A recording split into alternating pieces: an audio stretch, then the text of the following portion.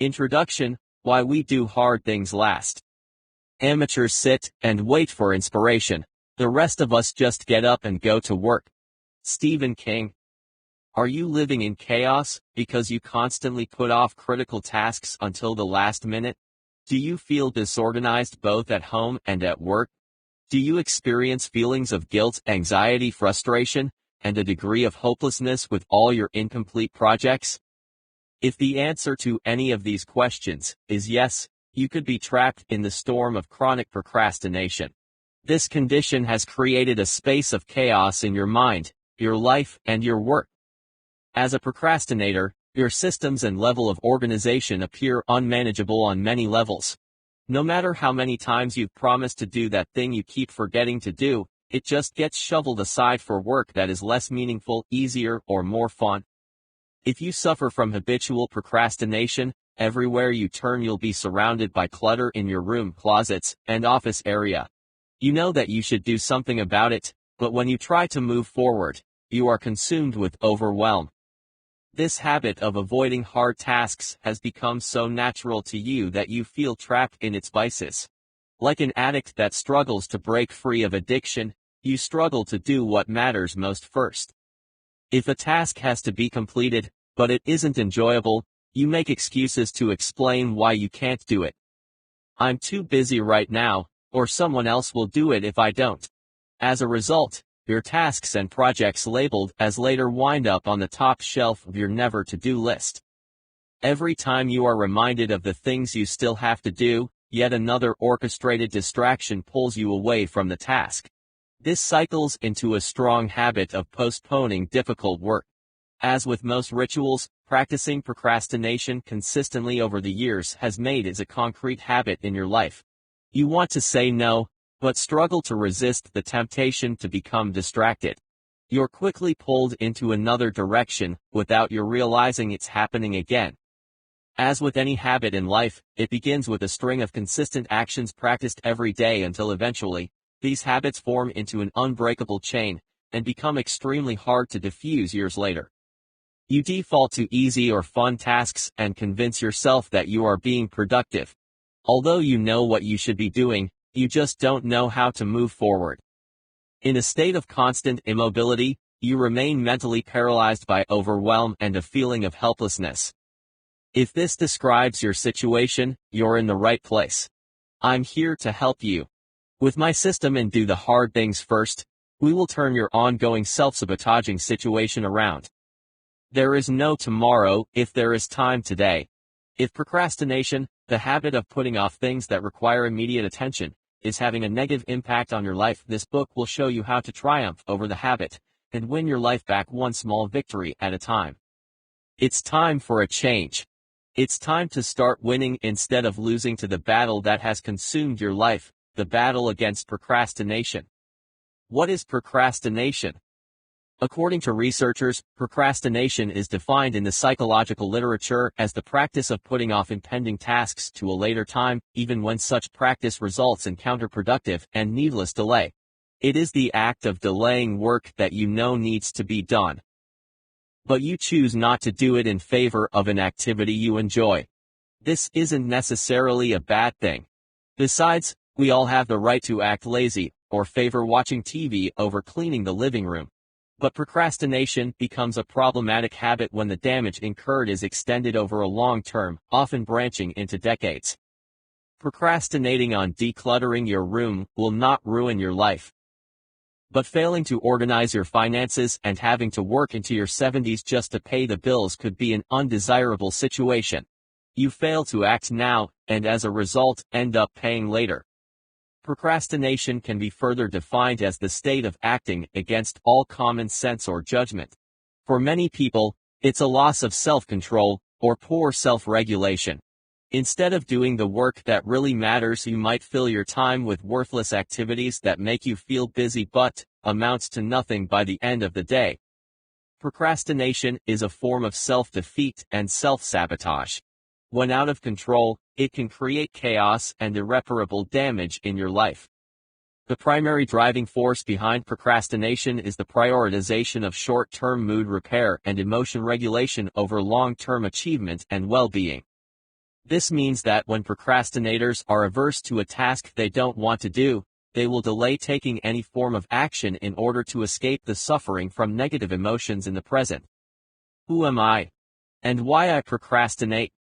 First, I'm not a professional psychotherapist, and I don't have a degree or a doctorate in psychology.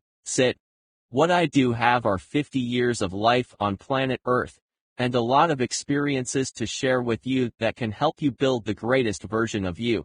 But before we get into that, what I can bring to the table is a lifetime battle with one of the most underrated self-defeating habits there is: procrastination. I love the subject of procrastination for the absolute transparency it has shown me in how I relate to the world. I've thought about this topic a lot, read many books, have taken programs that I never finished, and immersed myself in some great online blog content. Check out Tim Urban at, and having fumbled and failed through my life, still turned out with a pretty good life living in Japan as a full-time author and online educator for personal development. But all that aside, I struggle to this day with my own demons that want to multitask, create massive to-do lists, organize sock drawers, and learn HTML coding while watching YouTube videos. If you can relate to this, you're in the right place. Although I have managed to push through my own struggles and published 15 books to date, so when people say to me, "Wow, you've written so many books," my first response is yes, and I procrastinated on writing every one of them. I'm excited to share this latest adventure with you as I dive into the best strategies and a system that have worked for me over the years. I managed to turn fear into action and chronic procrastination into, well, less procrastination than I practiced before. My goal is to teach you how to fail less by learning through the failures I've made. With all this said, let's dive deeper into this mess and build something together that will stand the test of time. Present versus future rewards. There are many reasons we procrastinate, but the scope of this material is going to provide you with a formula and a system to reduce and control the behavior of delaying. We will cover a list of reasons for procrastination soon, but the most prevalent reason I have experienced is the brain's relationship to immediate versus future gratification. Based on a phenomenon called time inconsistency, according to behavioral psychology, this is the tendency of the brain to favor immediate rewards over future rewards. Let's look at the dynamics between your present self and future self. When you set a goal, saving for retirement or traveling around the world, you are making plans for your future self, and future you values long-term rewards. So, while in the future you can set goals, only in the present moment can you take action. When a decision must be made what action to take now, researchers discovered that while the future you really wants a long-term dream to come true, present you favors instant gratification and would rather watch TV instead of working out, or eat sugar-filled snacks instead of a salad. When a goal such as traveling the world someday is in the distant future, procrastination makes sense. If it isn't happening now, I can continue to dream about it. But the future is rolling up fast, and what we discover is that goal we set for ourselves 10 years ago is now only 5 years away, and then 1 year away. So, what happens? We extend the timeline. You tell yourself, I'll just go after the kids are older, or when I finally get around to getting the money together. But that never happens. We talk about it, but take little action in the present moment to make it a reality in the future. It becomes a continuous loop of planning, extending the deadline, planning again, extending again. When goals lack urgency, it opens the door for procrastinating indefinitely. When you wake up and you're 40 years old, and all the plans you made in your 20s are out of reach, you realize that while you were busy making more plans and talking about it, the years rolled over you. There is a large gap between the time when we complete a task and the time at which we will receive the reward for completing. This distance between the present now and your goal can cause you to discount the value of this reward, which means that the motivational value of the goal will be reduced. It's like a tiny speck on the ocean that appears miles away, and you can barely make out what it is. You don't pay attention to it until you get closer and see that it's a massive tanker coming right at you. I don't want this to happen to you, so defeating the procrastination habit is going to save your life. You deserve to live your dreams today, and that means working now to reap the rewards later. But you can still enjoy the small rewards along the way. I believe that the journey is the reward and the result is the accumulation of all the work you put in on a daily and weekly basis. When you insert balance into your daily life, you are able to enjoy today while assuring your long-distance plan will be fruitful. Imagine where you want to be in 10 years, and the steps you must take today to get there. We're talking about small steps, baby steps, but taking action no matter what.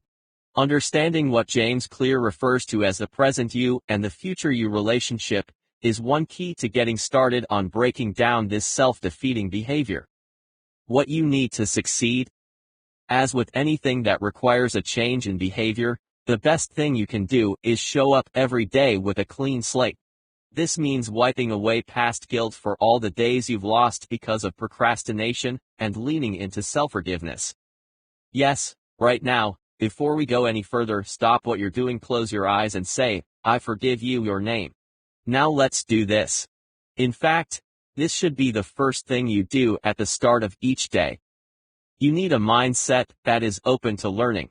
You will fail and stumble, and there will be days when self-doubt hijacks your confidence. When you think about giving up and going back to the way things used to be, your comfort zone, I want you to visualize the consequences of this decision. Bring your mind back to the present moment and the journey. The comfort zone is a place for old behaviors, and a shipyard of bad habits that constantly fail us. My goal is to take you out of your comfort zone, even for just a short time, to show you greater possibilities that exist. The greatest ideal you can bring to the table is your determination. This is how you will push through anything that gets in your way. You will succeed by showing up to play, even if it means losing most days. You will show up to learn, even if it means working longer days. As Tony Robbins always says, it's not resources we are lacking, but resourcefulness. When you have an attitude of unlimited resourcefulness, you will always attract the resources. You have everything that is needed to succeed in this course, in your life and beyond. I can give you the tools, but it's up to you to put them to use. This is more than just a book about overcoming procrastination or building better habits. You will do these things, but the outcome in Do the Hard Things First is about knowing why we put ourselves in these situations, and then creating a solution to heal old behavior. If you are not willing to risk the usual, you will have to settle for the ordinary. Jim Rohn. What you'll learn in doing the hard things first. Benjamin Franklin once said, don't put off until tomorrow what you can do today. In Do the Hard Things First, I will teach you my practical system I have developed and used to recover from a debilitating habit of chronic procrastination spanning over 3 decades. I've done a lot of procrastinating in my life, and while I relied heavily on the practice to cope with reality, I recognized the harm it had caused, and would continue to cause if I didn't take definitive action and replace this bad habit with a set of healthy behaviors. Procrastination, which I refer to as task avoidance addiction, reduces your energy when all the incomplete tasks pile up in your head. In a mad shuffle to finish tasks at the last minute, you end up failing to do anything worthy of quality. Remember, if a thing is worth doing, it's worth doing to the best of your ability. The habit of doing hard things last, or not at all, is a trap. The moment you fall into the trap, you make a pact with yourself to do it later, on a better day, at a more convenient time. But time slips away. Days become weeks. Weeks become months, and a year passes by. Overwhelmed and ashamed, you handle this condition by making yourself busy doing other things. When you look at all your must-do items on an endless checklist of never-ending tasks, you sweep everything into the corner with every intention of getting to it soon. In this situation, we tend to choose the easy things first to experience a sense of getting something done, even if it isn't what should have been done first. You ask yourself, what is the harm as long as I'm working? But the question is, what are you working on? I remember working 14-hour days, and when I reviewed the tasks completed, I didn't have one. Spending 3 hours a day on email is not a priority, and yet, I would find myself stuck in an inbox of endless messages, because this appeared to be easy work. The mind has been trained to do work that is easy and fun. You have strong intentions to take hard action, but feeling deflated and defeated, all your energy goes into looking busy, with little to show for it. Most of our incomplete tasks and projects remain there, rotting away as we plunge ahead looking busy to the outside world, but getting little accomplished. Meanwhile, your business partner needs you to sign the contract releasing company funds. Your teenager is waiting on you to decide about summer camp. Your manager is waiting for the report on the new hires due 2 weeks ago. Your customer is waiting on the new course material you promised to deliver months ago. Your spouse is asking you why the bank has called 3 times this month about a missed mortgage payment. The list is as endless as are the excuses. Why do we avoid doing hard things? There are many reasons and no good excuses. But be honest with yourself. This isn't who you want to be. You hate putting things off. You want to be more dependable. You want to work hard and succeed. You want to enjoy helping other people succeed. You want to be organized and feel great about yourself without suffering the shame and guilt of this self-sabotaging task avoidance habit. You love challenges and can handle anything. That is why you made this decision to be here to learn a process and systematic set of strategies that can turn it all around. You are capable of greatness, and I'll show you that your procrastination habit is nothing more than a behavior you have mastered. The key to reversing this habit is to practice and implement a new set of behaviors. I'll help you develop a new identity. I'll show you a novel approach to making your hard things a priority instead of a later task. As you will learn in this book, by doing the hard things first, you will gain a new sense of joy and freedom that you have never experienced before. You will reduce and eliminate anxiety caused by procrastinating. And like myself, most of my anxiety stemmed from this behavior. These are big claims, but I speak from experience. As a helpless procrastinator for over 30 years, when I began doing hard things that used to overwhelm me, my life opened up in so many new ways. Challenges I used to avoid, I now enjoy taking part in. Work I used to throw under the bed and forget about now ended up on my priority list each morning. I know this freedom exists, and I know that you can also have this freedom if you really want it. If you really want it. I state this with emphasis because I know change is challenging, but the rewards are life-changing. You deserve the best, and I don't want you to shortchange yourself anymore. Remember, procrastination, or bad habits of any nature, is not a trait you're born with. Just like any other ritual, you learned this habit through years of conditioning. You can unlearn this habit too. And you will. I believe in you, and working through the lessons presented in this book, you will become supercharged with confidence as you create joy in everything that awaits. Fear lies at the center of procrastination, the fear of success, responsibility, the unknown, and decision-making. In the next section, I will cover these fears in greater detail. Take direct control of your fear today, and you are taking intentional action towards your goals.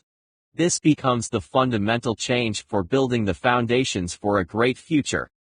In Do the Hard Things First, you will learn specific strategies to build up a list of small wins so you can defeat anxiety and overwhelm. Break your fear of taking action by systematically removing bottleneck time wasters and distraction. Construct your environment to eliminate decision fatigue, create commitment devices, and hold yourself accountable to getting hard work done. Take responsibility for your life and forgive yourself for procrastination.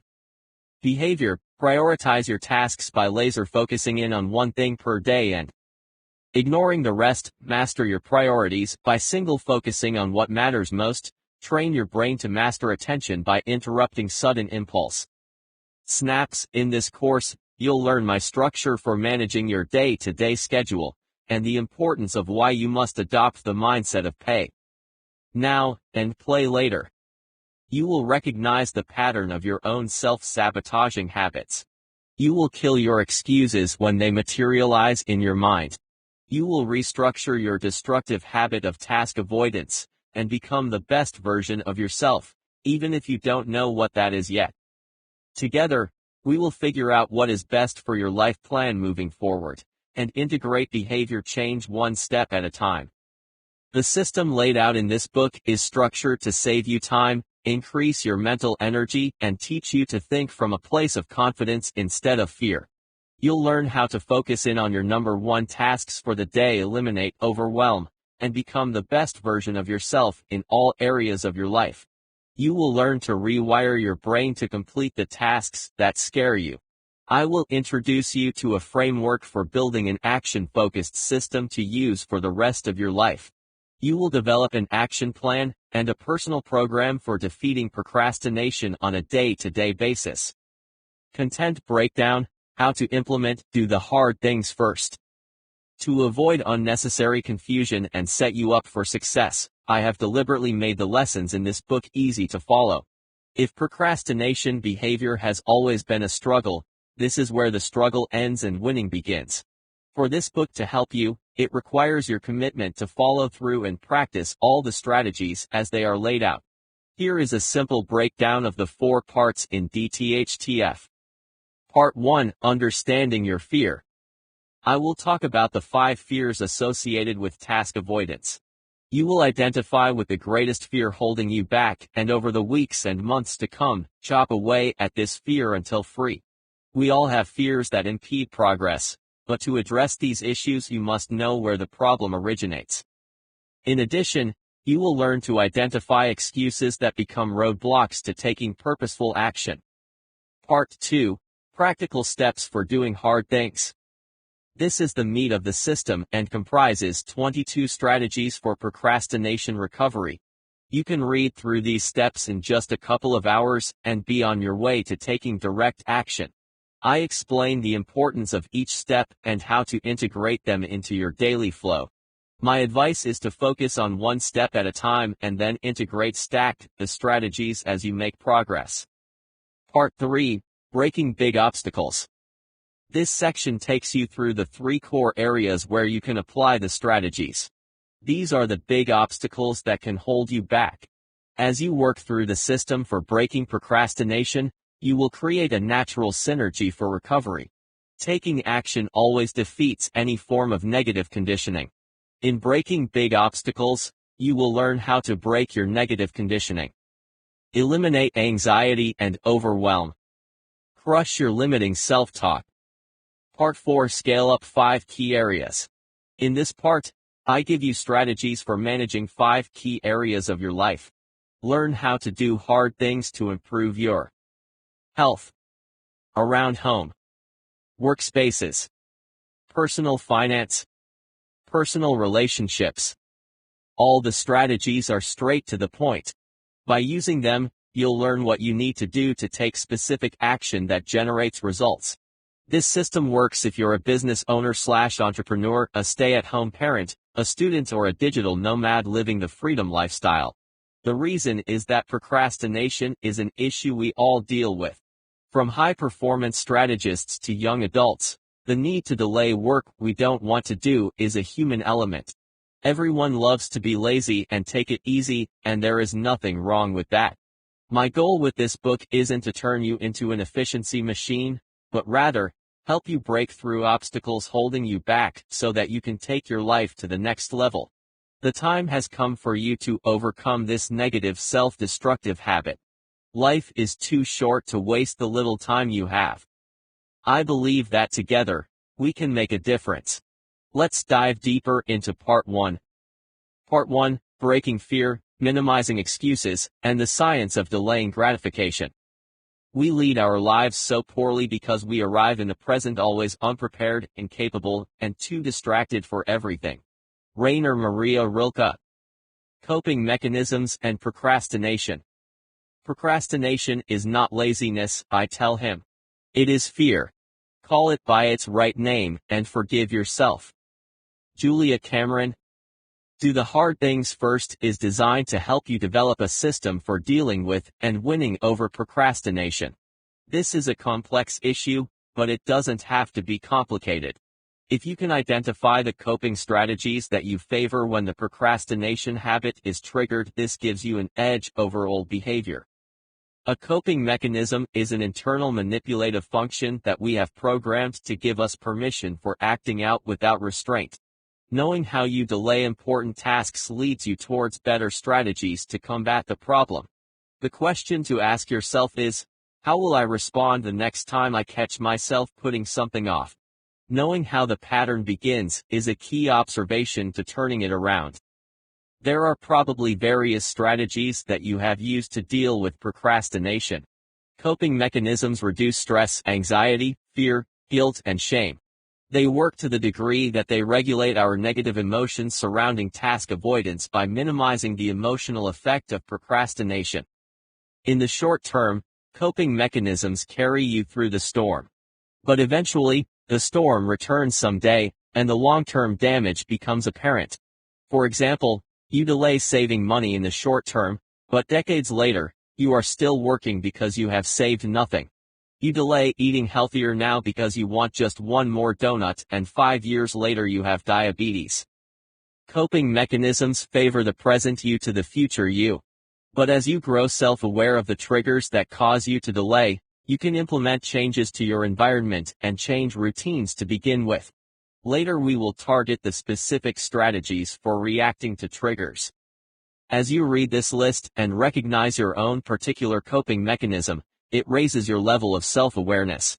A red flag will appear when you lean into your procrastination tendency. Read through this list and identify the top 3 mechanisms that apply to you. Give it a rating from 1 to 10 of how strong your tendency is to tap into this mechanism when the urge to delay appears. I have included a set of solutions to help you with each coping mechanism. Coping mechanisms list. 1. Self-isolation. Avoiding others and avoiding letting others know how bad your procrastination is. This could involve pretending that you're able to run your own business, but in reality, your accounting books are a mess, and the more imbalanced it becomes, the stronger you procrastinate on taking care of business. Self-isolation is one of the more difficult coping mechanisms to deal with because you're very self-aware that you're procrastinating. But without effective tools to move forward, you retreat alone into a cave to hide from the shame and feelings of failure. People who cope through isolation build walls around vulnerability to defend against their weaknesses and hope that they are not discovered as a fraud. But self-isolating only works to strengthen the weakness and eventually becomes an emotional escape point. When in fear, run. Solution: use this time to set goals for yourself. Take action proactively without seeking the help or support of anyone. This builds self-efficacy, a term we will discuss in more detail later. To recover from self-isolation, you must learn to 1. Reach out when you need to. 2. Learn to be alone when you need to. Self-isolation is used too often as self-medication. But it simply estranges you further from the truth. And showing vulnerability to people is growth. 2. Distraction. Engaging in unrelated behaviors to distract yourself from the task that you need to complete. This could involve scrolling through worthless social media content, playing video games, or turning on TV instead of working on your project. We will talk about distraction later, but like most people, distraction plays a role in how we work, communicate, and interact with the world. The only distraction you should concern yourself with is your own mind. That is where it begins. For example, it isn't your phone that distracts you but your impulse to pay attention to it. First, your mind has a thought about it, and then you do it. Solution: make a list of the external stimuli that are distracting you. Every time you are pulled away from a task to check or do something else, note what it is. What thoughts did you just have to trigger this? Was it a feeling of anxiety or boredom? Identifying your distraction zone means you can block it. Awareness is key. Knowing that this thing, a device, social media, triggers you to react means you can say no when it happens. 3. Comparison. Comparing your procrastination issues to someone else's problems, or justifying your past behavior to downplay your current actions. This could involve saying that your procrastination is acceptable, because everyone you know procrastinates to some degree, so why am I any different? Solution: run your own race at your own pace. If others are delaying or procrastinating, that is their issue. When you play the comparison game and say it's okay, because they do it too, you're setting limitations. Your only focus should be on making yourself better today than you were yesterday. When you catch yourself in the comparison trap, your focus is on them and not on you. Shift this focus to laser in on your strategy for pushing procrastination aside and getting things done. 4. Emotional distancing or minimizing. You try to create emotional distance by minimizing how much you actually care. This could involve saying that you don't care about how you'll do in the job interview, so you act tough or nonchalant about it. Or you avoid asking someone out because you're afraid of rejection. Your friend asks, "How did it go?" And you say, "I decided she wasn't worth it." Procrastination can be used as a form of avoiding situations where there is a risk of rejection or the chance of failing. Instead of trying, you blow it off and make like it's not a big deal. But beneath the surface, you feel a sense of loss. Solution: failure is a fear everyone struggles with. But you can overcome this by asking yourself, how would you act if you knew you couldn't fail? What would you ask if you knew you couldn't hear no? Who would you approach? And what would you request? Being told no is a good thing because it conditions us to continue asking when we are turned down. There is no such thing as a magic door that is opened for everyone at all times. Don't minimize your importance or self-worth by brushing off opportunity. 5. Denial. Pretending that you're not actually procrastinating by engaging in unnecessary activities instead of working on the task that you should work on. For example, this could involve calling your friends or texting people to get motivation from reaching out to others. You might say, "I have to call Steven before I start this thing." Your conversation with friends continues for hours, and then you're out of time. Solution: you are an intuitive human. When you put things off, even when you try to ignore it, you know this. Listen to the voice inside of you that is raising the anxiety flag. Your anxiety is triggered when you think about doing a specific task. For example, when there is a form that I need to fill out, and every time I look at it, I feel anxious. That means I need to do this thing now. Denial thrives in distraction, but it also stirs up anxious thoughts, pushing you to do it now. Pay attention to this feeling. Take 5 minutes to sit with your thoughts. That thing you're avoiding, take 5 minutes to work on it. We will cover this simple strategy in detail soon, but the 5-minute rule is a game changer. 6. Avoidance. Avoiding anything related to the task that you're procrastinating on. For example, this could involve having 27 tabs open on your computer so you can easily jump from one task to the other instead of doing the work that needs to be done. We will talk about task avoidance throughout this book, and I'll arm you with the best strategies for tackling task avoidance. Solution: procrastination begins with specific triggers that pull your attention away from what needs to be done. Pay attention to your thoughts. Before you become distracted, you will have a thought to check this or go do that. Take 5 minutes and close your eyes. Think about the task you need to do. Visualize doing this as an every morning or evening habit. Stay in the moment and target your work with laser focus. If you're avoiding taking purposeful action, look closely at the emotion holding you back. Is it the fear of failing? Is it the fear of change? Is your comfort zone holding you back? In Do the Hard Things First, my purpose is to teach you how to condition your mind to ignore the pull of your distracted mind. Distraction is a choice that begins with a decision by default to run after a task that has nothing to do with what really matters. Start with present moment observation.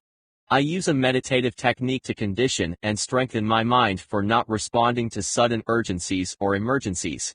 In my meditation, I use a form of positive self-talk where I visualize doing the action that I'm procrastinating on. Then immediately after the meditation, that lasts about 10 minutes, I take one small step towards doing the task. 7. Valorization or identification. Taking pride or pretending to take pride in how much you procrastinate. For example, this could involve boasting to your friends about how much you procrastinated before an exam. You might say, I'm such a procrastinator. And attach yourself to the behavior as if it's something to celebrate. Externally, you make light of the fact, but internally, you're feeling like a loser and trapped in the behavior that is failing you. Solution: you're not a procrastinator. That is a behavior, and you can change that. Later we will dive into a strategy for stripping away this false identity. When you catch yourself saying, "I'm a procrastinator," remember that you act the part you play. If you play the role of a procrastinator, you'll continue to act this out. Replace this with, "I'm an action taker." You will take more action and be less stuck. 8. Making big plans that never happen. This is also known as wishful thinking. This happens when you focus on what you wish you could accomplish instead of on what you're accomplishing in reality. You make false promises to yourself that things will be different in the future. This is the short-term/long-term battle that everyone struggles with between your present self and future self. For example, you talk about all the goals and big plans you are working on, so that it appears you're highly productive, a big shaker and mover. Meanwhile, when nobody is listening or looking, you fall back to watching TV or daydreaming about success, while no work is being done. You fall into a pattern of living your dreams, without actually living your dreams. But as long as you keep telling yourself that someday I'll get around to it, you can continue to procrastinate about doing anything to make your dreams a reality. Solution: focus on one goal at a time. Make it a small goal. Avoid committing to a big goal that overwhelms you. When you feel stress or pressure to succeed, and you don't, you will fall back into a habit of avoidance.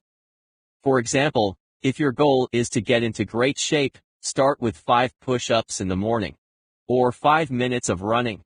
Make the goal small enough that you can get a small win quickly. The next week, take it up to 10 push-ups or 10 minutes of running. 9. Externalization. You blame your procrastination on external circumstances or causes that are out of your control. This could involve claiming that you can't start working out because the gym closed for the week. You can't clean the bathroom because you have run out of paper towel. You can't call the bank about your late mortgage payment because it's lunchtime, and they must be busy with many other clients. The list of external excuses are convincing, but there is always a way to do something. Remember, as part of your conditioning to avoid hard tasks, you are programmed to seek the best excuses for why it can't be done. Then you look to validate your excuses with evidence. It's all geared towards putting it off until a later date when you will get to it. Just not now. Solution: external circumstances are not to blame. It's a game in your mind, and the way to beat it is to stop playing the game. Decide right now that you will not buy into any more excuses from your mind trying to run the show. For example, I can't call the bank right now, but I can send an email. I can't clean the bathroom floor until I get some disinfectant, but I can wipe down the mirror and clean the tub. I can't bike into the city for exercise because my bike is broken, but I can take the bus halfway and run the rest. Break it down to the smallest action you can take. Even if you can't complete the project or task 100%, what can you do? 10. Self-blame or rumination. Criticizing yourself for your procrastination and for your inability to achieve your goals. For example, this could involve watching hours of TV and feeling guilty for being not motivated to do anything. You are fixating on your mistakes and constantly thinking about how you procrastinate, and then guilting yourself for being so lazy. To compound the feelings of worthlessness, you begin to eat junk food and feed into your own self-loathing. Here is one solution to break out of this pattern. Solution: the healing journey begins with taking control of responsibility. By owning your future and stepping into a self-leadership role, self-blame drops away. You're now empowered to take charge of your own life. There is opportunity and growth in taking charge of your life. Write down an empowering statement that positions you for being the leader you have always wanted to be. I will cover this in the next section. Taking full ownership of your life is the first step towards recovery from procrastination addiction. These coping strategies can apply to other areas of your life. Overall, they are set up to fail you even though it appears that you're getting away with it. Pay attention to the excuses you use when delaying something. Are you really too busy now, or just waiting for the perfect moment that will never arrive? The cost of self-sabotage. The really happy people are those who have broken the chains of procrastination, those who find satisfaction in doing the job at hand. They're full of eagerness, zest, productivity. You can be too. Norman Vincent Peale. Comfort, sabotage, and escapism. Putting off doing the hard things first almost destroyed my life. Although this sounds extreme when we avoid doing the things that cost us our health, time, money, careers, and reputation, it can cause disaster. While you have the immediate gratification of avoiding the tedious and uncomfortable task, the long-term outcome is living a life filled with fear, regret, and anxiety. The payoff has no logic, and yet, the chronic procrastinator will lean heavily into delaying hard tasks. When you become prone to taking the easy path, you create the habit of preferring instant gratification rather than looking for long-term success. When you pay for things out of the necessity to avoid doing the hard things you don't like, I call this extreme procrastination. So, why are hard things so difficult to do? Are you lacking motivation? Are you just lazy? Do you need to reset your priorities? Do you fear failure? In fact, it's a combination of all the above. The obstacle is your mindset pushing up against the difficult task you are trying so hard to avoid.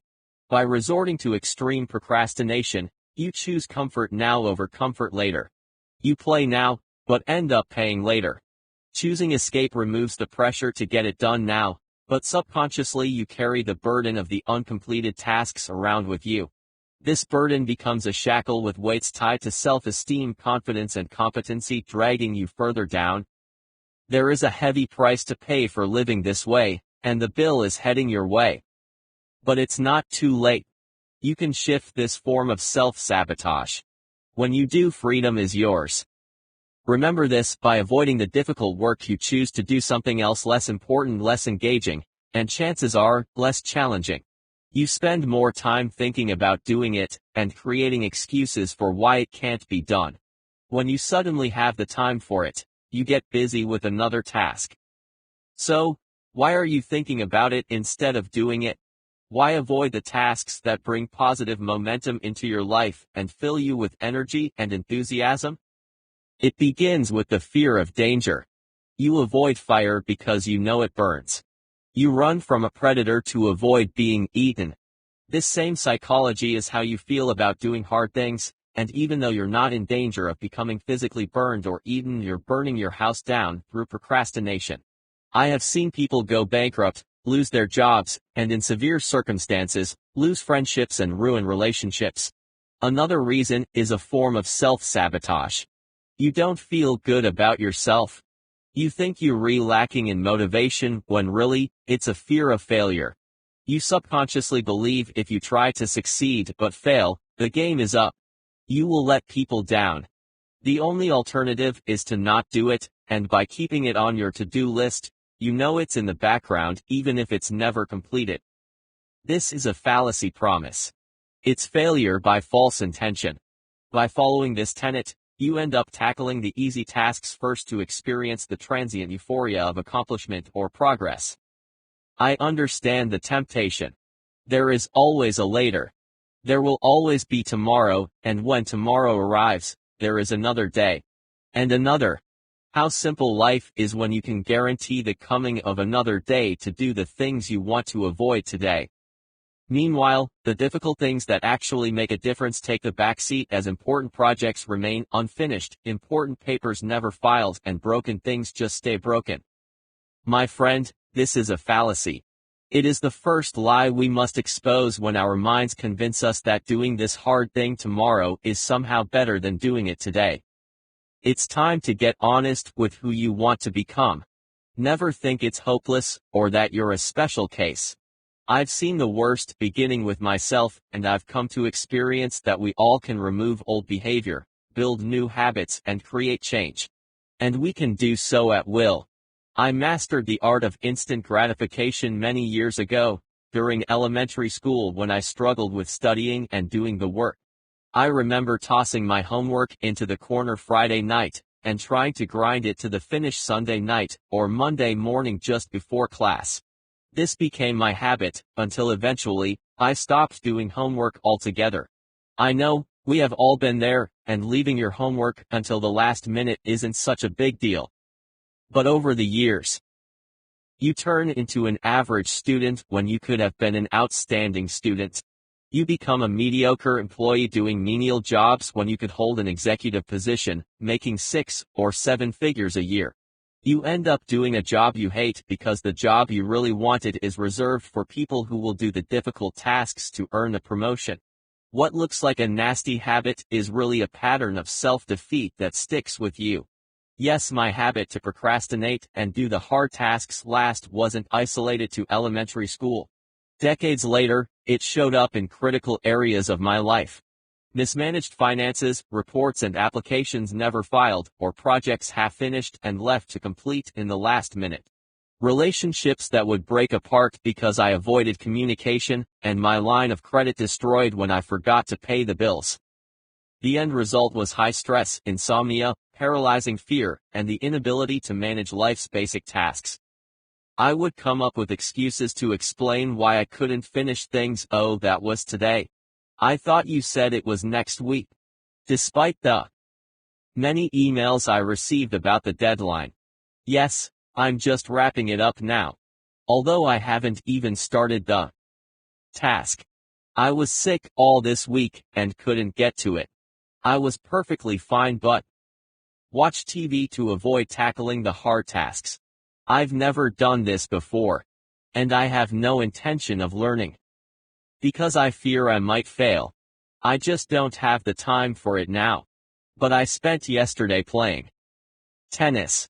Your list of excuses is endless, but you've used them so many times the default to procrastinate isn't just a habit for you, it's become a way of life.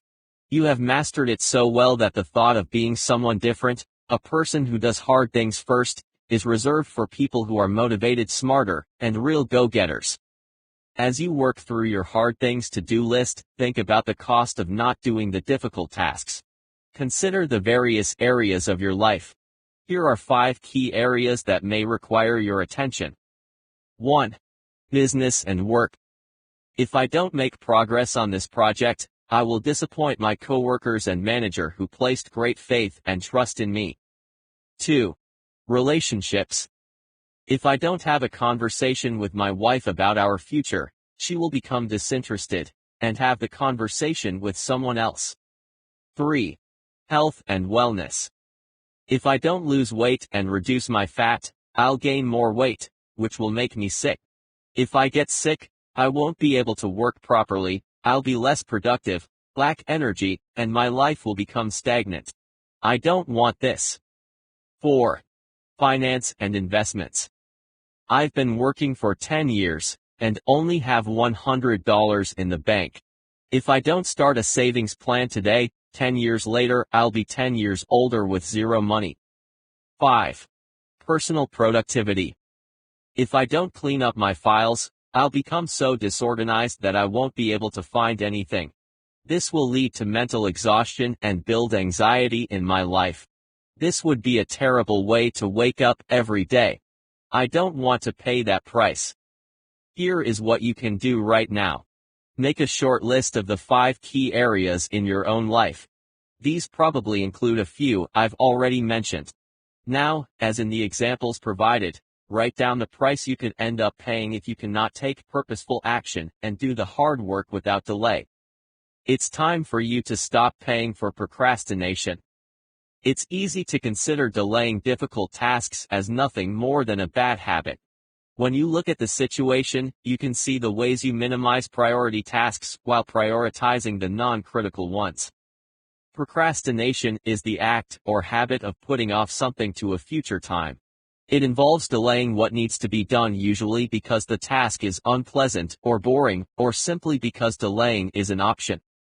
By putting something off until a later date, you fall for the illusion that you are getting away with something. However, No matter how insignificant this appears, you will end up paying for it later when you intend to work on critical tasks that require your immediate attention. And you can't or won't be able to start. To illustrate, here's a true story of my own attempts at self-sabotage. Several years ago, I received a bill on one of my 2 credit cards.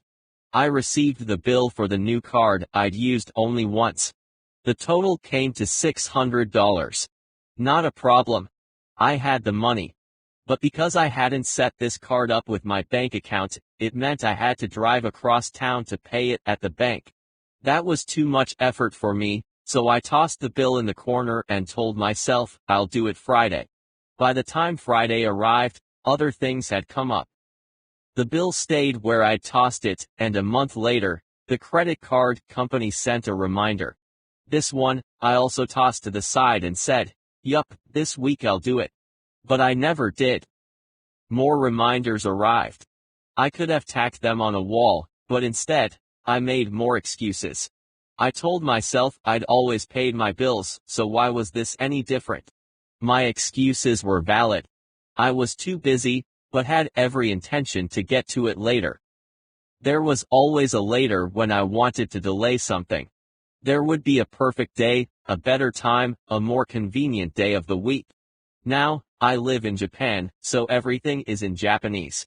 While I can read the language, in my mind, I was going to play dumb and pretend I couldn't understand what they were asking.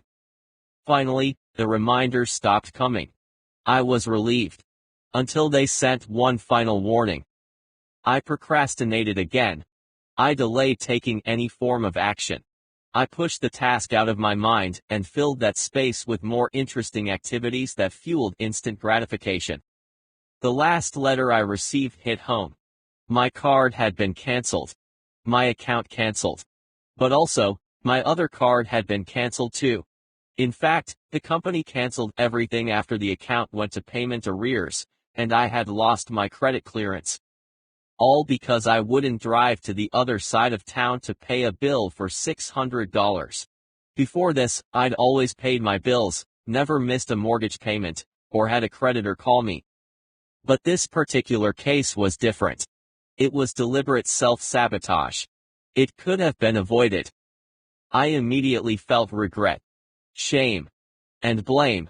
How could this happen? How could they do this to me? With my credit now in the arrears, like the raft that drifts too far down the river to avoid the falls, disaster had actually arrived. The damage done. I had delayed to the extent that it was out of my control. But this wasn't just about getting a credit card canceled. Over the years, it compounded into other difficulties. I couldn't get any more cards, couldn't take out a loan, and when I traveled overseas, I had to find hotels that would accept cash or use a debit card. I had really screwed myself. But afterwards, I continued with the same patterns. I was locked into a habit that was holding me hostage. The habit of do it later, play now. I would delay the task and then deny it actually existed. I continued to put off other things too. For example, I put off filing for taxes.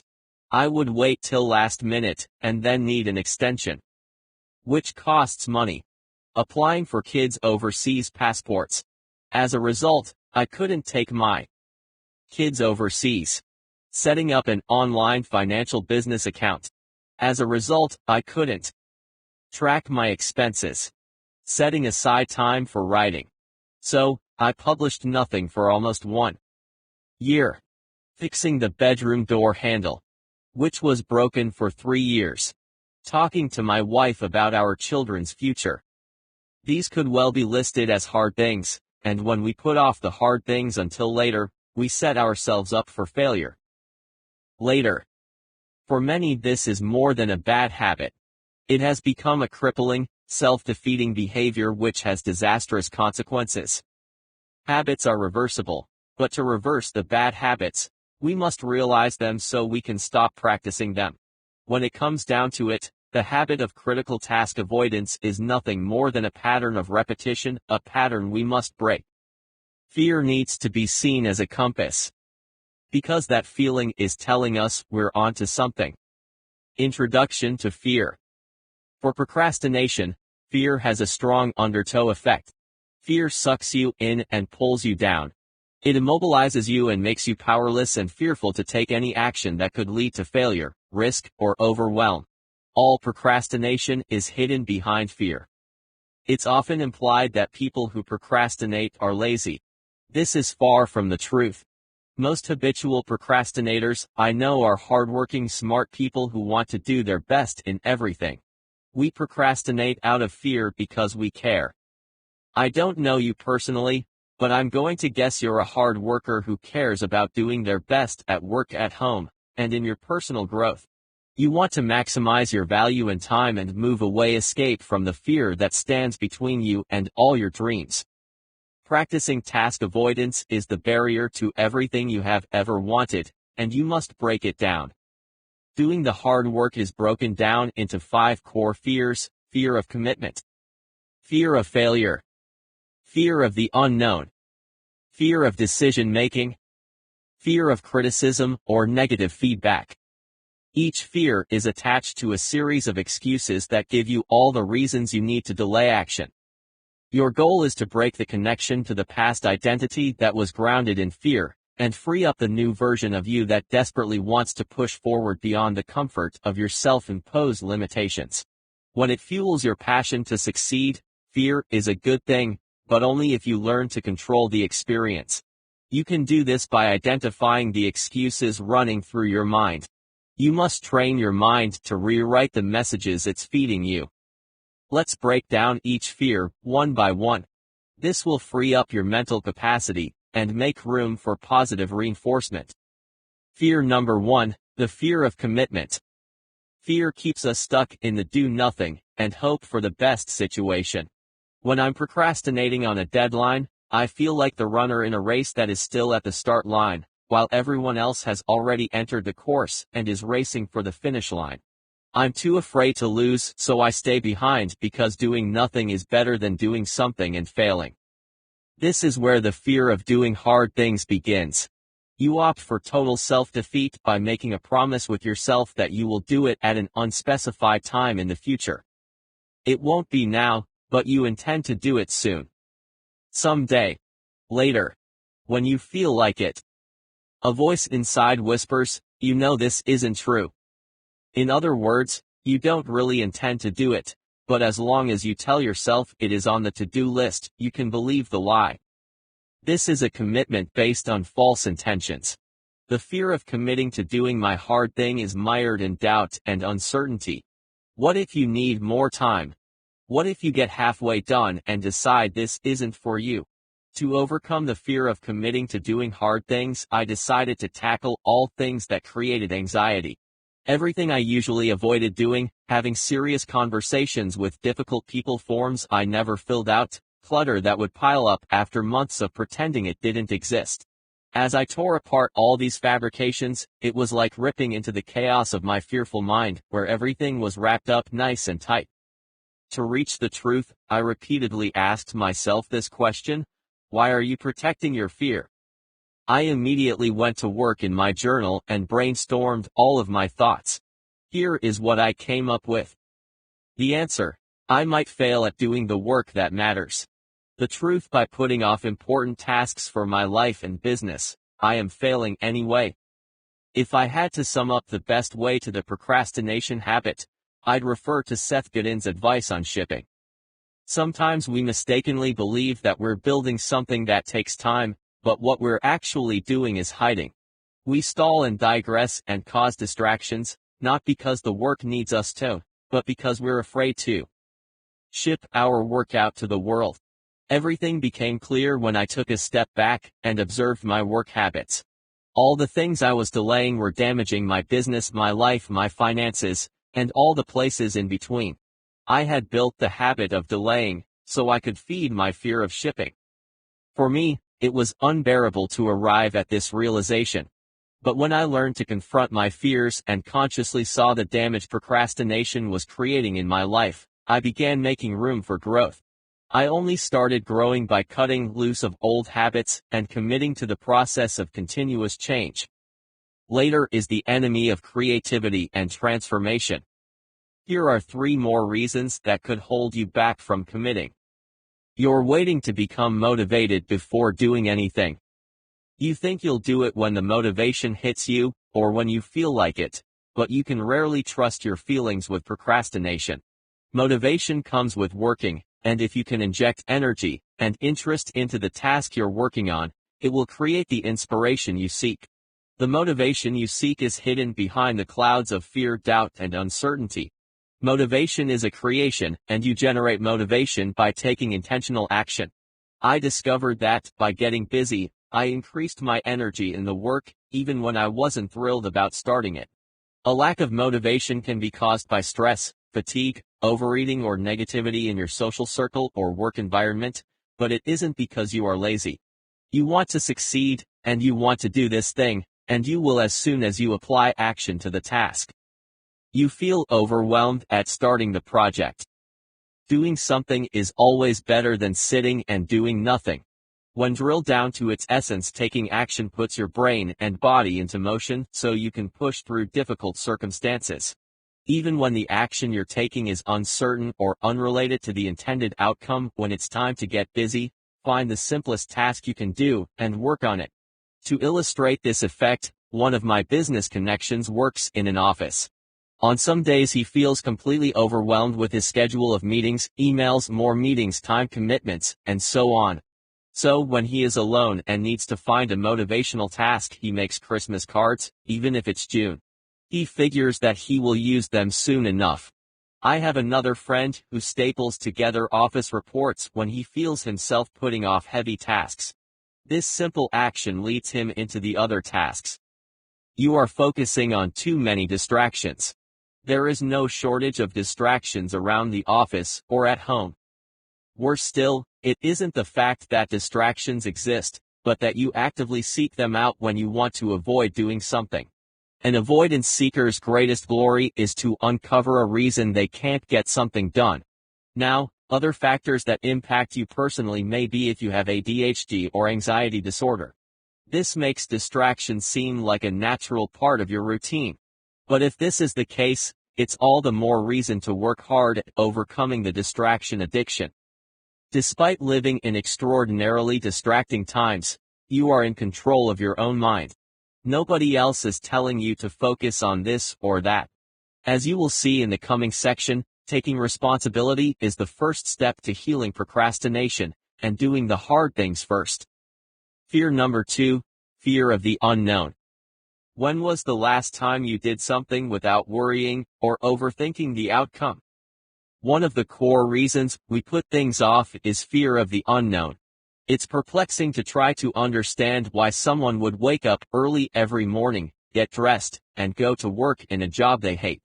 It makes no sense why you would stay in a toxic relationship or live in a town with no jobs, so you take whatever you can get.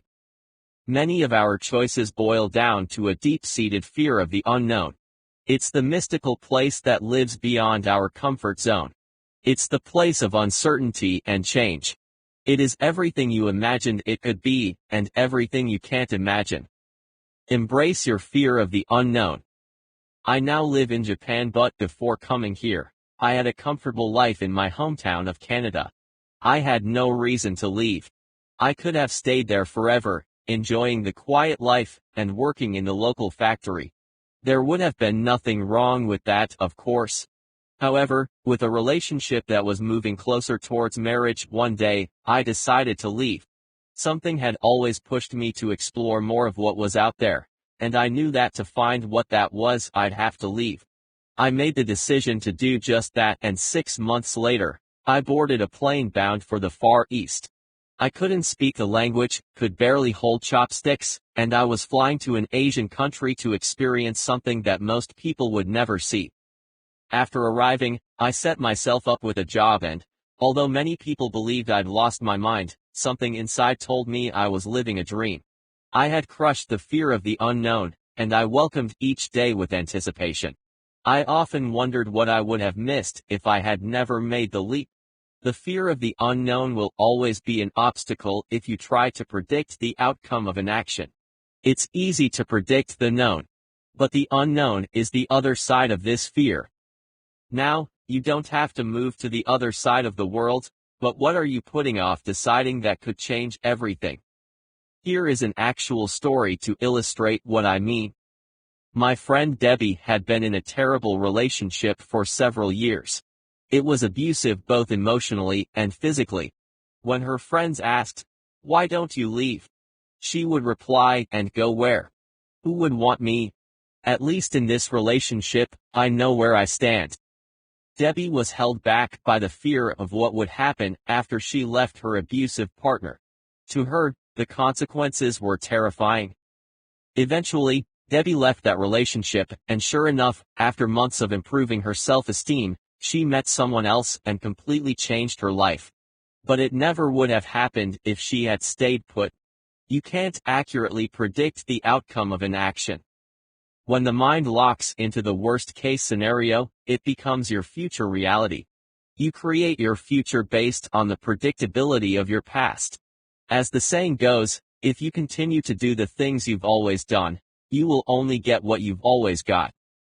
What happens when that thing you've been putting off suddenly demands your attention? Will you ignore it, or do what must be done? As you consider this question, ask yourself, what are the consequences if I do nothing? What opportunity could I be throwing away? By not doing it, you are not getting away with anything. In the short term, it might appear that way, but this is an illusion. It's a lie that you tell yourself. Ask yourself, what are the consequences of not looking for a new job? What will I lose by staying in the same place doing the same thing surrounded by the same negative environment? You must visualize the life you want to lead, and not what is expected of you. You can change your life, but only if you take charge and lead the way.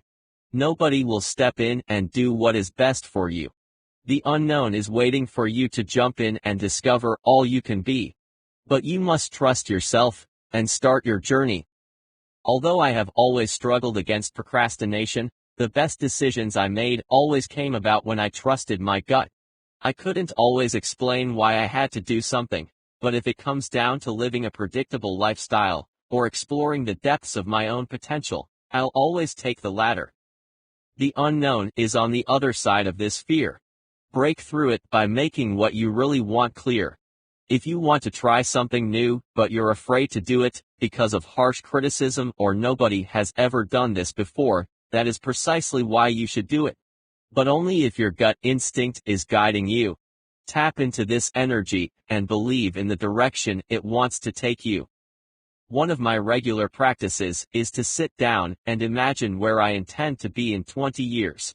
I visualize the life I am living because I jumped into the unknown and lived an uncommon lifestyle. What about you? Where will you be if you jump into the unknown? Conversely, where will you be if you don't live in the unknown? Fear number 3, the fear of discomfort. If there is one reason procrastination and avoiding difficult things is so prominent in our lives, it is the obsession to avoid discomfort. If you can beat this obstacle, this frame of mind, you are taking the battle with procrastination to the front lines. To do this, you must train your mind to lean hard toward discomfort. If procrastination is a habit, it's because you are trained for living in a zone of comfort with habits that support this behavior. Why do you think so many people live in the past? Why do we continue to engage in behavior that leads us towards failure? Taking the leap from comfort to discomfort is scary, but it is only the first step. There will be many more challenges on the way, but as you push forward, you build courage and confidence. With each step, you make gradual improvement in both old habit and behavior. Change creates discomfort, but this is temporary. Don't give up when you fail to get the result you were expecting. Most people fail to change because they fail to change. Leaning into discomfort is accepting the reality that life is not designed to be easy. If you believe it is, you're setting yourself up for a fall. Discomfort brings fear, and we prefer to avoid fear in the same way our ancestors would retreat from danger. However, sometimes, the brave soldier would head into battle with no prompt. By leaning hard into discomfort, Everything will eventually become easier. Better yet, you will change your state of mind, and when your emotional state changes, your mindset and attitude also change. All the strategies in this book will make sense.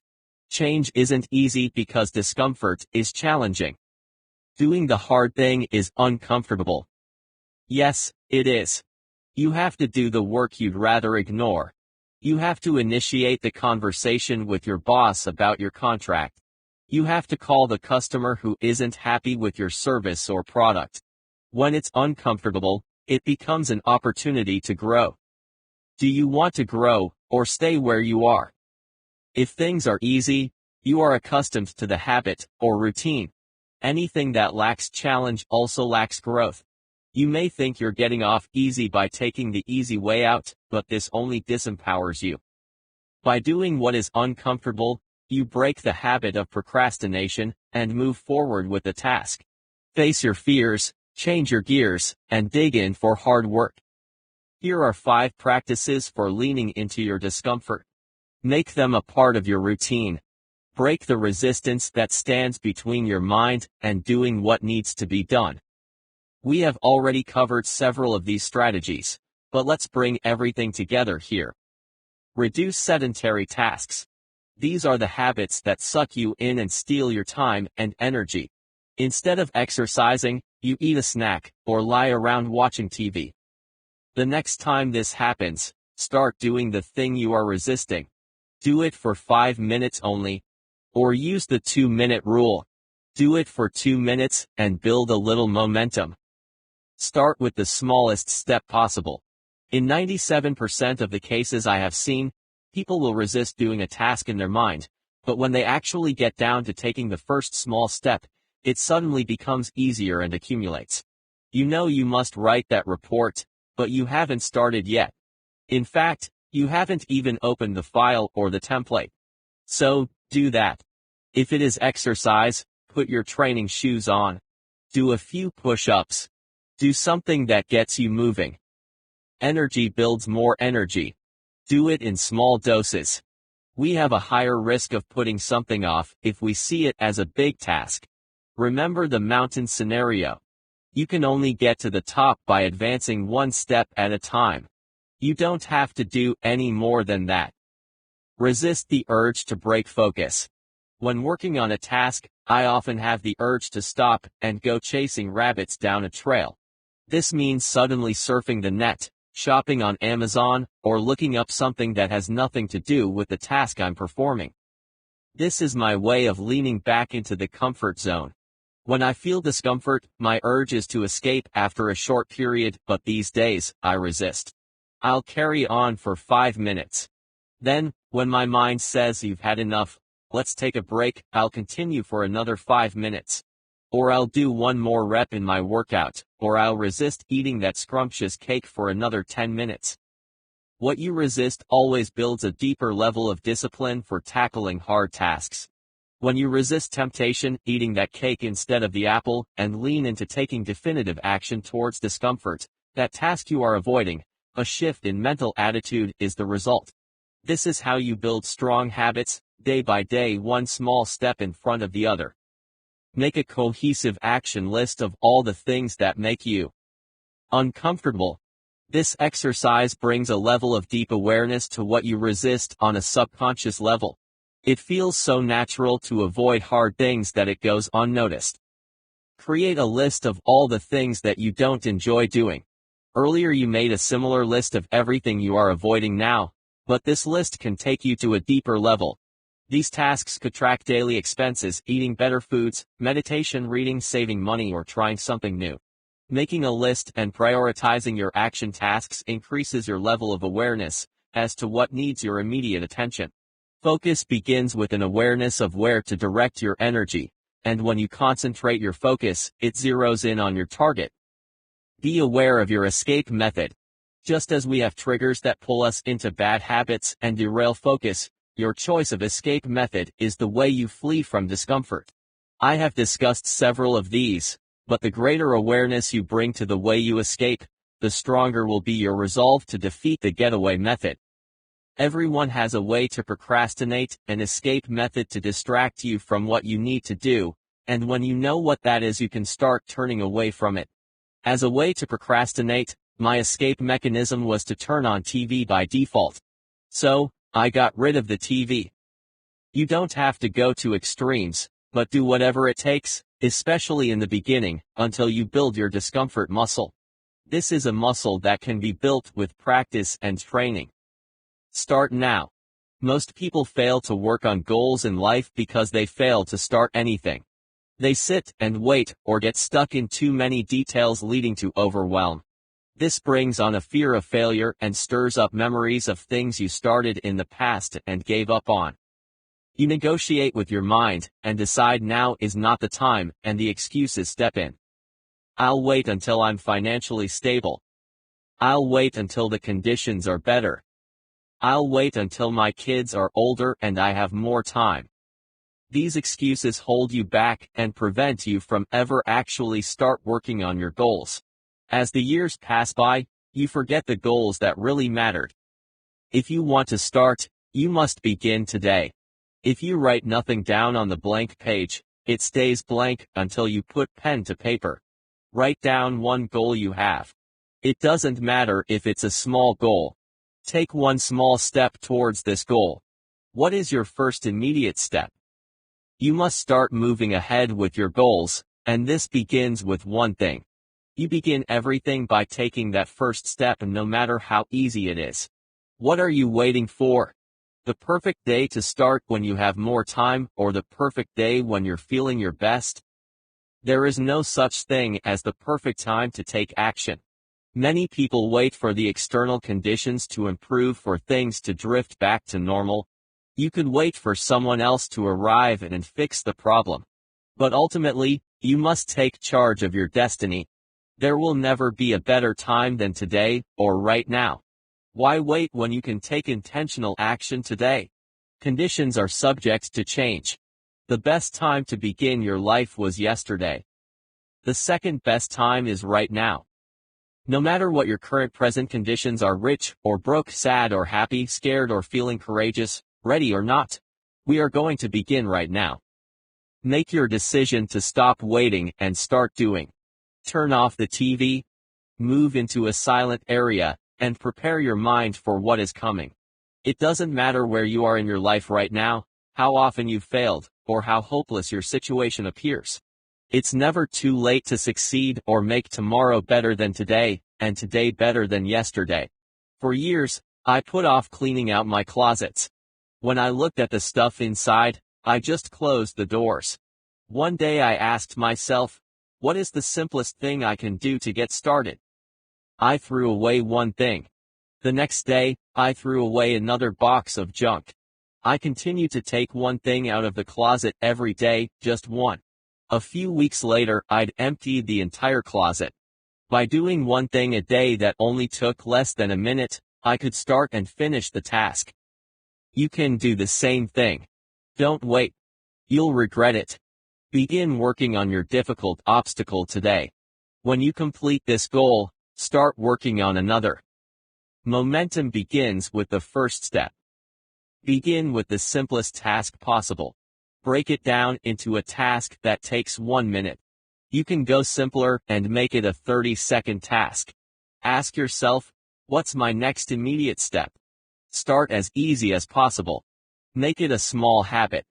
Make the action so easy that you can't fail. Fear number 4: the fear of decision making. Most of our procrastinating behavior is built around the excuses we tell ourselves. They are the internal lies that keep the behavior active. When you decide to delay something, the decision is based on the excuse you're selecting at that time. Every excuse damages self-esteem, lowers self-confidence, and makes it easier for more excuses to move in. The procrastination habit compounds over time. It becomes easier to avoid everything difficult. If you can break down your excuses, you will drill into the core of the monster. By piling up the excuses, you put up barriers to your progress.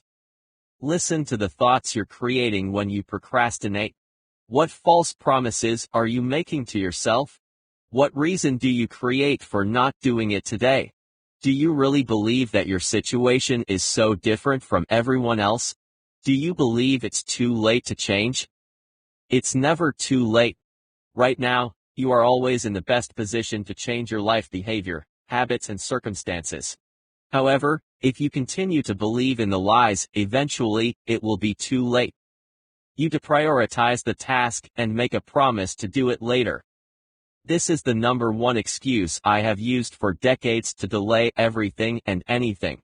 I promise myself to do it later, but when later arrives, I make another promise to do it next week. Next week becomes next month, and next month becomes next year. Pro tip: the future will not be better than today, unless you make changes today. Your future reflects what you do right now. Your behavior at the moment is who you are becoming in the future. We may delay and avoid taking action because we don't feel we have the competence to do a task or decide. We feel others will look down on us or we will upset them if we do poorly on a task. We want others to value us, so we procrastinate because we don't believe we're good enough to achieve without losing face. However, we are often our own worst critics, being overly critical of our performances and doubting our ability to get things done. Being perfect or free from error won't make others love us. Acceptance comes from within.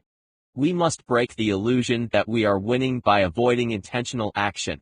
In the mindset of a chronic procrastinator, you always win now, by receiving an immediate sensation of freedom and euphoria. Everyone has reasons for putting off certain tasks. Some people are great at paying their bills right away, yet they avoid setting up a savings plan. Someone else can clean their office and it is organized and spotless, but when they go home, throw their dirty clothes in the corner and forget about it for weeks.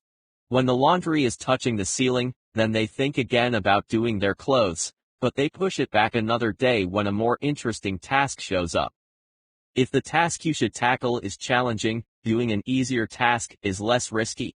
This creates less fear, less stress, and overall is less overwhelming. The result: less success. The mind is protecting the ego from uncertainty. We don't want to feel as though we don't know what we're doing. We don't want to look stupid. We don't want to feel overwhelmed. We don't want to feel as though we're not good enough, and we certainly don't want to feel like a failure or a disappointment to our family, our peers, or our community. So, we decide to do nothing. We sit on it. By doing so, we're protecting ourselves from shame. One self-sabotaging habit of doing this is avoiding making a logical decision about what needs to be done. The fear of decision-making leads to paralysis, which raises stress and frustration. Not deciding is still deciding. You're deciding to do nothing, and leave the outcome to chance. I have made many decisions that failed. When I say I failed, I mean that I didn't get the outcome I wanted. My expectations were not met. The risk didn't work out in my favor. Not making a decision is the same as deciding to do something and failing at it. But what if you don't view your decision as a failure, but something you attempted to do in the face of fear? What kind of world would we live in where every decision we made is a guaranteed winner? It's not the decision you fear, but the results it brings. If you decide to pay later and do nothing now, this could increase your level of uneasiness towards doing this thing. Remember, we are dealing with two versions of you. The present self who wants quick wins, and the future you who is focused on who you become by taking action now.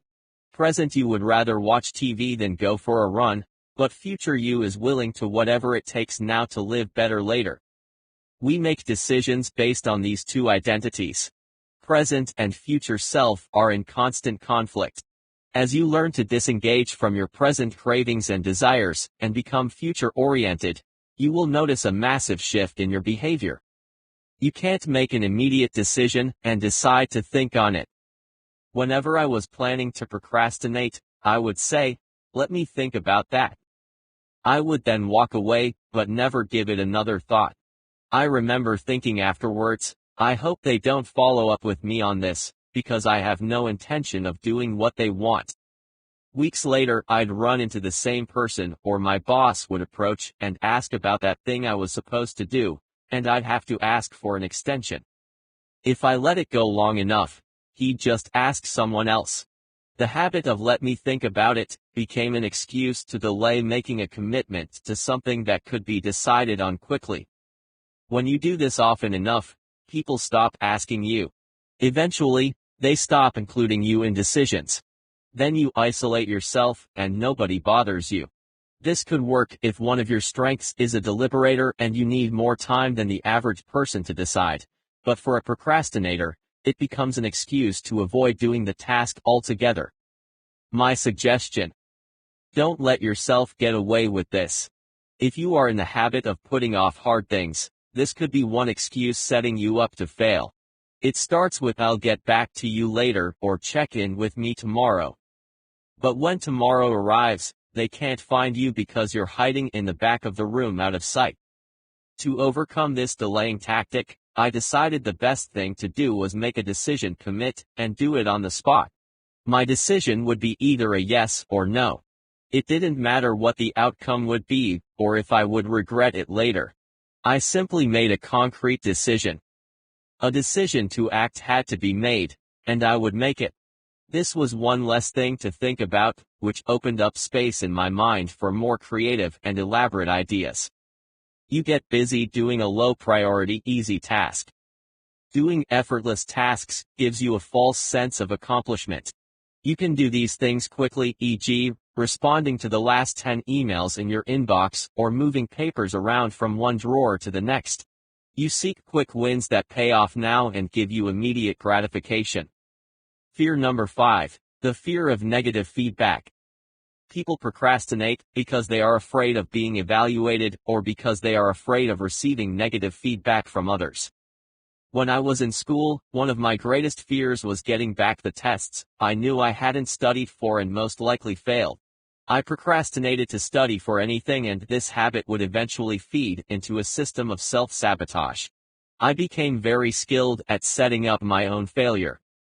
With every test returned, I was guaranteed a C, or just a plain F. School was much easier when you can predict your own success or failure.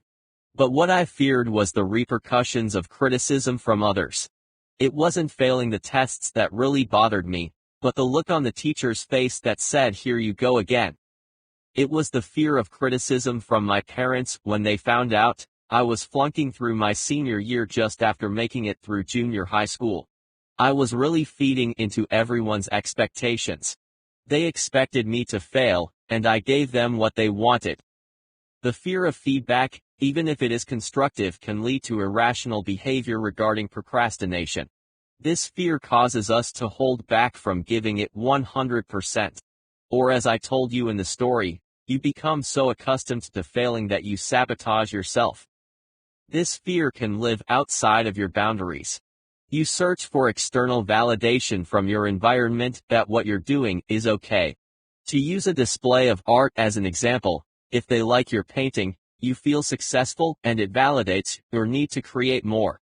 If someone, or the majority, disapproves of your craft, you might never pick up a brush again. For example, someone might delay publishing a blog post, or a book, because they're worried about what other people are going to think about it. Or the fear of signing up for a new art class because your creative genius will be viewed by others.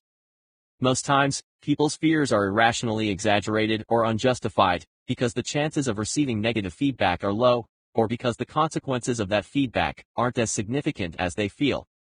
Feedback is a learning curve, and it won't always be communicated in a flowery way. Some people will give you positive feedback that you can take away to make improvements on. Other feedback is more critical and it will hurt. But nothing is perfect or done to everyone's liking. The Mona Lisa is one of the most famous paintings on the planet. Yet, according to polls, 23% of the people who have seen the painting are not satisfied. They were expecting something bigger. Harry Potter is the best-selling book series on the planet, and on Amazon 84% of the reviews are 5 stars. Your life is a life in progress, and welcoming feedback from your teachers, peers and friends is a good thing. But if it's perceived as an attack on character, I suggest reframing how you perceive and accept feedback. It's not the critical murmur that's the issue, but how it is received. If you grow up in an environment where criticism is harshly dished out, this affects the level it is received. People who are dealing with sad social anxiety disorder might be more sensitive to any kind of feedback and push back when it's given, even constructively. Now, for procrastination, you might hold back on making that phone call, applying for a new job, or taking on a challenge at work. Your mind begins the loophole of negative questioning. What if they don't hire me? Is there something wrong? What if I make a fool of myself in front of everyone? Will they brand me as incompetent? When you believe the worst about yourself, it fuels the avoidance addiction to stay away from anything that can cause you harm. As you know, when there is danger near, your ageless instincts kick in to protect your life from danger. There are 3 strategies I can share with you to recover from the fear of criticism or feedback. 1. Be aware of your avoidance tactics. With criticism, a strategy of avoidance is damaging your future.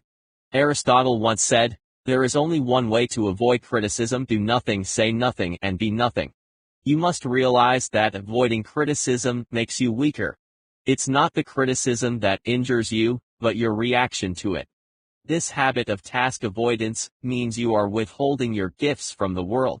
Don't let your fear of criticism stand in the way of your success. 2. Decide who has permission to criticize you.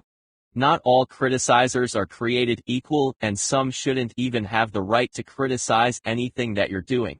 Set boundaries for people that may provide you with constructive feedback and dismiss the rest.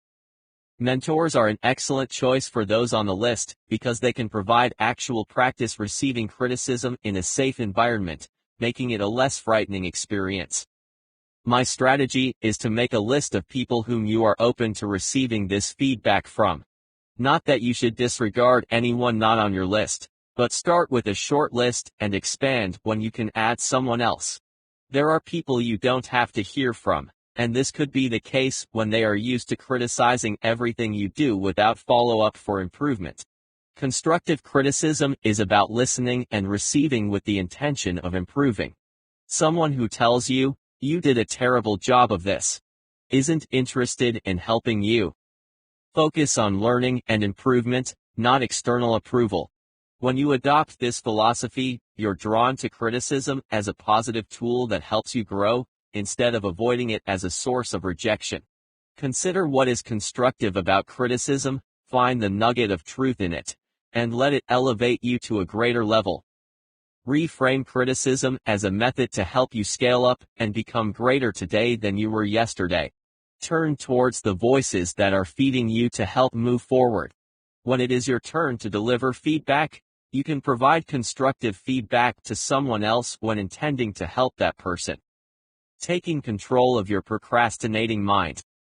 When I could identify with my fears and recognize that the greatest enemy in my life is my own mind, I made a promise to myself from that moment. I would no longer be scared to do hard things. I would do all the things that were hiding in my closet, under the bed, and in every dark place of my mind, where fear protected my comfort. If the mind really is the greatest asset we have, let's turn this weapon into a useful tool for success instead of failure. At the end of the day, how you live your life comes down to how you manage your mind. We must resist the temptation to listen to the lies of the mind, which is the ego protecting the barriers. Fear becomes courage when you overcome it. You will always be afraid. We do not defeat fear as though it were an enemy in battle.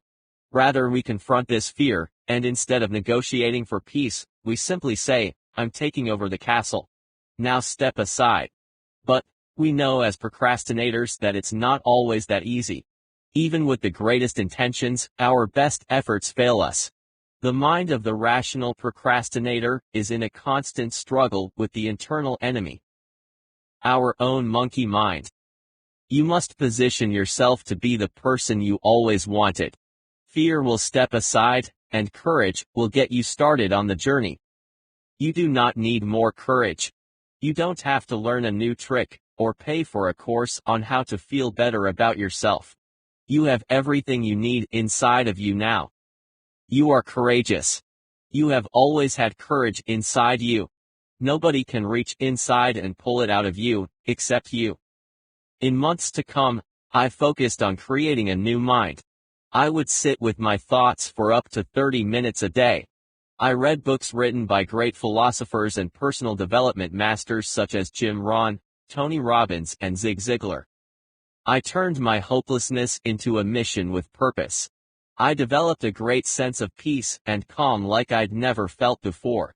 It was as if the chaos that I had been living in fell silent.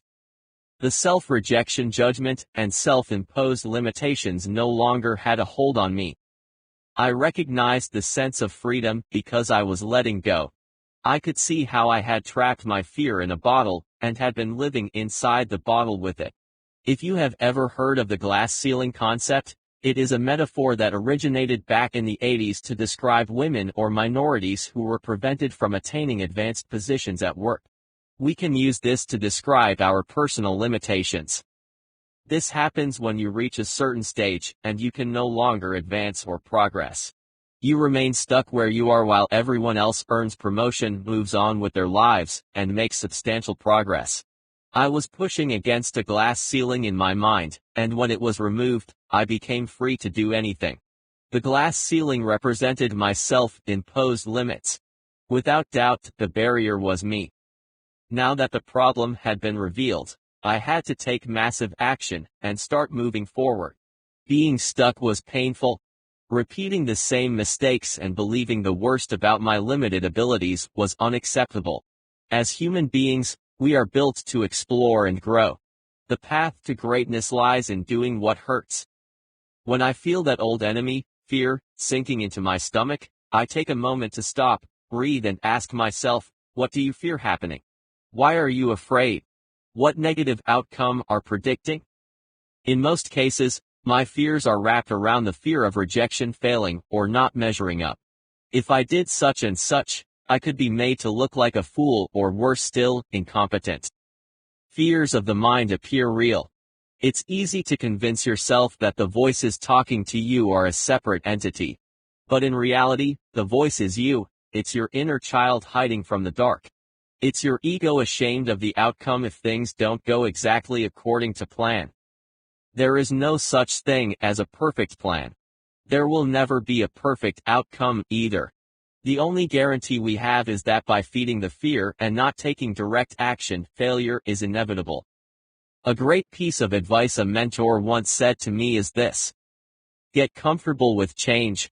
Create new habits to support your goals. That's how you break fear. My fear of surrendering to comfort habits was keeping me trapped. If I truly wanted to live a life with intention, I needed to let go of old routines, create new behaviors, and set up better habits to support the life I want to lead. To overcome these fears, I had to approach every day with a new mindset. Fear leads to inaction and paralysis analysis.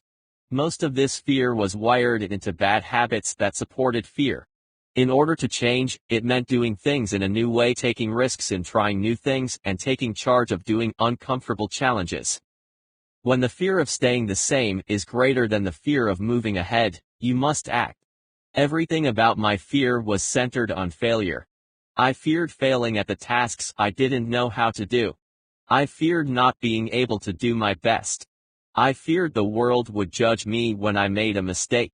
I feared the consequences of disappointing my family. I was afraid of failure, and this fear feeds into the procrastination habit. We avoid doing hard things for fear of disappointing ourselves. But the greatest disappointment is not in failing from trying, it is failure by default for doing nothing, and allowing fear to govern the course of your life. By listening to my fears of failure and not measuring up to my self-expectations, I was creating more fear. It becomes a feedback loop reinforcing the fear. I would spend my days running around in circles, seeking distraction. But looking busy isn't the same as moving forward and making positive progress. Believing in your fears more than in yourself puts fear in a position of power. It strengthens your attachment to everything you fear doing. Doing the hard things first is about breaking the fear of taking direct action towards the tasks that intimidate us. When you protect your fear, you engage in the easy work, or comfort tasks. These are old habits that stick around because they are predictable.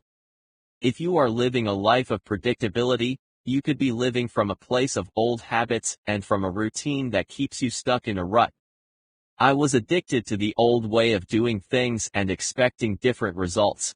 Not only is this unrealistic, but it's a formula for failure. As Albert Einstein said, the definition of insanity is doing the same thing repeatedly and expecting a different result. The real wins are waiting for you in the higher places, but you must build new habits to reach them. If you continue to climb the same set of stairs to reach the top, you will always arrive at the same destination. Remember this. You are greatness. You are courageous. You are fearless. You lack for nothing and hold the keys to your eternal universe. Repeat the following mantra to yourself every day as many times as possible. I am great. I am fearless. I am courageous. Pushing forward. You now understand the fears playing behind the curtain of all your doubts, uncertainties, and fears. However, the why needs a how, and in the next section, I have a systematic approach coming up soon to help you break down your procrastination habit. Let's keep your momentum moving and dive into the reasons we delay doing the hard work first, if we end up doing it at all. 10 reasons we delay doing the work. I find that the harder I work, the more luck I seem to have. Thomas Jefferson. In the previous chapter, we looked at the 5 core fears that feed procrastination. Now, here is a breakdown of 10 reasons we are lured into delaying the important works in our lives. If you're wondering why you procrastinate, look through this list and try to figure out which of these causes of procrastination apply to you. Try to be honest with yourself while you do this, since figuring out the underlying causes of your procrastination is critical in order to successfully recover from it. To successfully deal with your procrastination, you need to figure out why you procrastinate and how your procrastination is preventing you from achieving your goals, so you can formulate a concrete plan of action based on appropriate anti-procrastination techniques that will help you deal with your procrastination triggers. Besides the 5 core fears, here are the 10 most common reasons we procrastinate.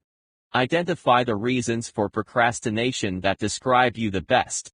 Don't pull yourself apart with this exercise. You are here to heal and not judge yourself for being less than perfect. I want you to stay fixed on the magnificent human being you are right now, and how much greater you can become when you heal from the pain that we experience through task avoidance. We know we're fearful, we know we have faults. Welcome to the human experience. Let's unpack each of these for better clarity. Identifying 1 to 3 reasons you practice task avoidance will help you heal faster. As you work through this system and break apart the lies, everything you have ever wanted is on the other side waiting for you. Potential rewards in the future. People will procrastinate on tasks that are associated with rewards that they will only receive while completing the task. Since people discount the value of rewards that are far in the future, this is known as temporal or delay discounting. It's easier to discount the value of saving money now compared to a goal of saving in the future. The future self wants to have money, but the present self would rather enjoy life and go on a spending spree. You might take part in a present bias mindset when making a choice to engage in activities rewarding you in the short term at the expense of working on tasks potentially leading to better outcomes in the long term. Note that the relationship between the time to receive a reward and the perceived value of that reward is usually inconsistent as the rate of discounting decreases.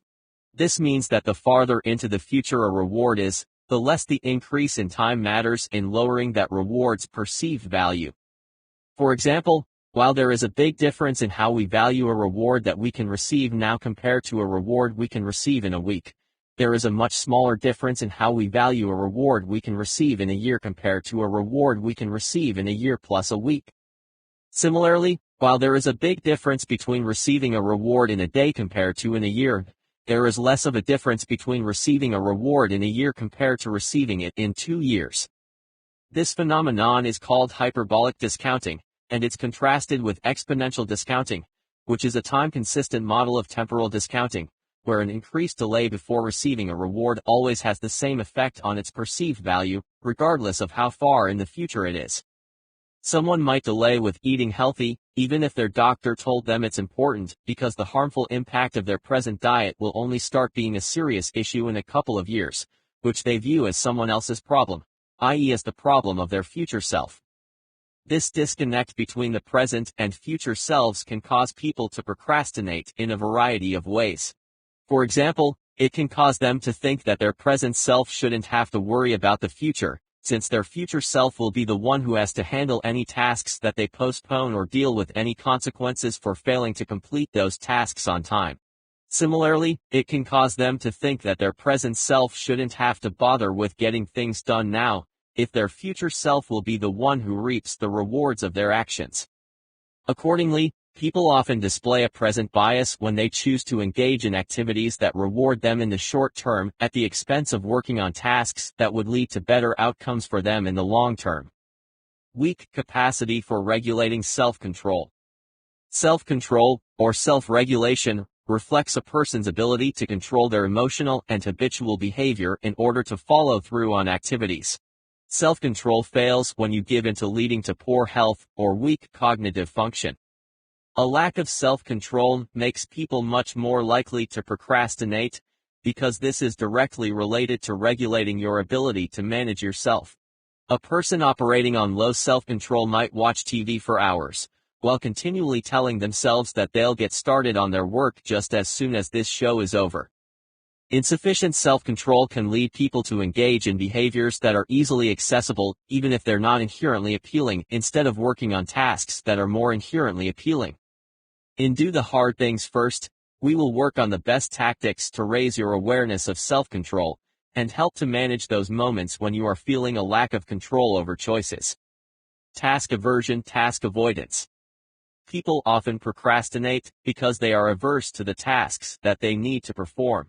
It is this mental resistance that triggers the mind to seek pleasure-centric activities as a means of diversion.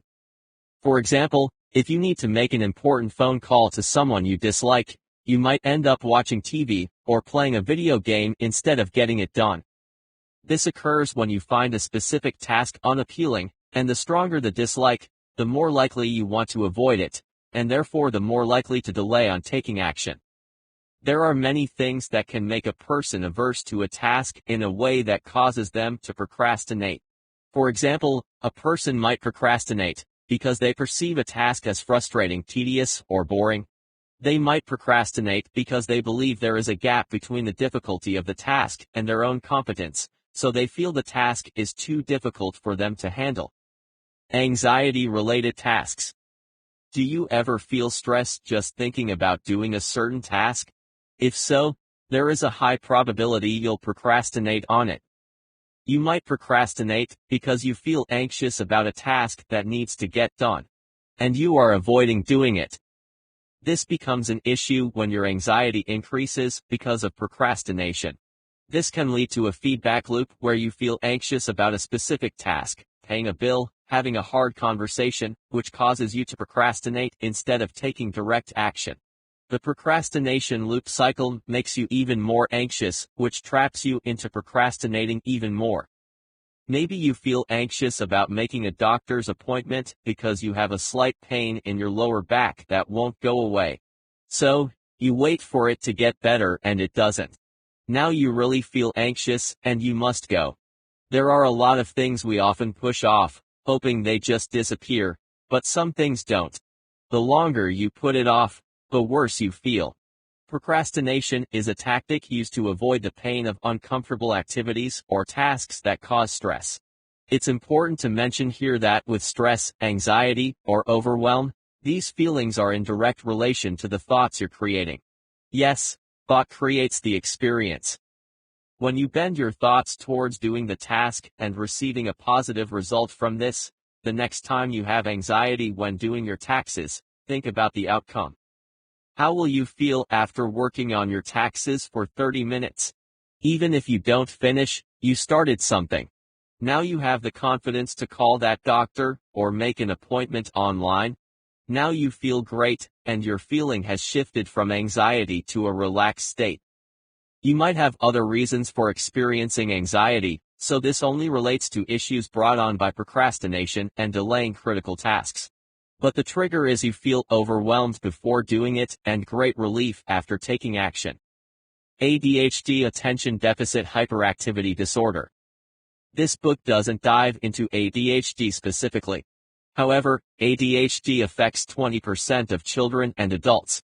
Research proves that there is a direct correlation between engaging in ADHD-related behaviors and procrastination. If this is the case, I will make 3 recommendations. 1. Visit your local doctor to seek advice on getting tested. 2. A book that has helped me significantly, besides getting tested, is Driven to Distraction by Edward M. Howell, MD and John J. Ratey, MD. 3. Learn more by visiting the American Psychiatric Association here. Abstract or unclear goals. People are more likely to procrastinate when their goals are vague, abstract, or without time frames. When you have goals that are concrete, clearly defined, and with built-in time frames, you are more energized and focused on what needs to be done. For example, I want to get into shape, or begin exercising is too vague to have any motivational energy. Or, I want to save money this year. Throw away the vague goals and get very specific on what you want. I want to lose 5 kilograms in the next 60 days, and to achieve this goal, I will work out 3 times a week on Monday, Wednesday, and Friday. In addition, I will stop eating sugar-based snacks and do 20 minutes of cardio per day. If you want to save money this year, I intend to save $300 a month by paying myself first, and at the beginning of each month, put this money away in a separate account. You can go deeper with detail on your goals by brainstorming ideas for how to earn more money or save on expenses. You get the idea. I will cover goal setting in more detail in the next section. Internal struggle with perfectionism. The perfectionist believes in a world that must be perfect, and they apply all their energy and resources into creating the perfect environment, the perfect career, the perfect way of life. Perfectionism is a powerful disillusion. It is the ultimate lie. It does not exist, but in the minds of those that pursue it with relentless obsession. Perfectionists live in a world of black and white, an all-or-nothing way of thinking that fuels the belief that every minor detail has to have the indelible seal of perfection stamped on it. There is no middle road and no forgiveness of self or others for errors or failure.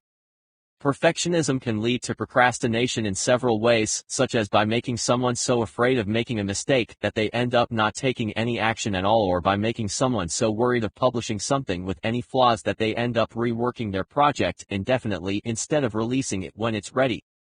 For example, someone might delay working on their book because they want every line that they write to be perfect from the start, which causes them to not write anything at all. Similarly, someone who has finished writing their book might repeatedly delay sending it out for feedback, because they want to make sure that it's absolutely flawless first, so they keep going over it again and again. While it's reasonable to want to create and publish high-quality work, the problem starts when perfectionists aim for unattainable flawlessness, which causes them to procrastinate by giving them a seemingly valid excuse for unnecessary delays. Perfectionism isn't always a negative thing, and only leads to issues when it causes people to unnecessarily delay things because they're overly worried about their work not being flawless. If the perfectionist trap is one behavior holding you back, you probably have derived an immense pleasure gained from this. But the fact is that everything in life is flawed. The people, places, and things around you have real flaws. Attraction for creating self-sabotage.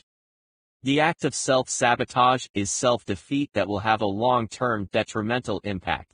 There are many reasons someone would continue to engage in behavior that can harm them physically or mentally, but the act of deliberately procrastinating leads to a continuous path of self-destruction as you try to sabotage your own progress.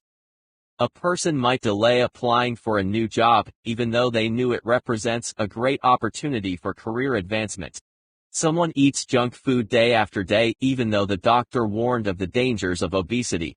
We will look at self-sabotage in the next section, and how to recover from this. Lack of motivation, energy, or laziness. Low energy levels can lead you to put everything off indefinitely. If you work long hours, lack of exercise, or feeding into negative thinking, the result can be low energy levels that make you want to do nothing. This leads also to laziness and lack of motivation. Laziness reflects a person's intrinsic unwillingness to put in the effort needed to achieve their goals, even when they can do so. You might procrastinate in cleaning the home, simply because you don't feel like doing it.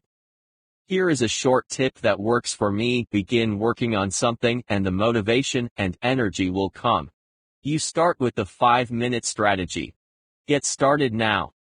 In many situations, people might assume that their procrastination is driven by laziness when it's actually occurring because of another underlying reason, such as anxiety or fear of failure. If you think or feel unmotivated, that is what we are here for. To bring out the best in your actions, so that you can push forward and make better progress, while crushing the false beliefs of, "I'm a failure." You're not a failure if you lack motivation. You just need to be motivated by the right triggers. Confusion from decision fatigue. Decision fatigue is a form of procrastination and is referred to as decisional procrastination or analysis paralysis. It usually involves a delay in making a decision when too many choices are presented. This can be an issue that holds you back indefinitely in deciding which course of action to engage in first. Do I take door A or door B? If there is a third option, it becomes more overwhelming, and unable to decide, you choose to not decide. You say, "I'll get to this later," or "I need to think on it." I face this situation many times, and when I walk away without deciding, I rarely close the loop. Feeling overwhelmed, I'll leave it hanging. Decisional procrastination has long-term detrimental effects. You can't move forward if you can't decide. I've been stuck many times on one thing for months and sometimes years. Unable or unwilling to decide, that task never gets finished, but it still takes up space in your mind. For example, you might delay working out because you can't decide which exercise plan to follow. Or you can't decide which gym to join, the cheaper that closes early or the more expensive gym that's open 24 hours. You might delay on who to hire to remodel your bathroom because you have 3 different quotes and they all look good. When confronted with choice paralysis, here are the key factors to consider. The more options you have, the harder it will be for you to choose. The more options you have to choose from, the harder it will be for you to evaluate them and decide which one is preferable. The more similar your options are to one another, the harder it will be for you to choose. The more similar the options are, the harder it will be for you to decide which one is better, especially where there isn't a single option that is clearly preferable to the others. If the choices are relatively close in value, it becomes more challenging. The more important the choice is, the harder it will be for you to choose. The greater the consequences of deciding on a plan action, the harder it will be for you to complete your decision. You are more likely to delay before making a major decision than you are before making a minor one. It's important to remember that each time you have to decide and can't, you end up depleting your mental resources through indecisiveness. The more decisions you have to make during a certain time period, the more you deplete your capacity for self-control, and you run the risk to procrastinate further in making future decisions, at least until you have a chance to recharge yourself mentally. Decision-making is never easy, but as Tony Robbins said, it's in your moments of decision that your destiny is shaped. But making a decision is only the first step. Commit to your decision and take deliberate action to reach the desired outcome. It is important to ask these critical questions. What action would you choose right now if you could make one decision? What decision, if made, might change everything for you? Don't think about the result or the ultimate outcome. Take a moment to make the decision that you've been struggling with the most. Then focus on the actions that will take you straight to your goal. All progress takes place outside the comfort zone. Michael John Bobak. Now that we covered the 5 big fears and core reasons for potentially holding you back, it's time for a deep dive into implementation. In the next section, we will cover the system for procrastination recovery. I recommend having a pen and paper handy to take notes. Now is the time to dive deeper into the strategies. There are always limits, and there are always opportunities. The ones we rehearse and focus on are the ones we take action on. Seth Godin. Are you enjoying? Do the hard things first. Now you can enjoy the audiobook while exercising, driving, gardening, or relaxing in your favorite chair. Part 2.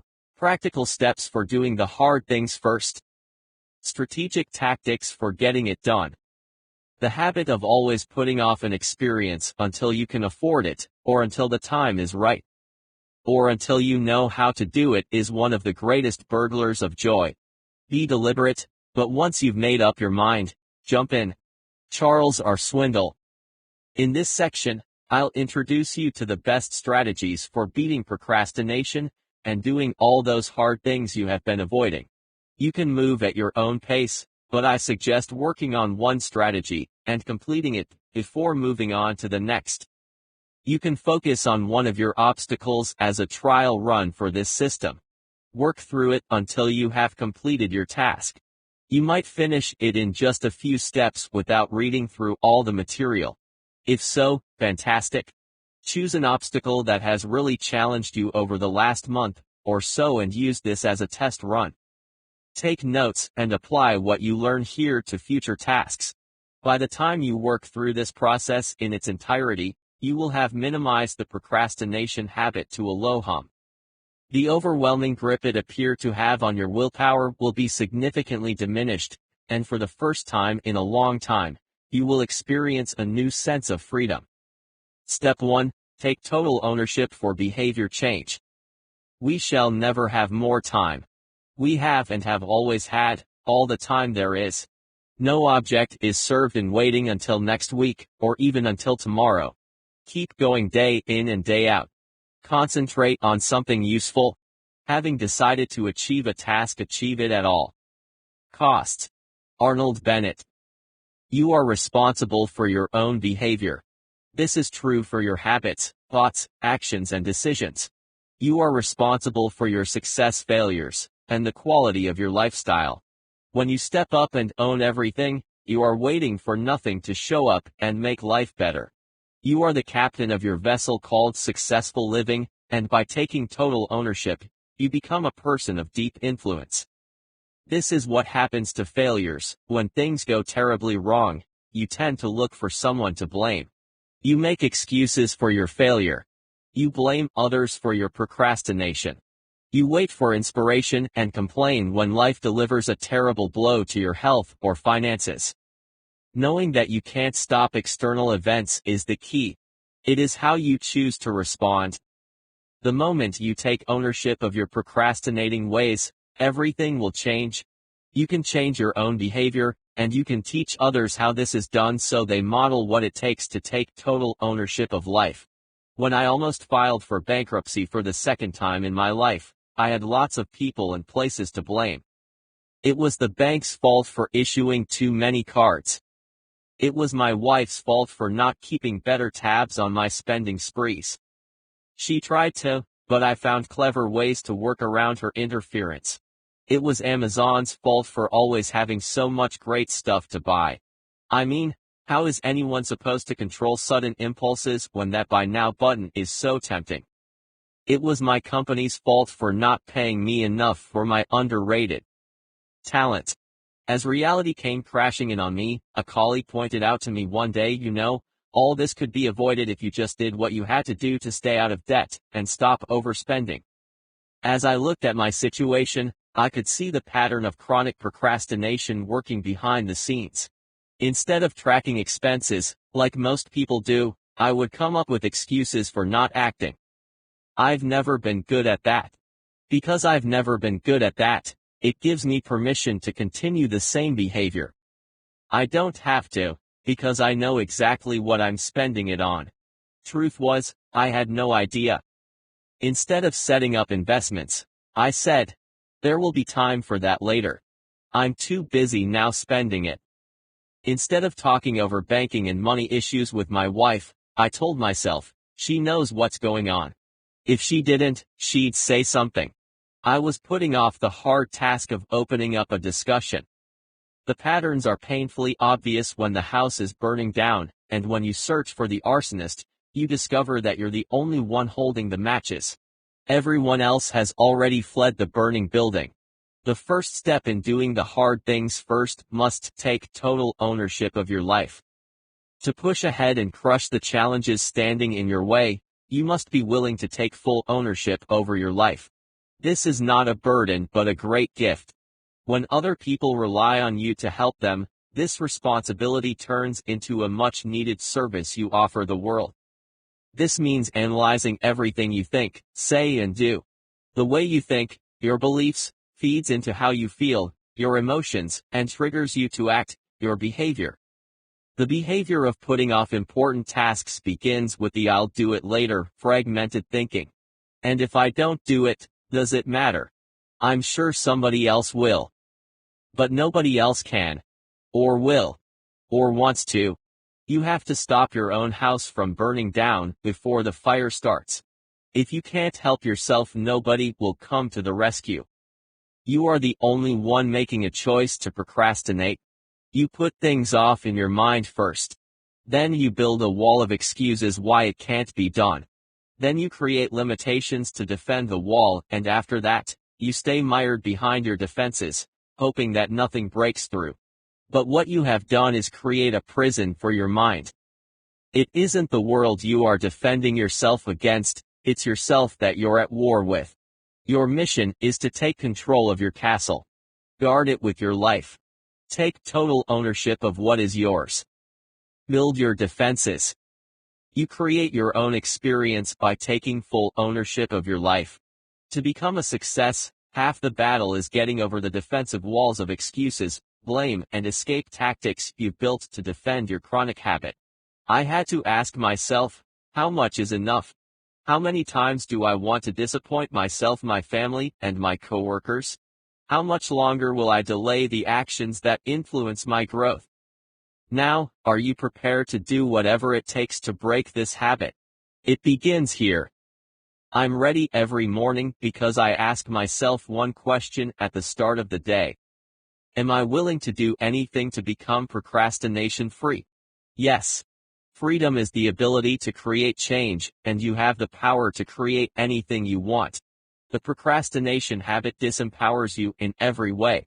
It makes you weak and it sets you up for failing hard. We must change this to a mindset designed for taking intentional action, and taking it now. Taking total ownership over everything in your life moves you from the passenger's side of your new Maserati to the driver's seat. You are in control of the journey to take you from here to there. You get to decide what action steps to take, and how to navigate your path regardless of the weather or road conditions. This is a journey built through progress and taking it 1 mile at a time. Make your definitive decision. Now, you get to create this reality, as you let go of the old habits and behaviors that are failing you. Just as you take responsibility for your personal life, you also take responsibility for the work that only you can do. You fail to take responsibility when you make excuses for why it can't be done. Make less important tasks a priority. Blame others for why you fail to get ahead. To succeed and break your habit of task avoidance, you must stop making excuses and start asking yourself why not. To prioritize meaningless tasks and focus on the top priorities that deliver results you want, give up the blaming habit, and take total ownership, and stop judging and condemning, and embrace people for doing their best. End the excuses train. I used to make lots of excuses to explain why my life wasn't working out the way I wanted it to. My excuses ranged from, "It can wait until later," to "I'm just not good at that," or "Somebody will take care of it as long as it's not me." I made so many excuses that I had developed a victim mentality.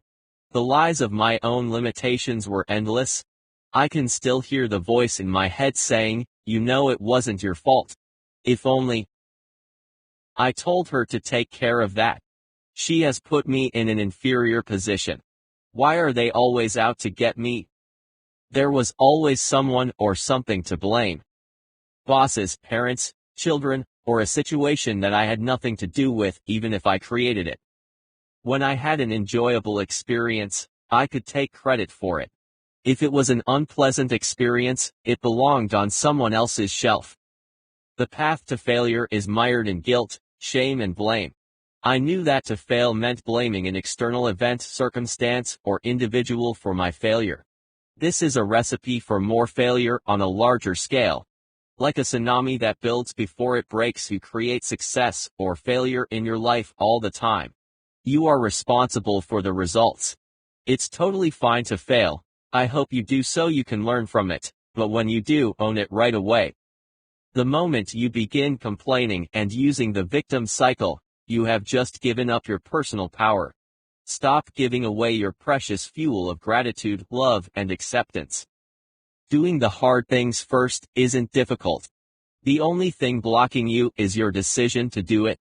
The next step is to make it a priority. You have a choice to do it now or later. You have two choices. 1. Complain and make yourself a victim of circumstances beyond your control. 2. Create the circumstances you want by taking total ownership over your thoughts, choices, and actions. Implementation task. 1. Write the names of 5 people you frequently complain about. Next to each name, write down 3 positive traits, qualities about them. In the future, when you catch yourself complaining, recite these 5 traits connected with that person. 2. Identify the one area in your life that you avoid taking responsibility for. Is it your relationships? Finances? Job? If it's all the above, identify the one area that needs the most attention. 3. Finally, when you awaken every morning, recite your own mantra. Begin with, "This is my life, and I'm totally responsible for it. Now let this day begin." The rest of the mantra is up to you. Use the mantra in this chapter until you have created your own. Procrastination is opportunity's assassin. Victor Keem. Illustration courtesy of Tim Urban at waitbutwe.com. Step 2. Make your list of things to get done.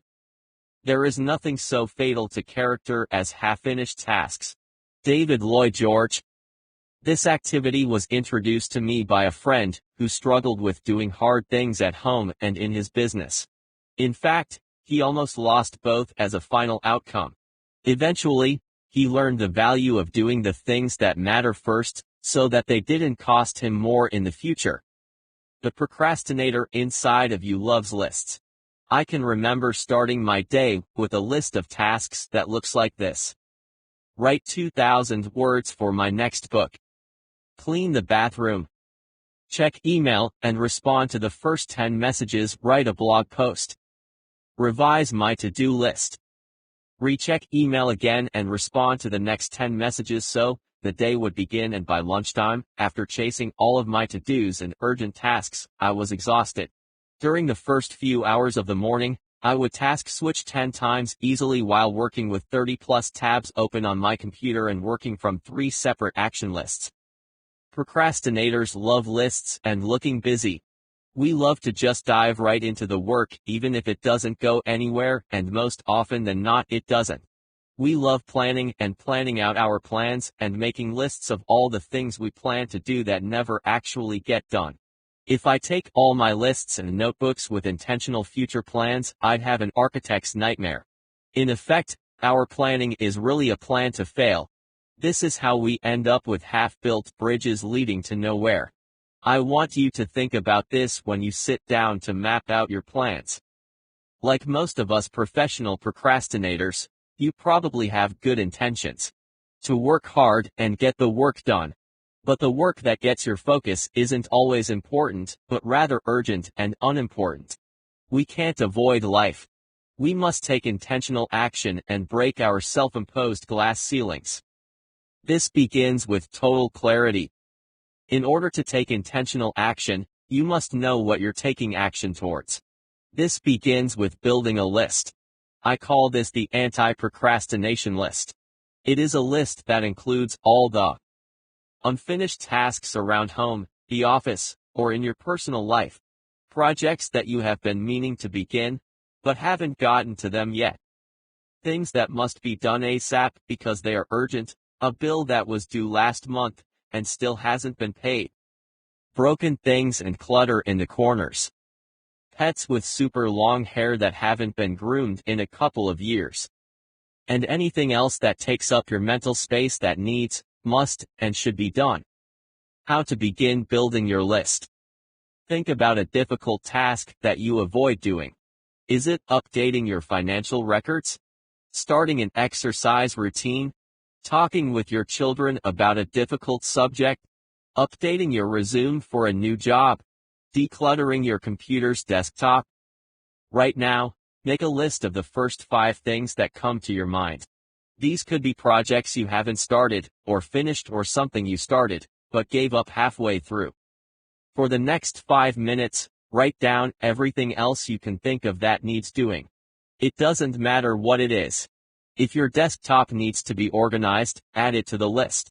A bookshelf has too many books on it you haven't touched in years. Write it down. A form needs filling out, add it to the list. You haven't filed taxes in 3 years, yikes. It goes on the list. Illustration courtesy of Tim Urban at waitbudwe.com. This is a brainstorming task, so you just have to be ready to put pen to paper, or use a Word doc, Google Docs if you prefer. This activity will be an eye-opener for helping you get clarity around the things that are hiding in your dark places. There will be goals long abandoned, reports or applications you haven't written up, broken things around home still broken, and possibly a mountain of open loops that will emerge as we work through this. More on closing open loops later, but right now, you need to realize what you have been avoiding. One more important point. Keep this list to 10 items or fewer. The less the better. We want to prepare well, but navigate away from creating overwhelm. This happens when we have too many choices, aka too many things on a to-do list. Paper and pen ready. Implementation strategy. Make your procrastination list of hard things to do. Go. Make your list and write down everything you can think of for the next 5 minutes. This list doesn't have to be complete or perfect. You can add to it as you work through the rest of the book. The key is to get started. Note that this is not a to-do list. You're not doing anything yet. We are just setting things up now, planning so we can do stuff later. It's about getting started. Start now. Success comes when you begin. If and when we're planted, and nothing grew. Proverb. Procrastinators are great visionaries. They love to fantasize about the beautiful mansion they will one day have built, but what they need to be are gritty construction workers who methodically lay one brick after the other day after day, without giving up until a house is built. Tim Urban, professional procrastinator and TED Talk speaker at waitbudwe.com. Step 3. Decide you're doing it. Now. If there are 9 rabbits on the ground, if you want to catch one, just focus on one. Jack Ma. Look at the list you created in the previous step. You have a list of at least 5 tasks that you've been delaying for as long as you can remember. You might have 5 items or 47. The fewer the better, so what you can do right now is narrow the list to your top 5. The rest of the tasks you can forget for now.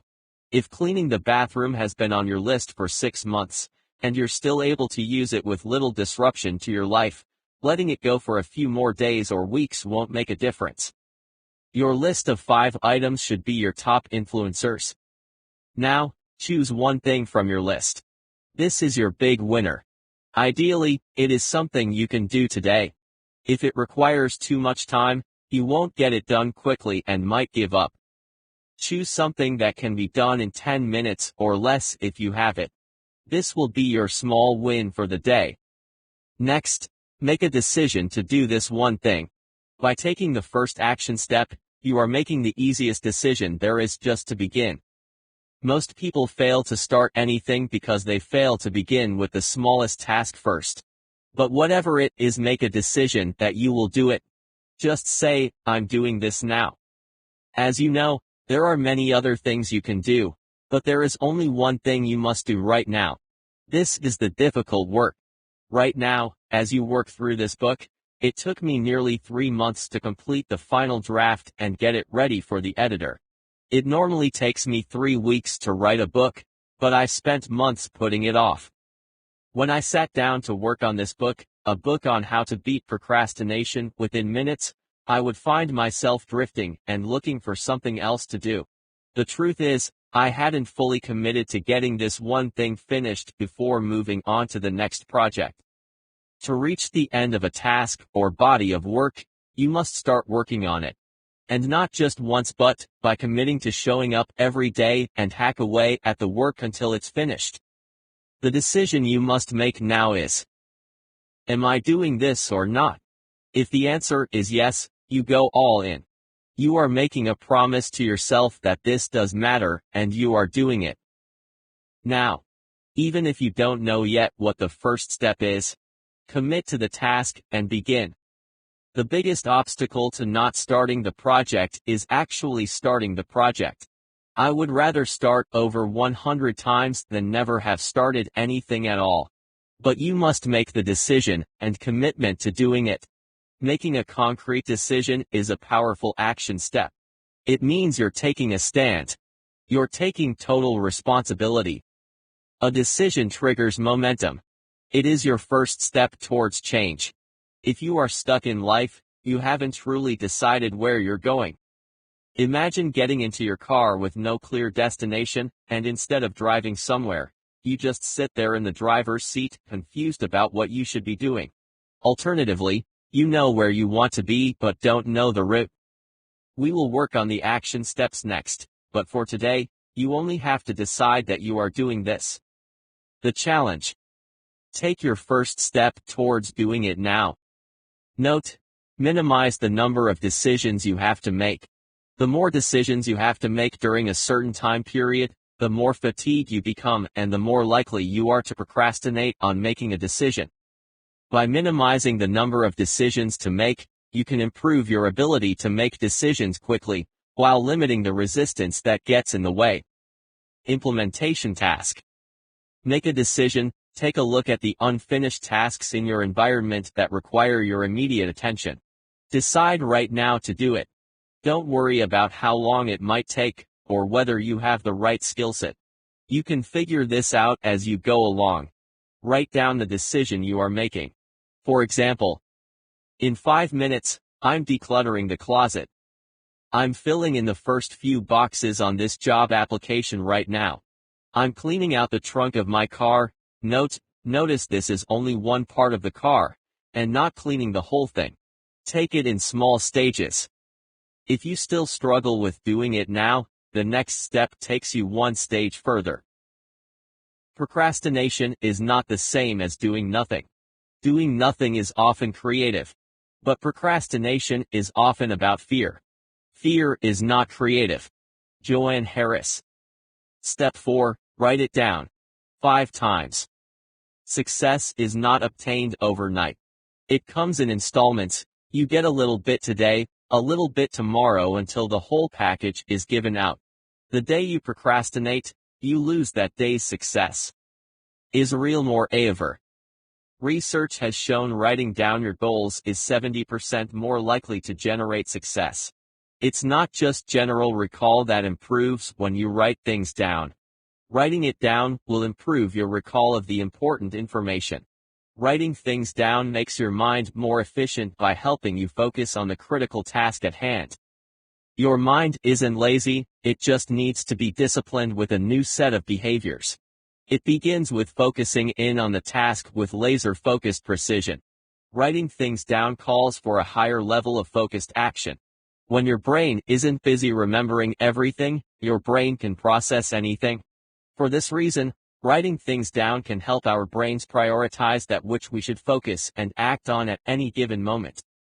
Here are 4 reasons you should write things down. If you want to do it, start writing it. 1. Writing things down helps clarify your intentions. Writing things down connects emotion to the task and streamlines the process. You will have a better chance of recalling your hard things to do tasks by writing them out. The act of writing and committing words to paper etches the action into your mind. This improves your memory, and you're more likely to take intentional action towards the task. Writing things down makes your mind more efficient by helping you focus on the truly important stuff. 2. Writing it down tracks what you have accomplished. Keeping a journal of the tasks worked on for that day, week, and quarter is a paper trail. It helps you to trace back on all the things you've achieved. If you revisit your notes at the end of each month, you might discover that you have accomplished several hard tasks that you've been putting off for ages. You will have a record of all the difficult tasks you acted on. When you finish it, don't throw your list away, but record it in your journal and use it as a method to track your work. By doing this, you will elevate your sense of accomplishment. 3. Writing it down encourages focused action. It is easier to maintain focus when the task you are working on is pasted in front of you. My system for this is to write the one thing I'm working on directly onto a sticky note. I paste this on the side of my MacBook next to the touchpad. I can look down and see it when I'm working. If I'm not working on the task I've set out to do, my focus must have drifted. 4. Writing it down is a preview of what is coming. When you imagine the desired task, your mind discovers a way to make it reality. By writing it down, research suggests that as far as our brain is concerned, it's as if we were doing that thing in the now. Writing it acts as a rehearsal for doing the intended task. Implementation task. Write down your task 5 times. Use a separate notebook for this. Write the date at top of the page and use 1 page per day. I have a notebook journal and use it to write down all of my hard tasks. When I write these down, I am specific about the action I'm taking. Writing it makes it real. Life always begins with one step outside of your comfort zone. Shannon L. Alder. Step 5. Time block 5 minutes to start doing it. We are what we repeatedly do. Excellence, then, is not an act but a habit. Will Durant. Scheduling your simple task for 5 minutes is the simplest strategy to start working on a task right away. When you're avoiding doing, the simple act of committing to 5 minutes of intentional work moves your energy forward. The time is short enough to direct your attention towards getting something done.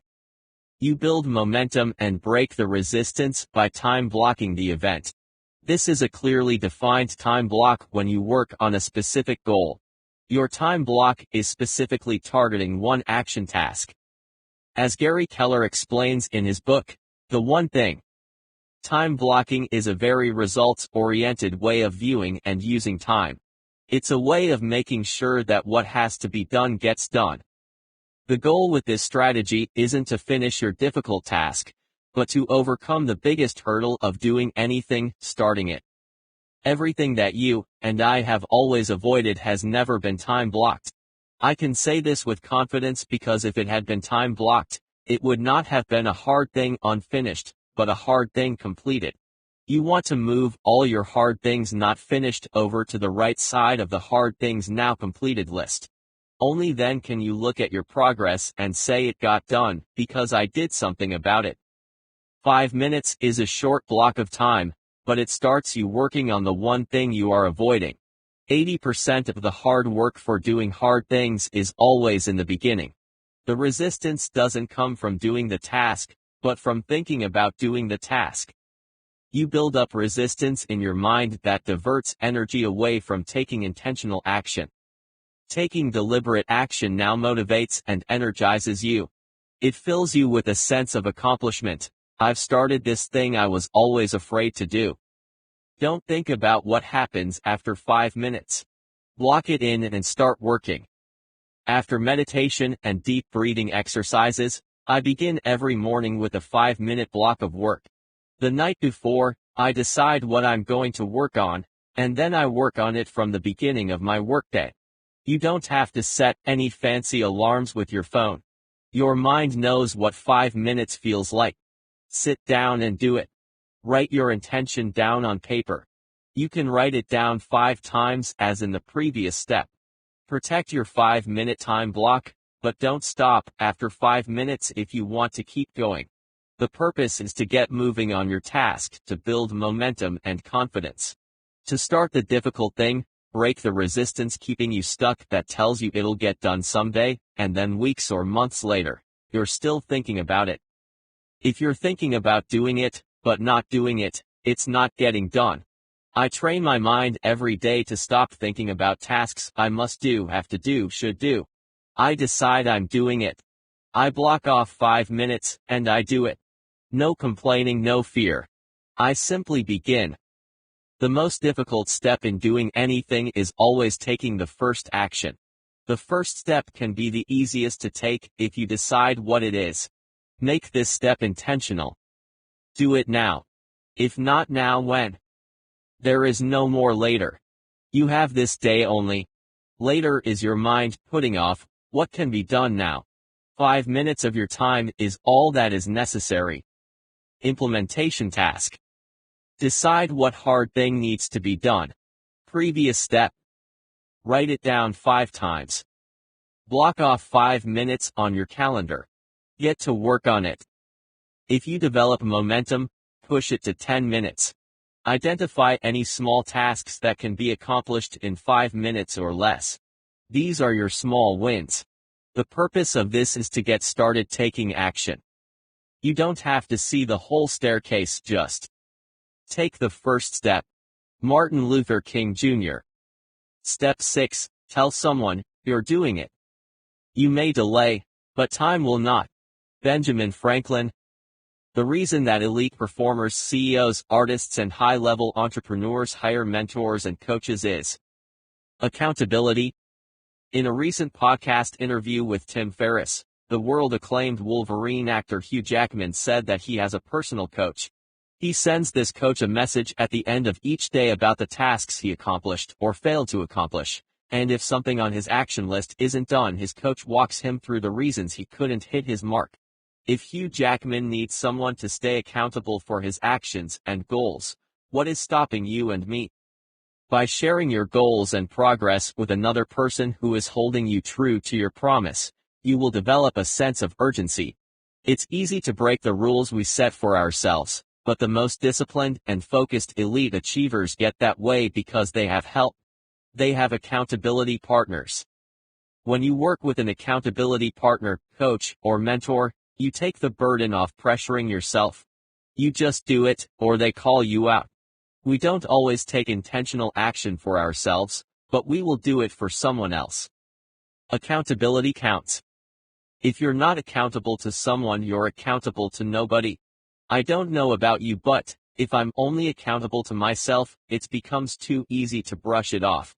There are no reprimands because I'll go easy on myself and fall back on the excuses that start the avoidance cycle spinning again. It's no big deal. I'll get to it tomorrow. Maybe I just need to extend the time frame. Nobody cares what I do anyway. I can take my time with this. Sound familiar? Accountability for avoidance seekers is crucial.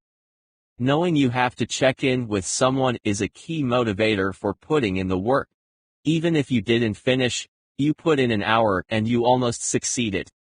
But finishing tasks can be a struggle if you are in the habit of building half bridges. Accountability identifies the tasks needed to complete the job and work. When you are accountable to a friend, coach, or business partner, you are expected to answer for not only the results you achieve, but the actions you take to get there. Accountability is the key to achieving goals. It will be your biggest driver on days when you just don't feel like doing it. There will be many days like this. You could wake up with the best intentions, but by lunch, it all falls apart. Accountability works for several reasons. You stay on track and avoid getting sideswiped by distractions. As a side note, distraction is the enemy of progress and derails everyone. Nobody is immune to distraction, even the most prolific amongst us. Accountability plays a key role in staying the course. It eliminates the time and effort lost on distracting activities and unproductive behavior. Accountability increases confidence. Nobody makes it alone, and even if you do, accountability boosts your confidence and energy. And, when you get a big win, Your accountability partner is motivated to work harder. It's a win-win for boosting confidence. Accountability builds character. You learn the significance of being reliable and trustworthy. Your partner is counting on you to not only share your wins and losses, but to listen with enthusiasm when you share. Do hard things first. With an accountability partner, who can I find to hold me accountable? It can be anyone, but preferably, it should be someone who will not let you off the hook easily. I work with people who partnered with people online in mastermind communities. Alternatively, you can work with spouses and partners. Who you are accountable to is not as important, so long as they are there to help you reach the milestones. One big reason I failed to do hard things is because I never had accountability. If I succeeded, great, I could give myself a reward. But if I didn't, that was also okay, because nobody was telling me to do it, and stop putting it off. Therefore, self-accountability rarely works in the long run. It's difficult to be hard on yourself when you're trapped in your own mind. Implementation task. Ask your business partner, friend, or a member in a mastermind group to be your accountability buddy. This can be a once-a-day check-in, or at the end of the week. Once accountability is established, decide on a regular time of day to check in. This can be a simple text message, but serves to prompt you to get your win for the day. Side note, I know many people who are hesitant to be accountable to anyone for fear of letting that person down. Do not let the fear of failure hold you back. You are brave just for reading this book, so sign up an accountability partner, and rack up your wins. When we fail to set boundaries and hold people accountable, we feel used and mistreated. So we sometimes attack who they are, which is far more hurtful than addressing a behavior or a choice. Brené Brown, best-selling author of The Gifts of Imperfection. Step 7. Put it on your calendar. To the degree we're not living our dreams, our comfort zone has more control of us than we have over ourselves. Peter McWilliams. There is a reason calendars exist, and it's not just to track the date or write down dentist appointments. When it comes to doing hard things, you need to set a definitive hard line for finishing. Personally, I don't like to refer to completion dates as deadlines, since it sounds scary. Whatever you decide to call it, your hard thing to do today, or this week, must be on your calendar. This is in addition to writing it down 5 times. In fact, I write it down 5 times first, and then immediately assign a completion date to it. This works for 2 reasons. 1. I have a long list of difficult things I have never finished because they had no deadlines. 2. Everything I've ever completed had an assigned completion date written on my calendar hanging above the desk. As best-selling New York Times author of Dream Big Bob Goff has said, the battle for happiness begins on the pages of our calendars. Your calendar matters. Putting priority tasks on your calendar with key priorities is how you design a life that feels authentic, fulfilling, and satisfying. I am a fan of making lists, but a list isn't the only thing you need. There are multiple steps in this process to ensure your success, and a calendar is your best friend when it comes to commitment. You can create this in a day planner or hang a calendar on the wall. I do both. I also plug it into my phone and computer alerts for additional reinforcement. This goes in hand with time blocking. When you time block it into your schedule, you are committing to a specific time in the day for this task.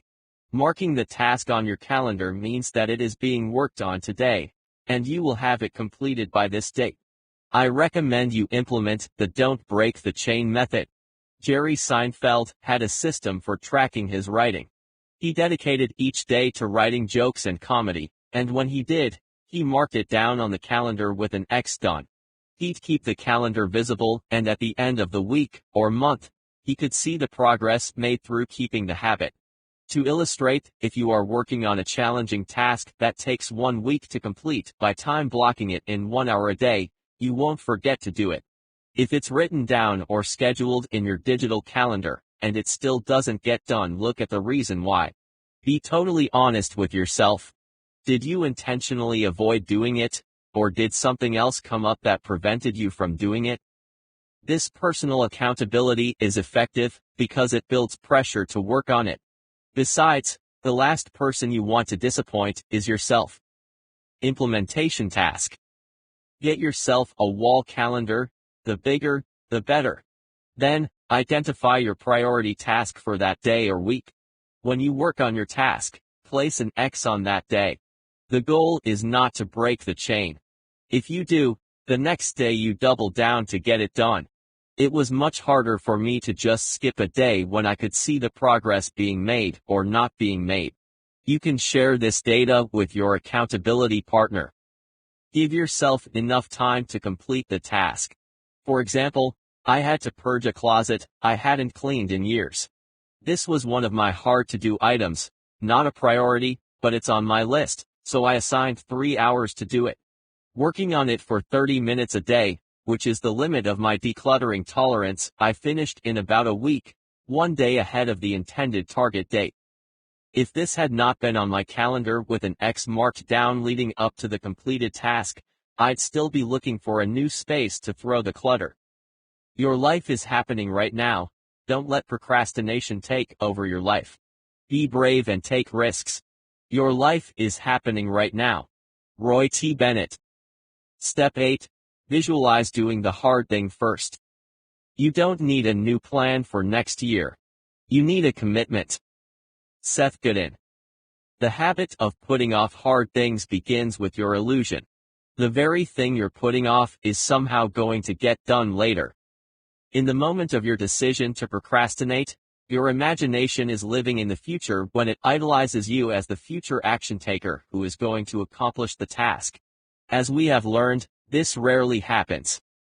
The art of creative visualization. Creative visualization is a form of meditation. It is the art of using mental imagery and affirmation to produce positive changes in your life.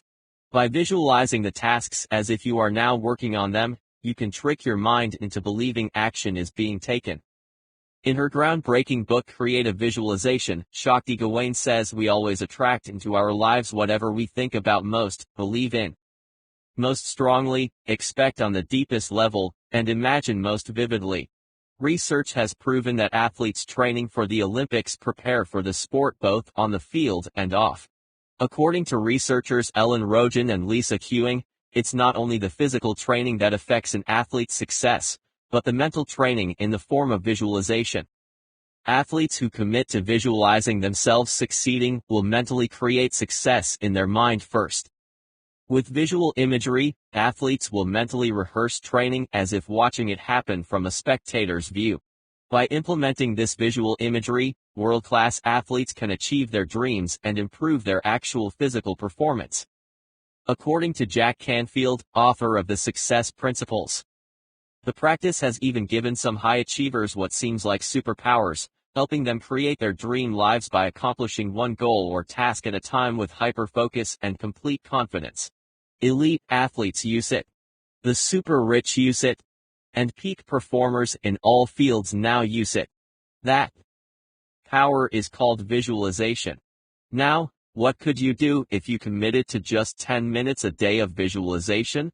What goals could you achieve? What hard things could you complete in a single afternoon, or in the next 20 minutes? This is the practice I use to get through all the hard things in life. I resist almost everything until I visualize the process and steps of actually doing it. When this happens, it shifts my subconscious from action paralysis to action taker. I can see myself working with determination.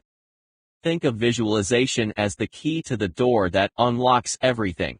With visualization, you pay attention to all the details that help you achieve your goal. By visualizing it, you can eliminate the errors you would otherwise make during the process. This could be something you hadn't thought of. Thinking is powerful. Putting yourself in a situation through visual rehearsal is building the process before you do anything physical. For breaking your internal procrastinator, visualization becomes the primary weapon that tears away fear. As a result, your resistance is shattered, and you begin to feel hopeful rather than hopeless. First you imagine it, and then you do it. Mental rehearsal positions you for success. You know it's going to happen. Your brain doesn't recognize the difference between what is happening in your imagination and the physical act of doing it.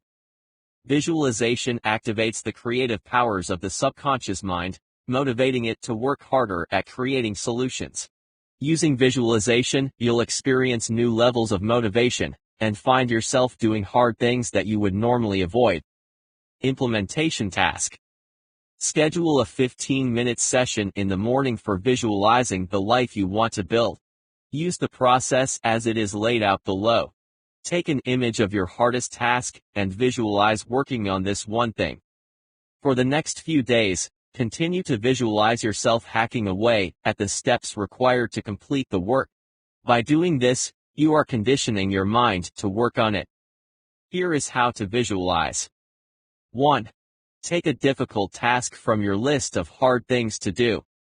2. Block off 15 minutes for this exercise. You can set a timer. I recommend using the digital app BeFocused Pro. 3. Get comfortable, and you can begin. Imagine the first step towards doing this hard thing. Let's use an example. You must clean out the car. It hasn't been cleaned in months, and every time you look at it, you feel guilty. What is the first thing you do? 4. Rehearse the first step. This is all about getting started. The hardest block is the first. The reason we get nothing done is that we don't actually begin. Visualize taking the first step towards this. 5. Visualize yourself watching a motion picture. As you can see yourself in your own movie, doing something you haven't done yet, this links your brain to the event. 6. Visualize it first, and then get busy doing it. Vision without action is a daydream. Action without vision is a nightmare.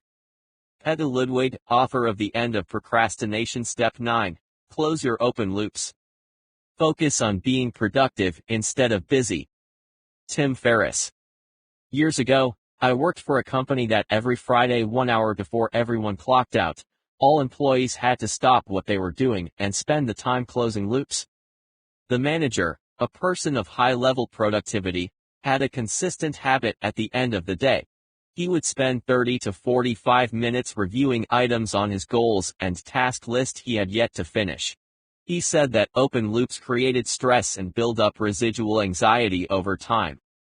The question he asked was, do you want to spend the rest of your weekend thinking about the one email you could have finished, the one paper you didn't file, or the form you should have submitted by its due date? He was right. If I left the office with an open loop and unfinished task, it would sit on my mind all weekend. Being a recovering procrastinator, I would catch myself falling into the "I'll do it first thing Monday" trap. On Friday, I had to ask myself, will Monday morning be better than today?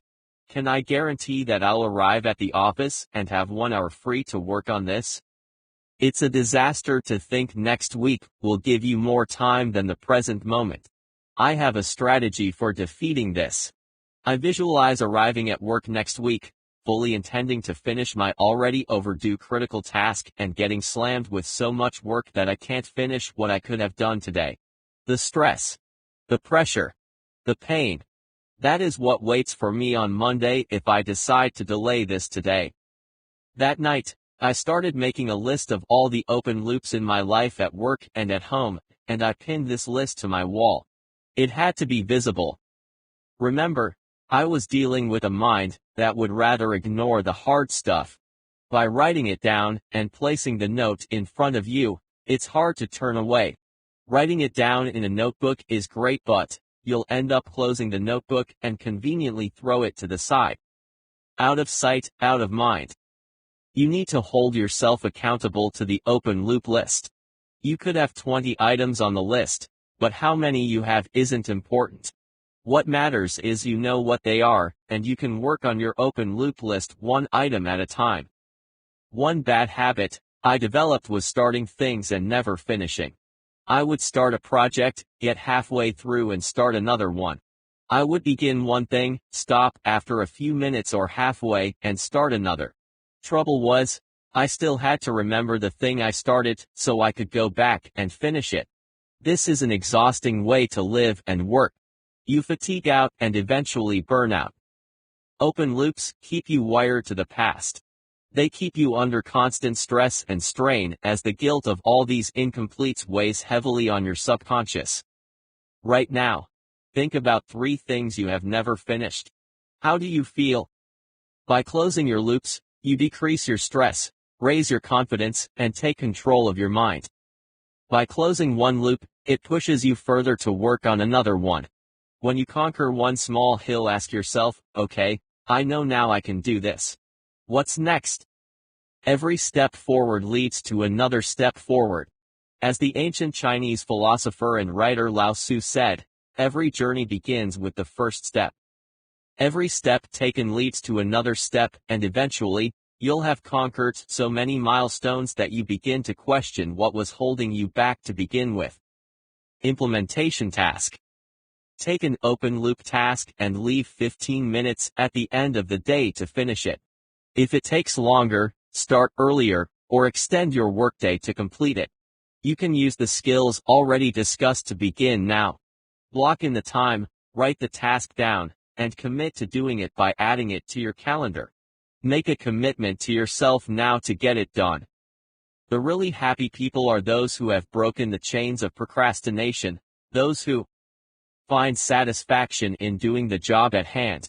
They're full of eagerness, zest, productivity. You can be too. Norman Vincent Peale, author of The Power of Positive Thinking. Step 10. Prioritize your daily number 1 item. The key is not to prioritize what's on your schedule, but to schedule your priorities. Stephen Covey, author of The 7 Habits of Highly Effective People. By staying grounded in the immediate moment and working on your hard tasks now, it makes your future moments a better place to lean into. In Gary Keller's groundbreaking book, The One Thing, he states, the truth about success is that our ability to achieve extraordinary results in the future lies in stringing together powerful moments, one after the other.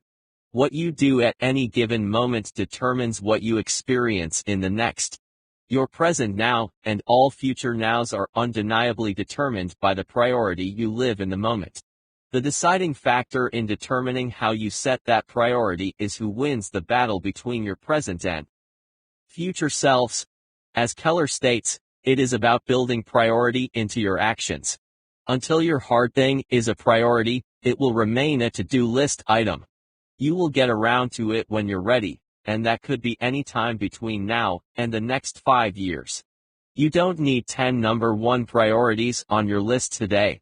You only need one thing to do, one task to focus on, one path to direct your focus into. When you decide to prioritize only one task, you say no to all the rest.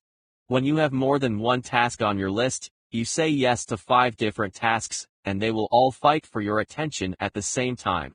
By default, you won't do the most important work on that list, but the easiest thing that is usually not a priority. I begin my day with one task on one sticky note posted to my desk with nothing else. If there is anything else in my field of vision, checklists, mental notes, I clear them away. The less my attention is pulled away by external distractions, the faster I can work. When you complete this task, take it off the list and move to the next priority item. If your number 1 priority is a daily habit that moves you closer to your big goal, you can build this in as a non-negotiable task to work on first thing in the morning. Your priority is not a could-do or a want-to-do item on your list. To illustrate, let's take a real-life scenario. A friend of mine lost his job during the COVID pandemic. He decided to build his business online, completely virtual.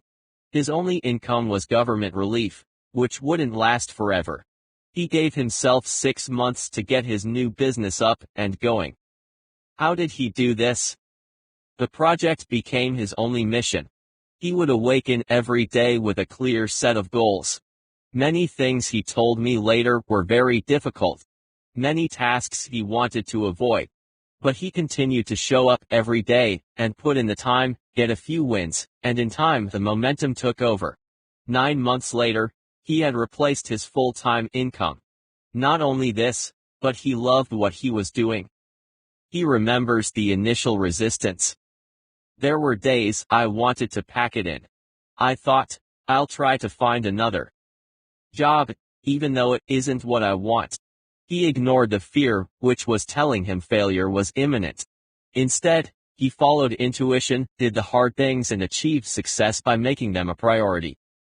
Here is a process for staying on track with your number one priority task. Visualize the loss of not succeeding. This leads back to our discussion of immediate gains. If you sacrifice the hard work now for pleasure instead, the result will be pain. Observe your mind as it seeks to escape. The shiny object habit is easy to latch onto. When you chase something else, it takes your attention away from the thing you should have been pursuing. When you flip to another tab on your computer, or you suddenly need to check your bank balance for the third time that day, ask yourself, what does this have to do with my present task? In most cases, nothing. It is just a fleeting, random thought that you can control. The moment you decide to pursue a distraction, you are letting your mind control your actions.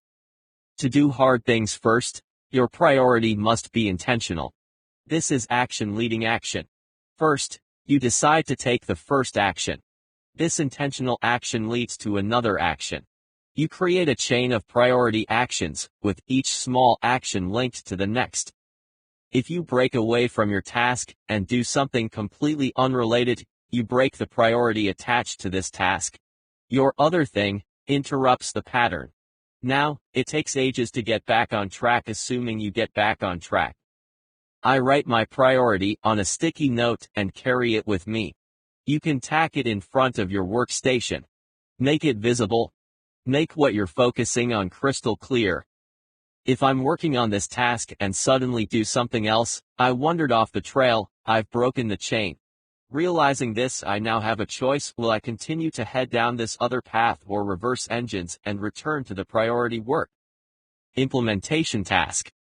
Use a sticky note or index card to write down your priority task for tomorrow. Post it in a visible spot. I write my number one task on 3 separate sticky notes. I place one on my computer screen, one on my wall calendar, and one inside the physical scheduler. Make it impossible to miss.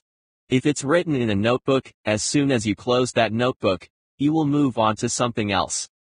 As an additional backup, set your Google Calendar to send you a reminder at the end of each day. All of this should be done in the evening as you wind down and prepare for the next day. Don't wait until the morning if you can do it the night before. When you wake up and get into your workflow, you want this to be the first thing to tackle. Action task recap. Write down your number one priority on 3 sticky notes. Paste these in the 3 places you are always working. Set up a calendar reminder or alarm for personal accountability. At the end of each working day, check in with your accountability partner to stay accountable for completing your number one priority task. Sometimes you've such a large to-do list that procrastination seems the only sensible option. Peter McGuire. Step 11. Train your brain to interrupt sudden impulse snaps. Becoming is better than being. Carol Dweck. On your way to procrastination recovery, there is one tripwire that you must be aware of. Most likely you already know it happens, but you haven't yet put a label on it. Here is what happens. You are finally in a state of flow, or getting close, and writing that next best song that will go viral as soon as you get it recorded. Just a few hours of practice and then, halfway through your work session, your brain gets an idea. Let's take a break. So, you leave your unfinished work behind and take a 10-minute break. You don't remember exactly what happened, but 1 hour later, you're still coasting on the internet, checking out other musicians and comparing their exceptional music to the crap you are writing. And it really is garbage. I mean, who would listen to such? And the mind takes over the conversation, filling your head with enough doubt to paralyze a real elephant. You can't go back to work now. You need creative time.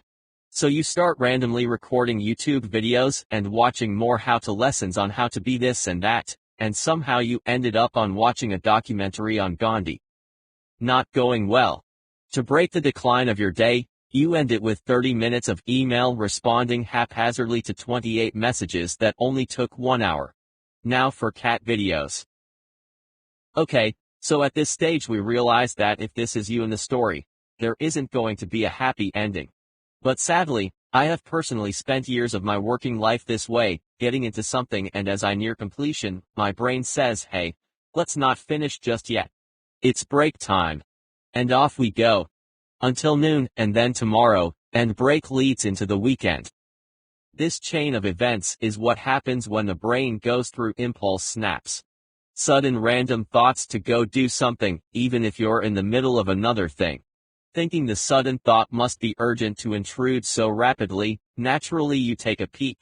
But one look, and you're hooked. Now you're chasing a rabbit down a hole that it knows too well, and you don't. New to the game, you play along. The chase is on. And the procrastinator's mind loves a good chase. Down we go, chasing all the endless trails of bookmarked tabs, ideas that stack one on top of the other, and half-built bridges that stay that way. How to break impulse snaps. Impulse snaps are like the links in a chain that have been strengthened over the years. This is why most procrastinators are prone to multitasking, a condition that funnels the mind into doing what it isn't meant to do. Jump from task to task every 5 minutes when it gets bored. One way to help yourself resist the desire to engage in impulsive behaviors, such as procrastination, is to add a brief delay before you indulge yourself. For example, if you want to check your phone for notifications, count to 5 before reacting. You want to jump to another tab on your computer because 30 plus are open in your browser, count to 5.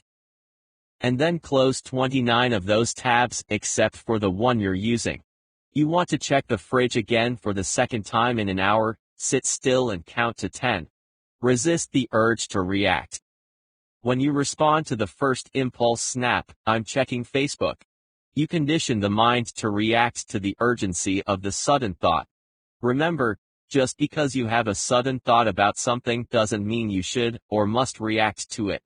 Take a moment to think about the thought. We have over 50,000 thoughts a day.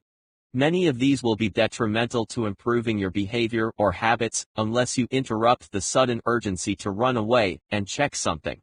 Our mission here is to curb the instant gratification monster that wants to break out of the closet. Keep that monster locked away and it will eventually grow quiet. For now, the best action you can take is to notice these impulse snaps when they happen.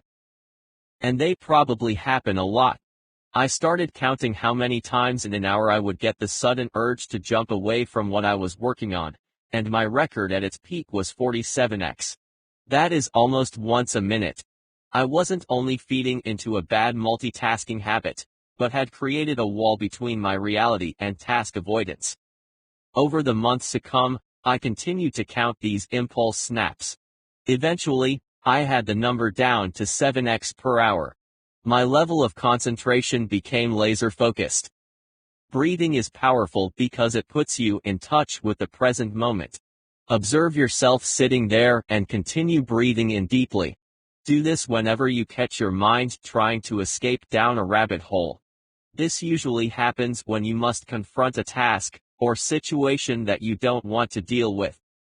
The truth about hard things is that the resistance is strongest in the initial few moments. But as soon as you calm your mind and focus on taking deep breaths, the more relaxed you settle into the work and task at hand. It's the initial impulse to bolt and hide that begins the procrastination cycle. Stay where you are. Breathe in and hold your breath for 5 seconds. Exhale for 5. Practice this as you work, as you think, and make breathing a part of your regular self-therapy. Implementation task. Add a delay before indulging your impulses. When you get the sudden urge to take off and start checking something, count to 5. Then count to 10. Breath in deeply. Practice the breathing habit as you work. When you're walking, driving the car, in moments of stress. To get a handle on impulse snaps, it helps to count the frequency by taking score. Keep a notepad next to your side and, when you have the sudden urge to jump onto another task, breathe and count to 5. Mark that as 1. The key is to keep score when you can delay this. Over the days and weeks to come, as you build better awareness, your impulse snaps will decrease. The only difference between success and failure is the ability to take action. Alexander Graham Bell. Step 12. Automate repetitive tasks. Often just by taking action, by doing something about the situation, can relieve the stress and help correct the situation. Catherine Pulsifer. One thing many people fail to do is to save money. For years, this was always one of those hard things that I would get around to doing. And when you have a get around to doing it someday item on your list, can you guess when it gets done? Never. Or when you do, it's much later than you intended. Back in my college days, I read a book called The Wealthy Barber by David Chilton. In the book, one strategy of the wealthy barber is to pay yourself first, approximately 10% of your savings. Now, this is not new information, and we have all heard this before, pay yourself first. But how many people actually do it? When I first started saving 10% of my salary, I would stash it away manually, moving it from one account to the next. This is a lot of work, and if I had a month where I forgot, or found something better to do with the money, I dodged it. And it gets easier the next month to skip it too. So, I set up a system with the bank to take it from one account, and automatically transfer it into a savings account. If you work for a company that does this already by matching your savings, perfect. But, let's apply this to everything else. Using the same principles of automation when creating your list of all the things you have been putting off, how many of these items can be just a one-off task? From your list, what can be automated monthly? What do you need a process for? Let's discuss automation versus your process. If you automate a task, you are delegating it to someone, or relying on software or technology to automate it so you don't have to think about it. On the other hand, your process is the action step you need to take to make it as smooth as possible. Here is an example of a process. Saving and filing receipts for tax returns at the end of the tax year. Do you ever get to tax season and realize you forgot to save most of your receipts? So now you have to spend hours either looking for them or trying to locate the receipts online if you spent the money digitally. Most of my business is online purchases, so the receipts I have are stored in PayPal or with the company servers. But if I forget to merge these bills, they get lost, or I just forget about them. How can I automate this or create a process to make it less overwhelming? From here, I make a decision. I hire an assistant to do this. Or I schedule the time to do this. My process is to schedule 15 minutes at the end of the workday to review all my purchases and sales. Then, I can move the receipts into designated folders. Done. This process means I don't have to worry about it at the end of the year. Trust me, without a system to track your payments, you will panic to complete your tax returns when you have no time. This is one of those hard things that must be done. You might have an uncommon situation, but regardless of what it is, always ask yourself, how can I automate this to save time? With a process built for repetitive tasks, you can perform the activity seamlessly. Let it become your recipe for success. You can do this with email, finances, and project workflow. If you can't automate the process and let it run on its own, you can automate the process and build it into your system.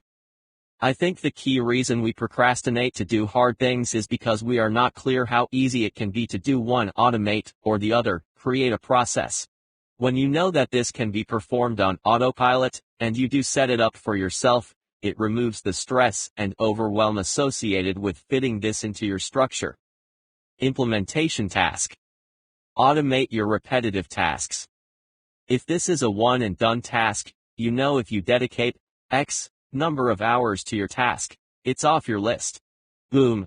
For instance, filling out a form for your passport takes the most effort the first time. But after that, you only have to renew it in 5 to 10 years. This varies by country. After that, you can set up a reminder to be emailed to you when you must take intentional action next. These days, many companies and organizations have a process for everything. It's just a matter of plugging in, and the system takes care of it. Make a list of your repetitive tasks. Can you automate any of them? If so, is there any technology that can save you valuable time each week? Nowadays, we are immersed in the world of apps and software, all of which are fighting for attention. Here are 5 automation apps I can recommend that will make your life flow easier. Monday.com, IFTTT, Todoist.com, Trello.com, TaskWorld.com. One way to boost our willpower and focus is to manage our distractions instead of letting them manage us. Daniel Goleman, best-selling author of Focus, The Hidden Driver to Excellence. You learn more from failure than from success. Don't let it stop you. Failure builds character. Step 13, delegate tasks you don't want to do, or can't do. Anything worth putting off is worth abandoning altogether. Epictetus. There are 2 primary reasons you delay taking action. 1. You don't want to do it. 2. You can't do it. One core reason you might avoid doing something is because you don't know how to do it. There is nothing to be ashamed of here. Nobody can do everything, and that is why we need help. Look at the list you made, and ask yourself, what is on this list that I need help with? When I make my hard tasks list, one of the first things I do is ask myself this one question. What do I need help with? I'll mark this task in red, circle it, or place a symbol next to it. Then, I'll ask, why do I need help with this? What is the specific area of this task that I need help? It could be a tech-related issue, or a skill set that you don't have. Are you going to learn this skill set so you can do it yourself, or figure out a piece of tech hardware when you're trying to keep up with everything else? From looking at my list of things to do, I determined that I was procrastinating on taking intentional action because I had to reach out for help. And asking for help isn't always easy. We can delay asking for help that leads to putting off the task indefinitely. You never get to it, because you don't have time to learn a skill that could take months or years. So, you stay stuck on a hard task that remains on your action list. Eventually, it will be knocked off the list, but over the long term, it could be something that is costing you money, draining energy, or creating hidden paths of stress and anxiety. Decide what steps you need to take to get this task done. Make a list of these steps. Then, ask yourself, am I doing this, or asking someone to do it? It could be a simple process of hiring it out to a freelancer for a few $100s. Or you could approach someone in your office, who will help. Determine the sticking point. I have started working on many things in my career. When I hit a block, and couldn't move forward, by default, I would give it the later check. I would move it to the side, and start working on something else. This left an indefinite open loop, and open loops are unfinished tasks we are avoiding. You must figure out what you can do to break the block. If you have to shift it aside for now, set up a reminder to delegate the task. The action to move it forward must be set in motion, even if you can't do it right now. If you're not doing it, someone else is. Make a list of tasks you can do. Then, make another list of skills or tasks you need help with. When I developed my business website, I knew I could provide content for the site, but I needed help with the design and layout. I could have learned how to do it myself, which would have taken months, or hire help. I opted to outsource it. It is easier when you can pay someone to do this, but what if you need the help of a friend or colleague at work? What if you're asking this person for their time? Asking isn't always easy. In fact, reaching out could be one reason you are stuck on something. I had several tasks that I couldn't move ahead with until I asked the right person for help. Here is a process you can use for reaching out to ask for help. I have used this step system for years and it works. You won't always get a yes, but asking for help is better than sitting alone trying to figure it out. Here's the system. Draft 20 ideas of things to ask for this week. You can also reflect on last week and come up with ideas on things you could have asked for, but didn't. Chances are they will come up again. Look at areas of your life that you are terrified to approach. This could be in a relationship or a situation at work. Maybe you can't handle asking people for help no matter what. You fear looking stupid. Note the areas you retreat from. Then, choose one of your fears and focus on it. Think about how you are going to ask for this one thing. Feel the fear as it works its way through you. How will you ask? Who will you ask? When will you ask? You can make a massive difference in your life by asking the right people for the right things at the right time. Commit to asking for at least one thing you desire each day. This can be something you want for yourself, or better yet, you can help someone else to get something they want. Nothing happens in life unless you really want it. If you want it, ask for it. Implementation task. Review your list of hard-to-do things. Next to each item, mark it as an automated task, a process, or a one-off. Decide the action task that needs to be performed with each item. If automating something, what steps are needed to set this up? If it's a process, what steps do you follow? If it's a one-off, when do you do it, and how much time will you block in? What can you delegate? Who has the skills to get this done quickly? Here is my 6-step process for asking for what you want. 1. Write down the one thing you really want. 2. Make a short list of 3 people who could provide this. 3. Write down the benefit you are providing by asking them for what you need. 4. Ask confidently, as if it is already yours. 5. If it doesn't turn out the way you wanted, be respectful of their decision. 6. Finally, let go of your expectations. When you say yes to others, make sure you are not saying no to yourself. Paulo Coelho, best-selling author of The Alchemist. Step 14. Identify your constraints, bottlenecks. Surviving a failure gives you more self-confidence. Failures are great learning tools, but they must be kept to a minimum. Jeffrey Immelt. Every journey has its challenges. These are the obstacles and roadblocks that challenge your resolve. These are called constraints, and there are 2 kinds of constraints in your path: external constraints and challenges. The external events you can't control, but you have to react to. Internal constraints, which can influence, but your internal constraints are the most difficult to defeat. You avoid doing hard things for a reason. If that reason is grounded in fear, you remain stuck in action paralysis. We fall into a pattern of taking the path of least resistance because it's easy. But the easy way can quickly become the hard way if you focus on self-defeating constraints. Begin by asking yourself related questions to the roadblocks. There will always be challenges to overcome. You are not limited by the constraints, but by failing to identify the limiting factor. Here are critical questions to prompt self-discovery and start you thinking about the core issues in your path. 1. What is the one thing I fear about this obstacle? 2. Is it related to technology? If yes, what is the fear of technology? Recording a video. Setting it up. Looking foolish on camera? Note, everyone feels this way. Other people make it look easy because they've practiced so many times. Start with 2 to 5 minutes of recording yourself on camera. 3. What could happen if I take intentional action right now? Hint, by not taking massive action, nothing happens, and you stay the same. So, what is the worst that can happen? 4.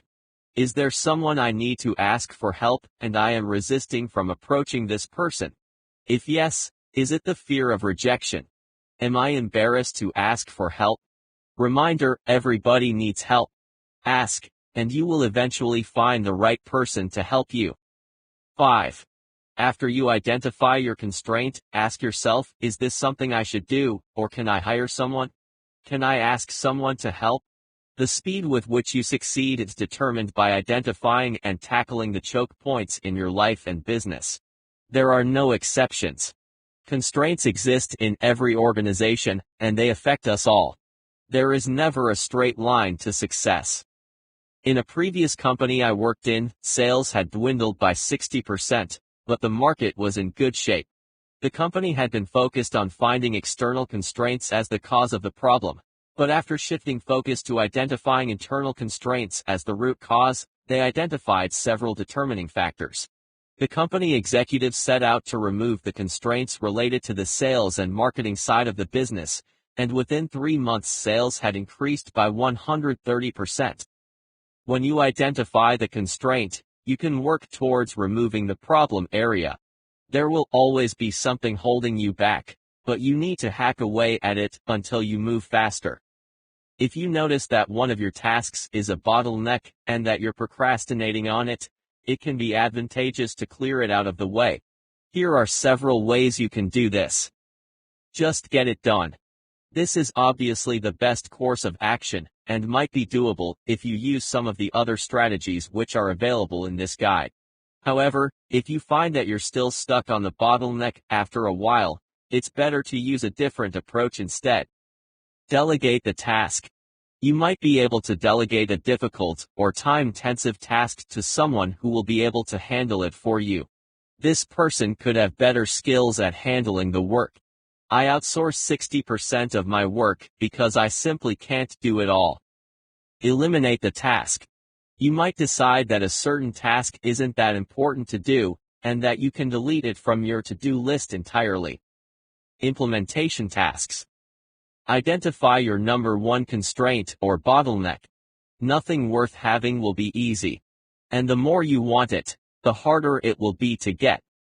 What obstacles are holding you back from achieving your dream? Is it a lack of time, inattentive focus, or a disorganized work structure? Eventually, you will identify the obstacles that are in your way, and by recognizing your constraints, you can work towards removing them for improved productivity, efficiency, and better workflow. What matters is this: being fearless of failure arms you to break the rules. In doing so, you may change the culture and just possibly for a moment, change life itself. Malcolm McLaren. Step 15. Begin with one small action. If you can't fly, then run. If you can't run, then walk. If you can't walk, then crawl. But whatever you do, you have to keep moving forward. Martin Luther King Jr. Small actions compounded over time lead to big wins. One reason you allow procrastination to take over is your fixation on the big win that requires lots of work and a dedicated time block. It could take weeks or months to finish an extensive project, but when you count the small wins, it builds momentum faster. Start with small steps and build momentum. Soon, your consistent actions will reveal what you can accomplish when you take small steps consistently. You want to lose weight? Don't go cold turkey on junk food. Stop eating at fast food restaurants and avoid all-you-can-eat restaurants all in the same week. Gradually, cut back and take small actions, instead of the one massive "I will do it all this week" approach. Habits form after months of practice until they become routine. You want to get into the best shape of your life? Start by doing some simple exercises at home. Start with 5 push-ups. Add one more push-up each day for 30 days. Now you're doing over 35 push-ups in a single session. Writing a book or starting a blog to expand your reach? Begin with 1 page. The first sentence. Sit down at the computer. Type in the first word. You can always chunk the process down to the absolute tiniest step imaginable. I have had to do this with bigger projects that I built a heavy resistance to. The stronger the resistance, the smaller the action step is needed to overcome the inertia. Sometimes it was something as simple as typing a search term into Google. Constantly ask yourself, what is the next immediate step I can take to keep moving forward? Then, take that step. Whatever it takes to hit your big goal, you can always begin with the absolute minimum step necessary. You want to save $2,000 this year? Start by putting away $3 a day. You want to learn a language? Learn 5 extra words a day. I learned to speak conversational Japanese in 5 years. I hadn't mastered the language at this point, but I was able to make significant strides that most non-native speakers struggled with. I started with a list of basic words when I arrived. Every week, I would add 20 to 30 words to my vocabulary by learning 5 words a day. From that, I could form simple sentences.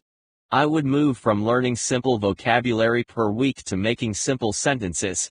Over time, this developed the skill of fluency. But it always begins with taking consistent action daily. Keep a journal of your small wins. Every day you can make a note of the small tasks you completed. Imagine where you'll be 1 month, 3 months, and 1 year later. But always stay fixed on the smallest task. Breaking it down into bite-sized chunks is manageable. People get stuck when they try to do too much too soon. This leads to multitasking, and multitasking leads to zero progress made. Your goal is progress, and not perfection. A new home is built by laying one brick at a time. A car is put together one part at a time. Everything, no matter how complex, begins with that one small piece of the machine being built. One day at a time. One step at a time. Do the hard things in stages. This is the way you trained your brain to procrastinate in the first place. Whatever you want to do this year, it is possible, but you need to avoid the hard-line approach that it must be all done today. Gradual progress over an extended period is far better than massive progress in a short amount of time and burning yourself out. Every outstanding achievement in your life will result from taking these small and incremental steps over the days, months, and years to come. This is what instant success really is. Small actions taken consistently over many years. The time to start is today. You don't have to wait for everything to be perfect before you start. What is your goal for this year? What do you really want more than anything? Implementation task. Here are 4 simple steps you can take right now. 1. Write down your number 1 goal for this year. If this is overwhelming, what is your goal for the next 30 days? You want to take intentional action towards this goal, even if it is an action that takes you less than 2 minutes to do. 2. For the next 5 minutes, make a list of all the small, manageable action steps related to this goal. Write everything down. Is it an email you have to send or an app you have to download? Is it a chapter in a book you should read? 3. Build up your momentum over the weeks and months ahead. Looking back 6 months from now, you'll feel like a mountaineer, looking down from the mountain you have just ascended. One step at a time. 4. Now, take the simplest step possible on your list. Do this task right now. The best way to stop a bad habit is to never begin it. J.C. Penney. Step 16. Adopt the 80-20 principle. Think of your priorities not in terms of what activities you do, but when you do them. Timing is everything. Dan Millman. The 80-20 principle was first introduced by the Italian economist Vilfredo Pareto. To put it simply, the 80-20 principle states, 80% of your results often come from 20% of your efforts. For filtering out tasks we must do, the law of 80-20 is critical. Think about the time you have in one day: 24 hours. That is 8 hours for sleeping, 1 hour for eating, and 8 to 10 hours for work. You might have about 4 to 5 hours of relaxation and relationship building. How many of your time commitments are in 80-20? Speaking from experience, I spent years struggling with the 80-20 principle. Too many projects, loads of checklists and to-do lists, and everything that blinked or beeped pulled my attention in another direction. But the problem was identified by my business partner, who noticed the habits I engaged in comprised mostly reactive urgencies. I was always looking to respond to an email as soon as it came through. I'd jump onto a phone call as soon as someone needed it. I favored the easy and quick win, even if it meant ignoring work that mattered. When you do what is easy and ignore the difficult tasks, It leads to a pattern of procrastination as you wire your brain to respond to urgency. As it turns out, procrastination is my Achilles heel, and until I could recognize it as the one thing holding me back, I continued to repeat this self-defeating cycle. As the 80/20 rule implies, your workflow, the tasks you pay attention to, should be focused on creating 80% of your results. To break this down, only a small amount of your tasks will produce a tangible result. When you are sorting out the tasks that bring you the most enjoyment, the greatest success, the highest achievements, the activities that push you to become your best and push past limitations, stay focused on the 20% of tasks that deliver 80% of your results. No matter how hard you work, it's not about the volume of hours, it is about the quality of the work you perform. The easy things we default towards when we resist the hard things are about falling into your 80% of wasted time. 80/20 is a measurement of extraordinary results produced through 20% of your actions. For example, 20% of students will score higher than 80% of the class. 20% of your daily habits make up 80% of your core outcomes. 80% of your income as an entrepreneur will come from 20% of your products. 20% of the people in your life bring 80% of happiness and fulfillment. 20% of the time spent planning your action tasks result in 80% of your results. 20% of the time spent on critical tasks results in 80% of the positive results or completed goals. If you start your day working on simple tasks, you will wire the habit of always starting and working on low-value tasks. By default, this will become your habit. 80/20 keeps you fixed on the hard thing that must be done now. Start each day working on your number one priority. Do it in the first 30 minutes of the day. When you have big dreams, your efforts must be drilled down to the very best ways to spend your time. Your 20% of the day will create 80% of best results. First, take a sheet of paper or notebook and write down your number one goal. Your goal probably has various steps or tasks needed to achieve it. Write down the first 5 steps you can think of, then ask yourself, if I could only accomplish one goal on that list today, which goal would have the greatest impact on results? Now, write down the second most important goal, take that goal and write it out at the top of another page.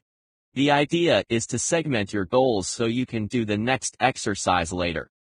What you'll discover is, after you complete this exercise, you will have determined the top 20% of your goals that will help you to perform at your best and achieve your dreams faster with less stress and fatigue.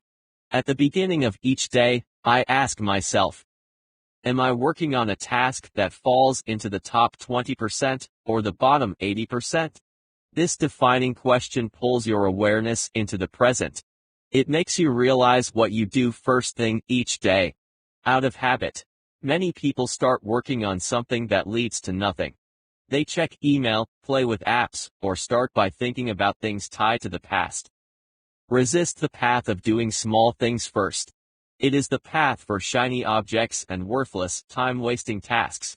If you waste 30 minutes a day doing meaningless work or checking social media when you get the urge, that amounts to 2.5 hours a week, 10 hours a month, and 120 hours a year. That is 5 days spent on bottom-level tasks. And that is just 30 minutes spent on this. How about 2 to 3 hours a day? The 80/20 principle is more than a productivity tool for efficiency. It will save you 1,000 hours each year. Imagine if you are living the last day of your life and someone asked, would you like to have 1,000 extra hours to live? What would you say? Hell yes, I'll take that. You have time. Every moment of the day is yours. Work on tasks that fill you with confidence. Do the hard things first, the ones that make you feel great. Take control of this discipline and, within a few weeks, you will have adapted the 80/20 principle. You will overcome procrastination the moment you take control of the sequence of tasks that matter most, your 20%, and you gradually do less of the 80% of time and energy wasters. Implementation task. Track the tasks you work on. Ask yourself, is this a 20% or 80% activity? Draw two circles on paper, and in the 20% circle identify your top 3 actions. Is it meditation, writing, or creating a product for your business? In the 80% circle, identify the tasks that are low-value priority. This could be email, playing with your phone, or watching TV in the middle of the workday. Now that you can identify the hardwired tasks you do by default, make a shift to working on your 20%. Commit to spending most of your time in the 20% circle, focusing on what makes 80% of your impact. You may have a fresh start any moment you choose, for this thing that we call failure is not the falling down, but the staying down. Mary Pickford. Step 17. Schedule a 1-hour weekly review session. Until you value yourself, you will not value your time. Until you value your time, you will not do anything with it. M. Scott Peck, author of The Road Less Traveled. Poor planning will always result in a poor return on your efforts. If you fail to plan, you plan to fail. All the technology, apps and daily planners we now have at our disposal mean nothing when you fail to schedule your week ahead of time. The planning habit is the one weekly action you should always build into your system. In this book, we discussed having a process for doing the hard things.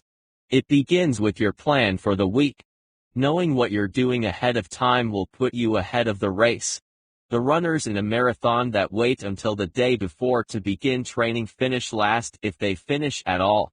As we discussed, blocking in time for doing your hard things at the start of each day requires you to block in 1 hour a week to plan your week. I've found through trial and error that Sunday afternoon or Friday evening is best for this. If you work a Monday to Friday schedule, you can plug in the weekly planning session at the end of the workday on Friday while things are still fresh, or on Sunday just before you start again. The other option is to carry out a weekly review on Friday, and then set up your plan for that week on Sunday. A weekly schedule is critical for 3 reasons. It makes you aware of the distractions. If you know what you should work on when a distraction finds its way into your workflow, you can recognize it as a time thief and pull back to your priority task. Eliminates overwhelm. This condition happens when you get derailed on doing too many tasks, leading to multitasking and losing time and focus on low priority tasks. Overwhelm will happen less frequently when you plan ahead. If you do experience overwhelm, it's because you're usually doing something that doesn't need your attention. Schedule your fun stuff. I had a habit of watching television at random times throughout the day. TV for me is a time waster because it isn't critical to my workflow and certainly has nothing to do with defeating procrastination. In fact, watching TV has always been a major contributor to delay tasks I don't want to do. You can watch TV for hours and think of nothing else when passively focusing on a show, but I enjoy watching movies. I'm not suggesting you must give up watching The Office or God if that is what you're into, but like most passive forms of entertainment, be intentional with your rewards. When planning your week, there are 3 things that add to the quality of your life. These are your 3 non-negotiables. Time with family. Relationships matter more than anything. These can be difficult to plan because everyone has a schedule that probably doesn't always coincide with yours. So, when I'm not working, I take family and friends time when I can get it. Exercising and health. Build an exercise routine into your weekly schedule. All work and no exercise are unhealthy for several reasons. Exercise releases brain chemicals that make us happy and stimulate brain function. Meditation is powerful for this too. I recommend 30 minutes of exercise minimum and 15 to 30 min of meditation. If your time is tight during the day, you can alternate these 2, as I usually do. At the minimum, if I don't exercise, I'll do a 15-minute bike ride, regular walking sessions, or 15-minute stretching. Sleep is the 3rd absolute must-do. Jeff Bezos says he gets 8 hours a night. Elon Musk gets 7 hours, and is an early riser. As research has proven, if you are getting less than 6 hours sleep, you could shorten your lifespan by 20 years. You will be less focused and have a greater chance of developing with brain fog, a side effect of lack of sleep. Start winding down at least 1 hour before bed. Turn off your devices and your TV. A bad habit is watching TV right up until you crawl into bed. The mindset you go to sleep with is the mindset you will wake up with. You will be less likely to procrastinate with a higher level of focus. I spend 30 minutes winding down with quiet reflection time reading and reviewing my plan for the next day. To break this down, it is about generating energy. Your brain and body need rest and relaxation to recharge energy. If you feed into bad habits that erode this energy, you will fail to finish important tasks. You will be drained by noon and lethargy will settle in.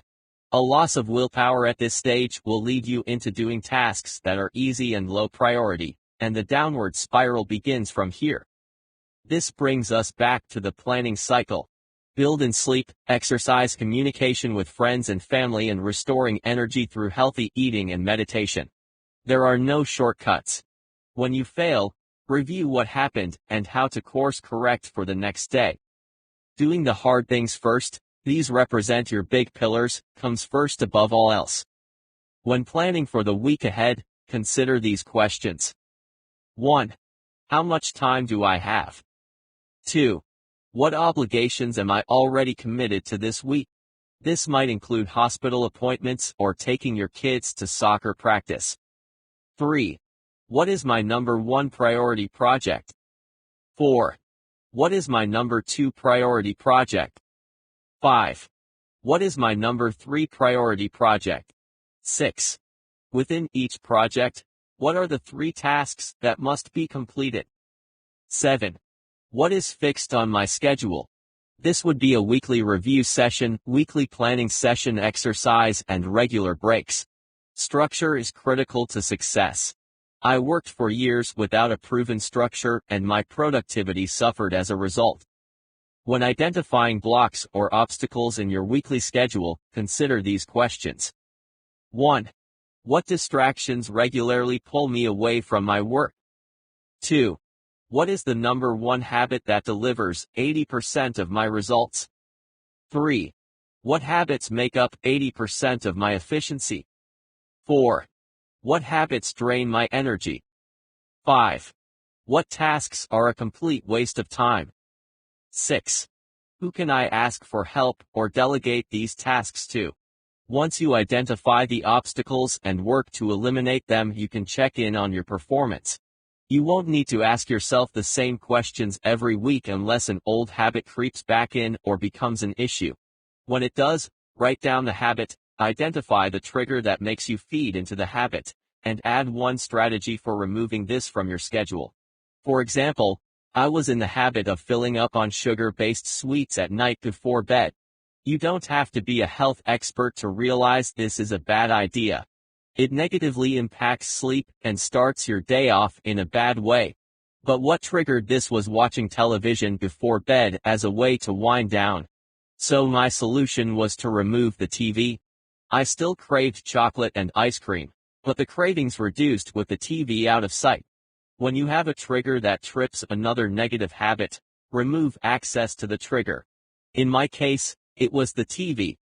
Some people are triggered by social media surfing.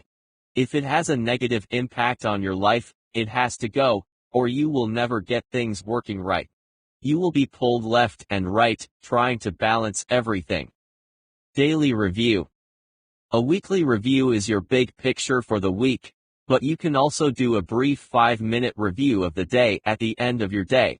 Review your task list and the top 3 things that are top priority. There should be only 3 and no more. When I made a long checklist of random things to work on, I always failed at getting past the 3rd task.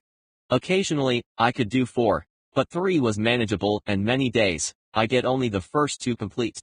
Ask yourself, what project am I delaying right now? Why am I delaying this?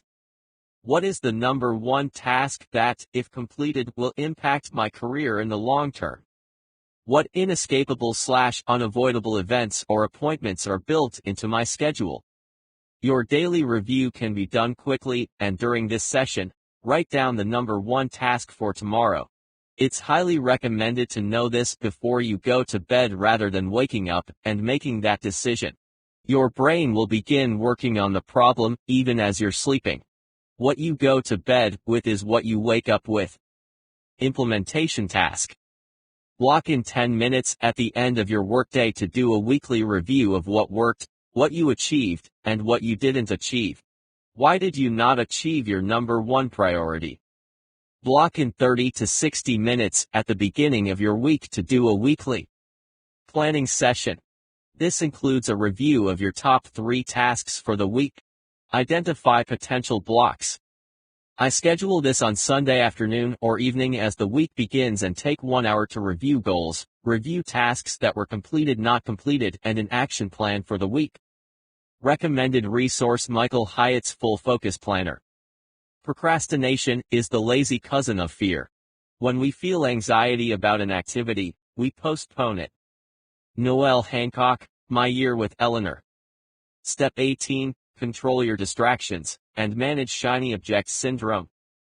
Lack of direction, not lack of time, is the problem. We all have 24-hour days. Zig Ziglar. You are in a constant struggle to maintain control of your mind. 1 minute, you are working on your number one priority. The next minute, you are watching a cat video. And you don't even like cats. In the beginning, when I became aware of my addiction to distraction, I created a habit to mark down how often I had a thought to go do something else. To give you an example, I'm writing an article for this week's newsletter. It has to be done end of day because I send it out every Tuesday. It normally takes 2 to 3 hours to write this article, but before I started tracking my distractions, one article took me 3 days to complete. 3 days. Why? Attention disorder. Another term to describe this is monkey mind. It is a Buddhist term meaning unsettled, restless, capricious, whimsical, fanciful, inconstant, confused, indecisive, and uncontrollable. In other words, a monkey mind is highly prone to becoming distracted by anything and everything. I call this chasing rabbit trails. It's also a symptom of shiny object syndrome, SOS. Shiny object syndrome trains your mind to seek out a shiny object that distracts your attention. This could be a course, information, another book, or a social media ad. Meanwhile, as you pursue these things, you leave behind a trail of broken objects, aka unfinished tasks. As we looked at earlier, completing your open loops must be your priority. You have to finish it. If it's an ongoing project, you must complete the one task within that project. But what do I do if I suddenly catch myself running down another path? You stop. Take a step back. Breath. Task switching wears you down fast. Can you imagine what you'll accomplish with 1 hour of focused work on a specific task for the next 30 days? I can tell you what would happen. You'd finish that one thing you're focused on. There is no great mystery to unlock here. Most of your issues with procrastination stem from the impulse to run in a different direction to the course you should be taking. You're always in pursuit of the next best thing. You jump from idea to idea without clarity on what you need or want. You end up wasting time, money, and resources. Eventually, shiny object syndrome, SOS, wears you down. The only thing worse than not having the right information or tools for the job is having too much information and too many tools. When you show up to build a house, you don't need 5 different hammers.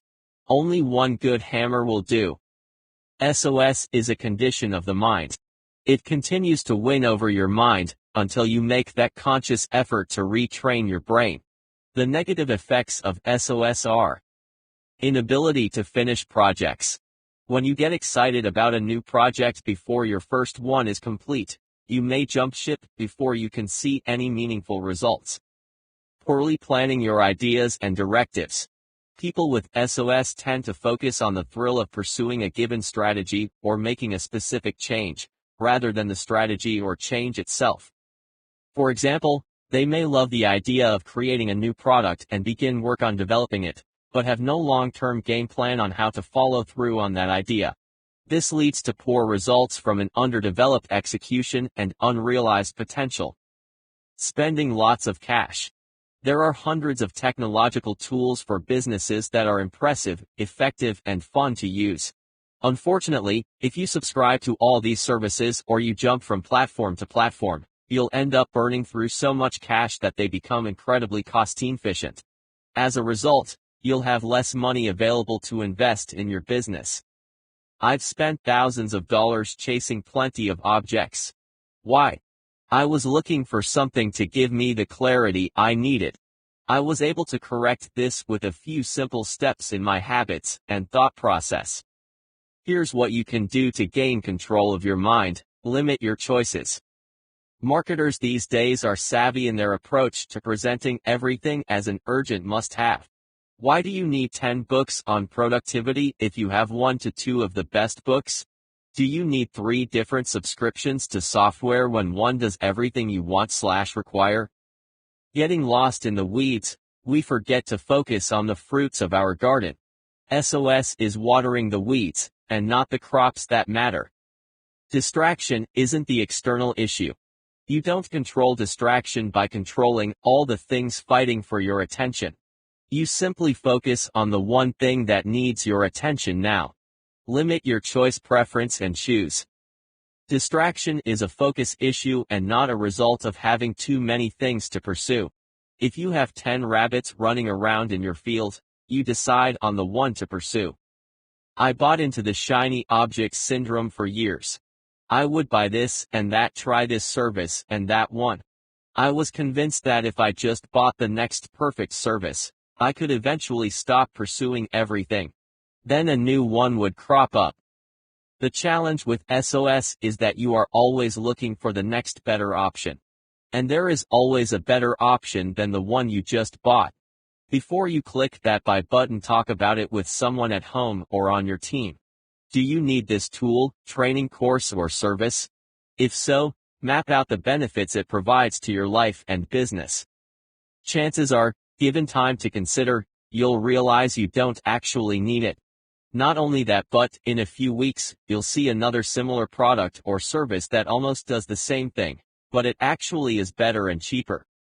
Don't believe them when they say, you have 10 minutes to grab this at 30% off. It's a marketing tactic, and it works. But if you dial into the same service or product next week, guess what? You'll hear the same story. Compare the products on offer. When I shop on Amazon, I compare prices to this and that. After comparing prices, I can usually find it for cheaper. Impulsive shopping could cost you hundreds or thousands of dollars a year. Work on one thing at a time. If you are immersed in one project now, you don't need something else that is out of alignment with what you are presently focused on. I know what it's like to be ambitious and biting off more than I can chew. Finish your project, and if you decide later this shiny thing is the best tool or option, grab it. Chances are, by the time you have completed your one thing, you will have forgotten all about it. Review your goals. Check your goals for the month and the quarter. If you don't have your goals written down, check out my book, Empower Your Big Goals, and work on this. Reviewing your goals will bring everything into alignment. If the shiny object isn't related to what you're working on right now, leave it alone. This is where many people fail. But I can get it now and use it later. You probably won't use it later, and anyway, won't it be available in 3 months when you need it? Probably. It can wait, and so can you. The bottom line is shiny object syndrome leads to distraction procrastination. It deepens your procrastination habit, and we want to unwind it, not strengthen it. Once you recognize this condition, you can correct it. I didn't realize I had SOS until I looked at all the stuff I'd bought and the courses I signed up for. Once I woke up to my SOS, it changed everything. Before I begin the chase, I do this. Stop. Don't do anything. Think about it. Argue the pros and cons with someone you trust. Stay as you are for 24 hours. Revisit the decision discussion in 48 hours. Complete what I'm doing first. I call this the static method. When you find yourself overwhelmed with too many choices or confusion is making it difficult to concentrate, remember the static steps and slow it down. Don't make any impulsive decisions. Stop and think it through. If you feel rushed or you experience a rush from buying into something you're not 100% on, do nothing. Wait. Breathe. Take your time. Massive action doesn't mean jumping at everything you see. You'll be able to serve your business and sanity by giving up pursuing those shiny objects. In 48 hours, you could feel completely different and glad you had taken the time to reflect. Less is always more. You want the most efficient and cost-effective tools and services, not a massive abundance of various tools all doing the similar function. Implementation task. Now that you know what SOS is and how to manage the syndrome, build awareness into the temptation to pursue it. Use the static strategy. Sit on ideas before launching them. Before you begin work on the new project that's going to change everything, take a moment. Wait until tomorrow. Delay the impulse to buy or start something new. Finish building your bridge. There is a saying about half-built bridges. You can't reach the other side. This is true for your goals and workflow. Imagine a company that builds products, and instead of finishing one and launching it, they start building a new product. Nothing gets completed, and that company goes bankrupt. Finish what you're doing. Work on one thing at a time. Complete the project before moving to the next. Reduce your research time. Stop looking for new things. If you have the information you need, why get more? If you have the course or book or manual to do your work, do you need more? Probably not. Shiny objects give us a sense of euphoria in getting something new. It's like buying a new car. And after a few weeks you're looking to trade it in for a better model. Stick with what you have. And the day came when the risk to remain tight in a bud was more painful than the risk it took to blossom. On Isnin. Step 19. Create future commitment devices. Begin to free yourself at once by doing all that is possible with the means you have, and as you proceed in this spirit the way will open for you. To do more. Robert Collier. Psychologists have coined the phrase commitment device to describe an action or choice you make in the present to achieve a result in the future. Procrastination is such an elusive and cunning behavior of the mind that we need to prepare ourselves ahead of the behavior we want to overthrow. Remember earlier we discussed the future and present self, and that the future self prefers long-term plans, but present self wants immediate gratification. In order to succeed, you must build a fortress around your habits that matter, and protect your behavior at all costs. How does a commitment device help us achieve long-term future goals and end procrastination? By eliminating the path of least resistance. Procrastination is always at risk of taking over when choices have to be made. If you eliminate the necessity of decision-making and automate your habits ahead of time, you can predict a positive outcome long-term. The goal is to reduce the odds of procrastination occurring by locking in future behavior, as James Clear states in his best-selling book Atomic Habits. For example, I had to stop flipping my phone on and checking Facebook. My solution, I deleted the app. When I wanted to save money, I set up an automatic plan to take 15% from my paycheck every month. When I had to stop playing video games so I could get more writing done and stay focused, I sold my video games and the PlayStation. It was hard, but it worked. If I hadn't, I'd be great at Call of Duty, but still stuck in my job and be dreaming of writing books. The historically famous Chinese military general Han Xin is well remembered for his warfare tactics that won his army's victory in many battles. He would position the men with their backs to the river, so they had no choice but to attack the enemy head-on. When Hernan Cortés arrived in the New World, he burned his ships in the harbor as his men were pushed to take the island. Or die. Now, that is a commitment device. Now, you might not be burning ships or taking charge of an army, but you have to take charge of your life.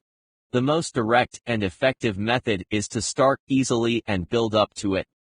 It comes down to this: how badly do you want to change, And what can you do today to reduce the chances of decision fatigue and procrastinations tomorrow? The day will come when you don't want to put aside money for your retirement because you'd rather take a vacation.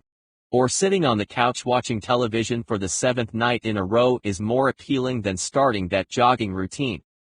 The challenge comes from starting the habit.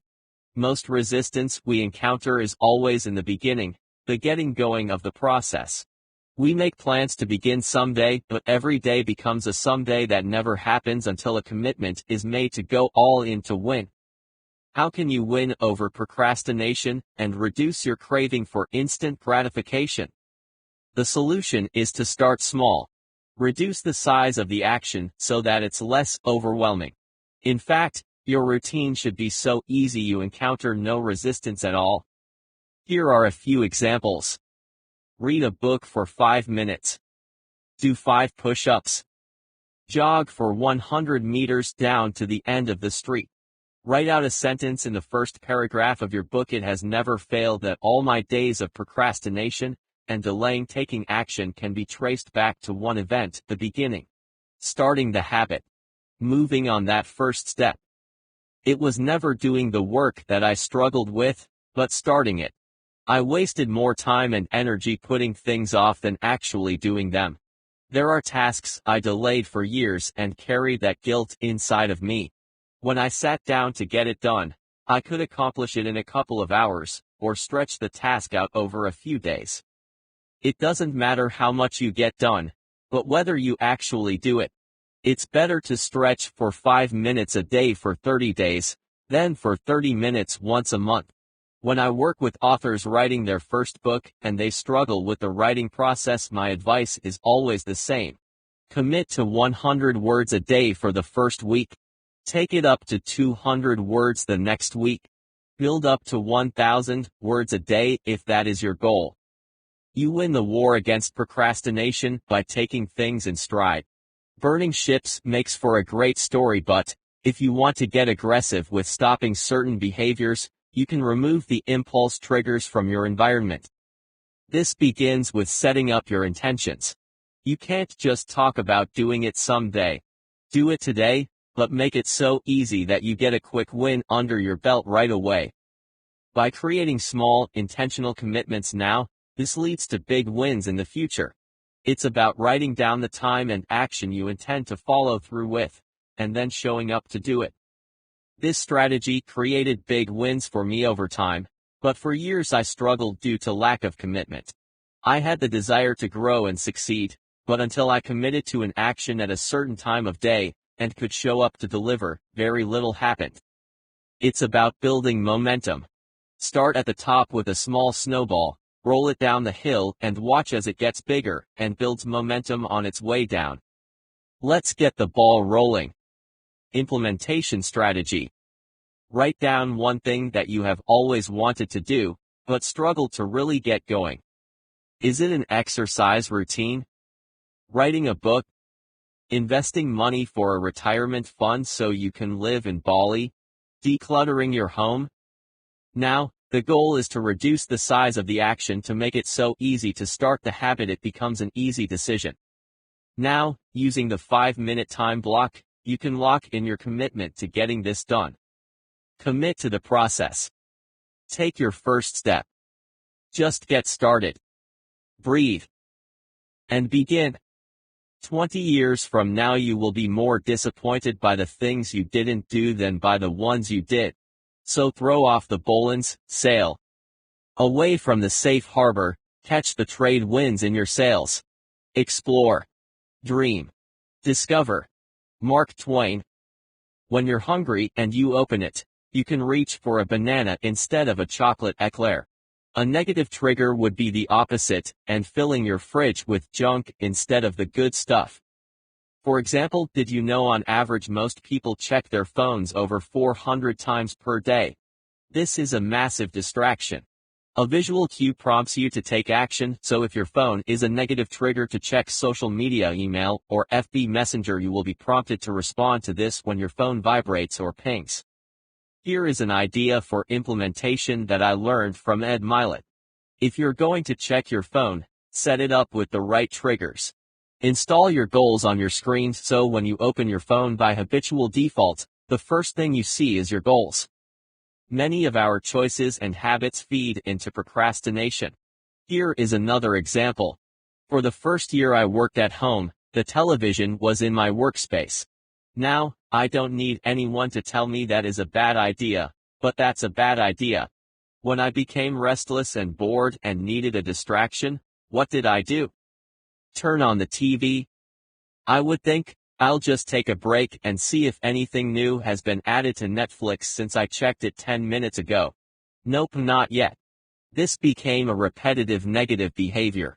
Anything that is distracting you from doing the important work is a negative trigger. Binging entertainment apps, eating junk food, or engaging in a negative conversation. My solution: I tried unplugging the TV so it was harder to turn on. I would hide the remote. It all failed. My urge to be distracted and procrastinate was powerful. So, I did the only thing I could: I got rid of the TV. Gone. I walked it up to the second-hand store and sold it for $100. Since then, productivity and focus are better than ever. I still find ways to procrastinate, but if you identify the trigger, that is the key to removing it. In most cases, it could be a tweak to your notifications or removing an app altogether. The key is to fill your environment with as many visual cues as possible. Tack your goals to your workspace wall. Write down positivity quotes. Keep your schedule on your desk and in sight at all times. Get serious about defeating procrastination instead of being defeated by it.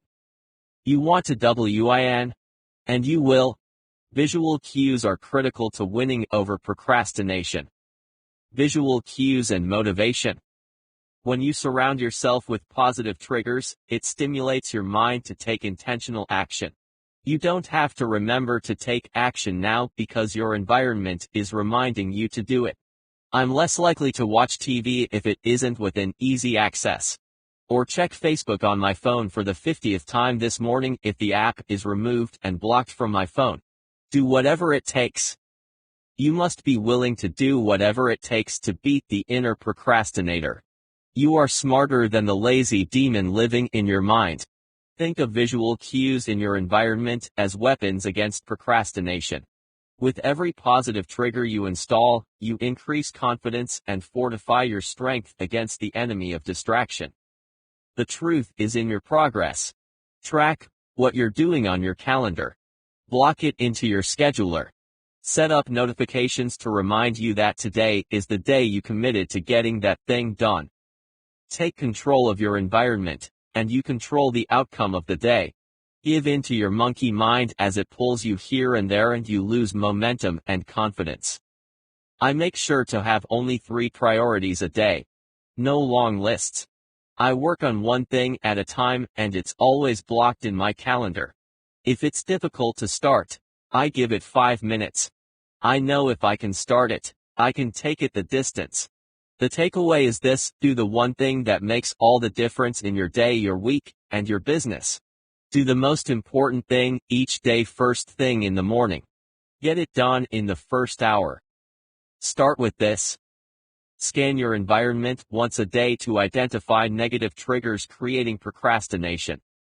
Scan your digital content several times a day to delete or move files causing procrastination and distraction. Use motivational nudges. Motivational nudges are small modifications that you can make to your environment in order to get your work done in the amount of time you have allocated to it. This is a powerful strategy for focus. If your goal is to take a trip around the world, or to Disneyland, consider putting a picture of your dream trip on your desktop. Print out this picture and stick it on the wall. This will give you a motivational boost when you need to start working. When I start writing a new book, I always have the cover created first. I post it everywhere within my focused environment so when I show up to write, I know what my target is. When the urge to procrastinate creeps in, it's the cover that keeps things moving. This is my small motivational nudge. Implementation task.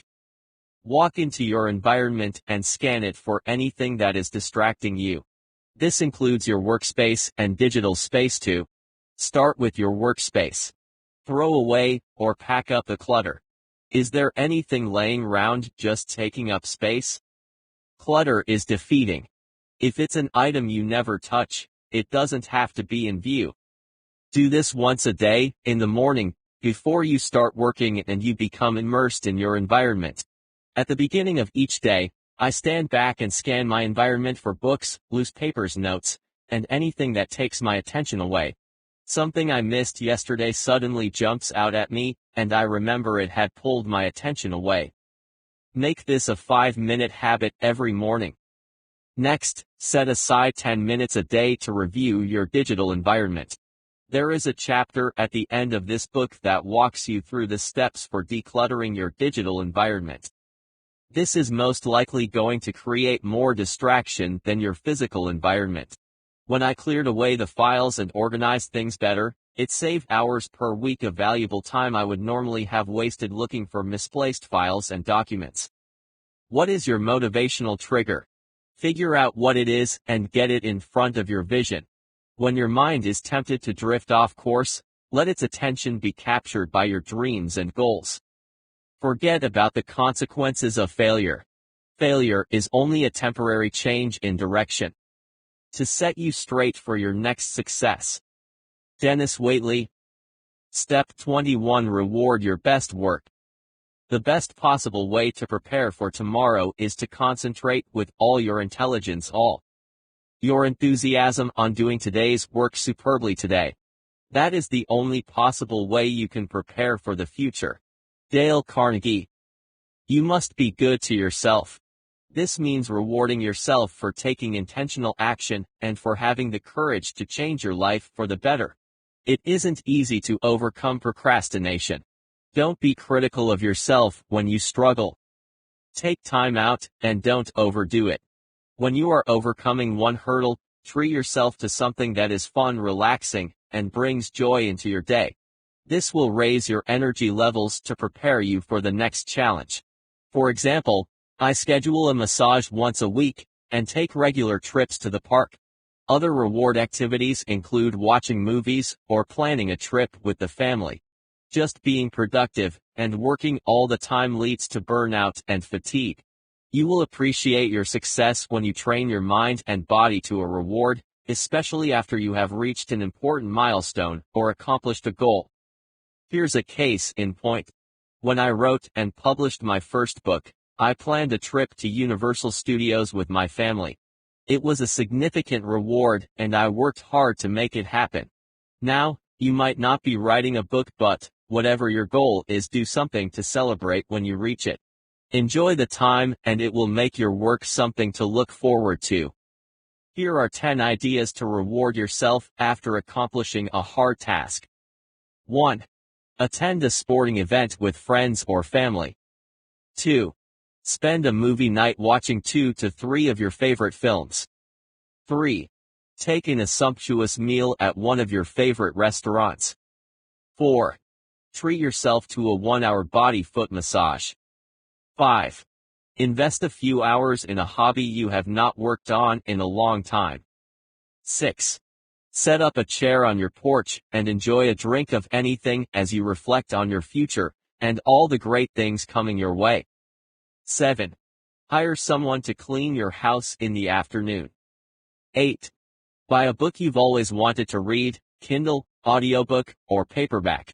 Spend 1 to 2 hours reading. 9. Try something you have always wanted to do: scuba diving, horseback riding, or mountain trekking. 10. Take a day off and go for a long bike ride. This list is for reference only. You can decide the rewards that best serve you. The level of the reward is up to you. You can spend time doing something and it costs you nothing, or you could buy something that's been on your wish list for ages. What matters is the positive emotional experience you receive by putting in the work and then celebrating afterwards. When you crave that dopamine hit after putting in hard work and successfully accomplishing a task, or putting in the hour you committed to give yourself a reward. Whatever makes you feel good. This motivates your brain to try it again. Your reward gives you a dopamine hit that signals your brain saying, "I want more of this." What do I have to do to get it? Implementation task. Small wins matter. Rack up small wins every week and reward your victories. If you wait for the day when you hit that big milestone, you might give up before you reach it. Rewarding yourself along the way also shortens the distance to the reward. For a complete resource on over 150 ways to reward yourself, check out this article at Develop Good Habits by habit expert S.J. Scott. Hard working is what gets the job done. You just see that year after year. The students who thrive are not necessarily the ones who come in with the perfect scores. It's the ones who love what they're doing and go at it vigorously. Dr. Carol S. Dweck, author of Mindset, Changing the Way You Think to Fulfill Your Potential. Step 22. Employ the Premack Principle and Temptation Bundling. Often we are caught in a mental trap of seeing enormously successful people and thinking they are where they are because they have some special gift. Yet a closer look shows that the greatest gift that extraordinarily successful people have over the average person is their ability to get themselves to take action. Anthony Robbins, best-selling author of Awaken the Giant Within. In the previous chapter, we discussed ideas for rewarding yourself for putting in the hard work. But what about those days when you don't feel like it? We both know there are many of those I don't want to do it now days. No matter how many ways you try to force yourself to do it, when willpower is on the defense and your task avoidance systems are triggered, it's going to be really hard to get any kind of undesirable task done. This, of course, leads to reinforcing your procrastination behavior. There is a principle that I have employed over the past few years to reinforce the behavior of doing things I don't really want to do. This is known as the Premack Principle, based on the research and study of David Premack, a principle that emerged from the study of Cebus monkeys. The Premack Principle suggests that if you want to perform a certain activity, you will perform a less desirable activity to get at the activity you really want. That is to say, the activity itself becomes the reinforcer. For instance, even if you don't want to clean the garage, and who really does, you'll do it if it means enjoying your favorite drink afterwards. It's rewarding an activity you prefer not to do with an activity you want to do. The principle states that more probable behaviors will reinforce fewer probable behaviors. Here are a few examples. If you cut the grass, you'll get to eat the whole lemon pie. Parents and teachers use this strategy every day to motivate kids to take action. But adults need this too. The longer you have been practicing task avoidance means you are conditioned to a certain behavior response. Taking action is easier when you have the energy and mojo to just do it. It's hard to motivate yourself when it's the end of the day, and you must get that report done. Or you haven't worked out all week and your body is pulling you towards the gym, but the mind is resisting and would rather watch a movie. This leads into temptation bundling, reinforcing the behavior of taking action when you are resisting to do certain activities with the promise that you can do the activity you really want. Temptation bundling, coined by Catherine Milkman, assistant professor at Wharton University of Penn, is the act of taking two activities and combining them together at the same time. But the hitch is one activity you should be doing, but have a strong tendency to procrastinate on folding laundry. The other activity is one you enjoy doing, but probably isn't the most productive use of your time listening to your favorite Harry Potter book on audio. Here are 7 examples of temptation bundling. Listening to your favorite audiobook while walking the dog or working out. Taking a walk in the park while talking with your business client on the phone. Cleaning up your inbox while listening to an online training course. Watching Netflix while folding or ironing your clothes. This approach feeds your need to do things that are important, but not immediately critical. Temptation bundling is powerful as it seeks to eliminate instant gratification. The strategy is derived from the idea that, by doing what needs to be done first, you will be able to do the thing you desire to do. This can work extremely well to end procrastination, boost willpower, and condition your habits to take immediate action that breaks your resistance to doing hard things. The key idea here is that temptation bundling lets you enjoy the short-term benefits and instant gratification from doing your fun stuff, whilst building good habits along the way. By combining something you enjoy doing with something you know you should do, but usually avoid or delay, you make it easier to take intentional action on habits with long-term benefits. Implementation task. By implementing the Premack principle and Catherine Milkman's temptation bundling principle, you can get more done in the same amount of time without feeling guilty or rushed for time. Here are 3 ideas to combine your own activities and get the most out of your day. Work through your taxes while listening to your favorite motivational speaker on YouTube. Playing a movie in the background while filling out an application form or writing a report. Note, this depends on the level of concentration needed, as your inner procrastinator might favor the movie and stop everything else altogether. If you want to spend more time with your family or friends, you can include the specific person you'd like to spend more time with in an activity you both enjoy. For example, if you both enjoy playing the same game or eating at the same restaurant. Implementation task. Creating personal temptation bundles. Here is what you do. Take a piece of paper and draw a line down the center. You now have 2 columns. On the left side, make a list of activities, tasks, or chores you should do, but regularly brush off as later or someday made never activities. This might include housework, all housework-related chores, office-related work, reports, menial tasks, email or hard work, exercising. Over on the right side, make your list of activities you love to do and make you feel like you're cheating hard work when you do them. Examples include eating those $7 frappuccinos at Starbucks, watching Netflix or sports, listening to audiobooks/courses, or playing golf in the afternoon. Now, take a look at both columns and link up what you should be doing with what you want to do. Now you have a set of activities that is building better habits and helping you achieve your goals. It is impossible to live without failing at something, unless you live so cautiously that you might as well not have lived at all, in which case, you fail by default. J.K. Rowling, The Harry Potter series. We need to think about what we're really procrastinating on, because everyone is procrastinating on something in life. Consider thinking harder on the goals and dreams you're really procrastinating on, before you run out of time. Hal Urban, best-selling author of Choices That Change Lives, 15 Ways to Find More Purpose, Meaning, and Joy. Part 3, Breaking Negative Behavior. I know I gave you a ton of valuable content in this book already. But I also know how elusive procrastination is. 1 minute you're committed to getting something done, and 3 minutes later find yourself working on another thing completely unrelated. When we can change our behavior, we change our habits. And when we change our habits, everything begins to shift. The procrastination habit is a form of negative conditioning when it gets to the stage that it's affecting your health, finances, and mental state. For many people, it's all of these areas. And more. In this bonus section, we will look at 3 areas to help you curb the habit and get a foothold on changing your procrastinating behavior. When in doubt, refer to the steps in Part 2 and take action. Always be working towards improving your life. Breaking your negative conditioning, breaking anxiety and overwhelm, breaking your limiting self-talk. Breaking your negative conditioning.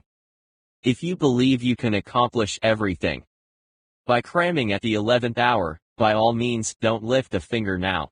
But you may think twice about beginning to build your ark once it has already started raining. Max Brooks. If we break it down, avoiding tackling the hard things is a deep form of negative conditioning. It didn't start out this way, but like any addiction, we begin the habit to escape. It feels good for a while until eventually, the effect wears off. We have to take more of the drug avoidance to achieve the same effect we had last week. Procrastination is a negative addiction, and it is a deceptive enemy. It approaches you as a friend, but later, turns against you. Like the evil clown in Stephen King's story, It, the habit draws you in with a cute balloon but eats you whole when you get closer. It promises escape from doing uncomfortable tasks, but builds you a prison where you must live and suffer. It's the voice in your head that says, "Come with me and I'll show you how to have fun while we put off this hard stuff." You don't need that anyway. I would tell myself, but I work better under pressure. It actually isn't true, but I had to come up with an excuse to make myself feel better for waiting until the last moment. I have seen this habit drive people mad. No matter how much damage it created, they couldn't stop the behavior until they accepted it. If you are not familiar with the 12 steps of Alcoholics Anonymous, the first step applies to any situation that is out of control. Admit, I am powerless over hard things, and that my life has become unmanageable. The key word here is unmanageable. As a chronic procrastinator, I had to get very real with the condition. The excuses I would make eventually lost power. Putting off tasks is a negative learned behavior that has been reinforced through years of practice. Like a habit. You and I were not born this way. It's not a medical condition. We are avoiding what is uncomfortable because of fear of failure. Fear of success. Fear of hard work. I doubt it. Most likely the first two options. If you were lazy, you wouldn't be reading this book. If you avoid doing hard things, it is because you are conditioned to respond negatively to tasks that cause you discomfort. I still can't kick my daily habit of eating chocolate, and it's an effort to track daily expenses. Why? One task is fun, and the other isn't, but the task that I labeled as boring is definitely the more important. When you attach difficulty to the task, your brain puts on the brakes. It begins looking for the easy win, the quick fix, or the easiest path that delivers a dopamine rush. Doing something fun that I get to choose is the best course of action. Here lies the dilemma. The hard work that we avoid could be the path towards our greatest success in life, but we will never know until we do it. You can't predict what choices will bring about the best results. Many of us choose tasks that are easy to succeed at because there is almost a no-fail opportunity. You've done this before, you know what to expect, and taking the easy, fun and predictable path is better than the unknown until we hit a roadblock. There are 3 steps you can take right now to move forward. I recommend you commit to these steps and, when you stumble, shrug it off and move forward again. We get caught up in our attempts to make things perfect, to do it right without fail, and to avoid having to face that failure. Here are the 3 steps. 1. Make a decision. In the present moment. This is your commitment. Make this promise to yourself, to the universe, or to a friend. But decide that from this moment when you hit a wall, you will stop to think about the first immediate step you can take. Decision-making is a powerful moment. When you decide, this is it, this is what I'm doing. It clears the path for everything else. If there is a decision you are sitting on for fear of getting it wrong, decide something. It can be anything, but waiting for the perfect moment leads to prolonged avoidance. Nothing gets done and you lose momentum. 2. Sit in silence. One fear we all have is the moment of silence, when nothing is going on around us. The world is a quiet place. We are surrounded by darkness, and 97% of it is silence. I want you to imagine that for a moment, and when you experience stress, or the weight of so many things to do, and you don't know where to begin, return to your silent place. The world can be a distraction, and so can everything in it when we allow it to be. 3. Identify repetitive negative thoughts. Make a list of the negative beliefs you are teaching your mind. You can discover what they are from the previous exercise by becoming still and listening to your thoughts, which are spinning and telling you horror stories of what to expect. Like a horror scene stuck in continuous replay, your thoughts continue to tell you tragic stories of what will happen if you do this. Imagine running these thoughts through your mind 100 times a day. It sounds ludicrous, but actually, research has revealed that we tell ourselves the same negative thoughts over 1,000 times a week. Identify the negative thoughts stuck on replay.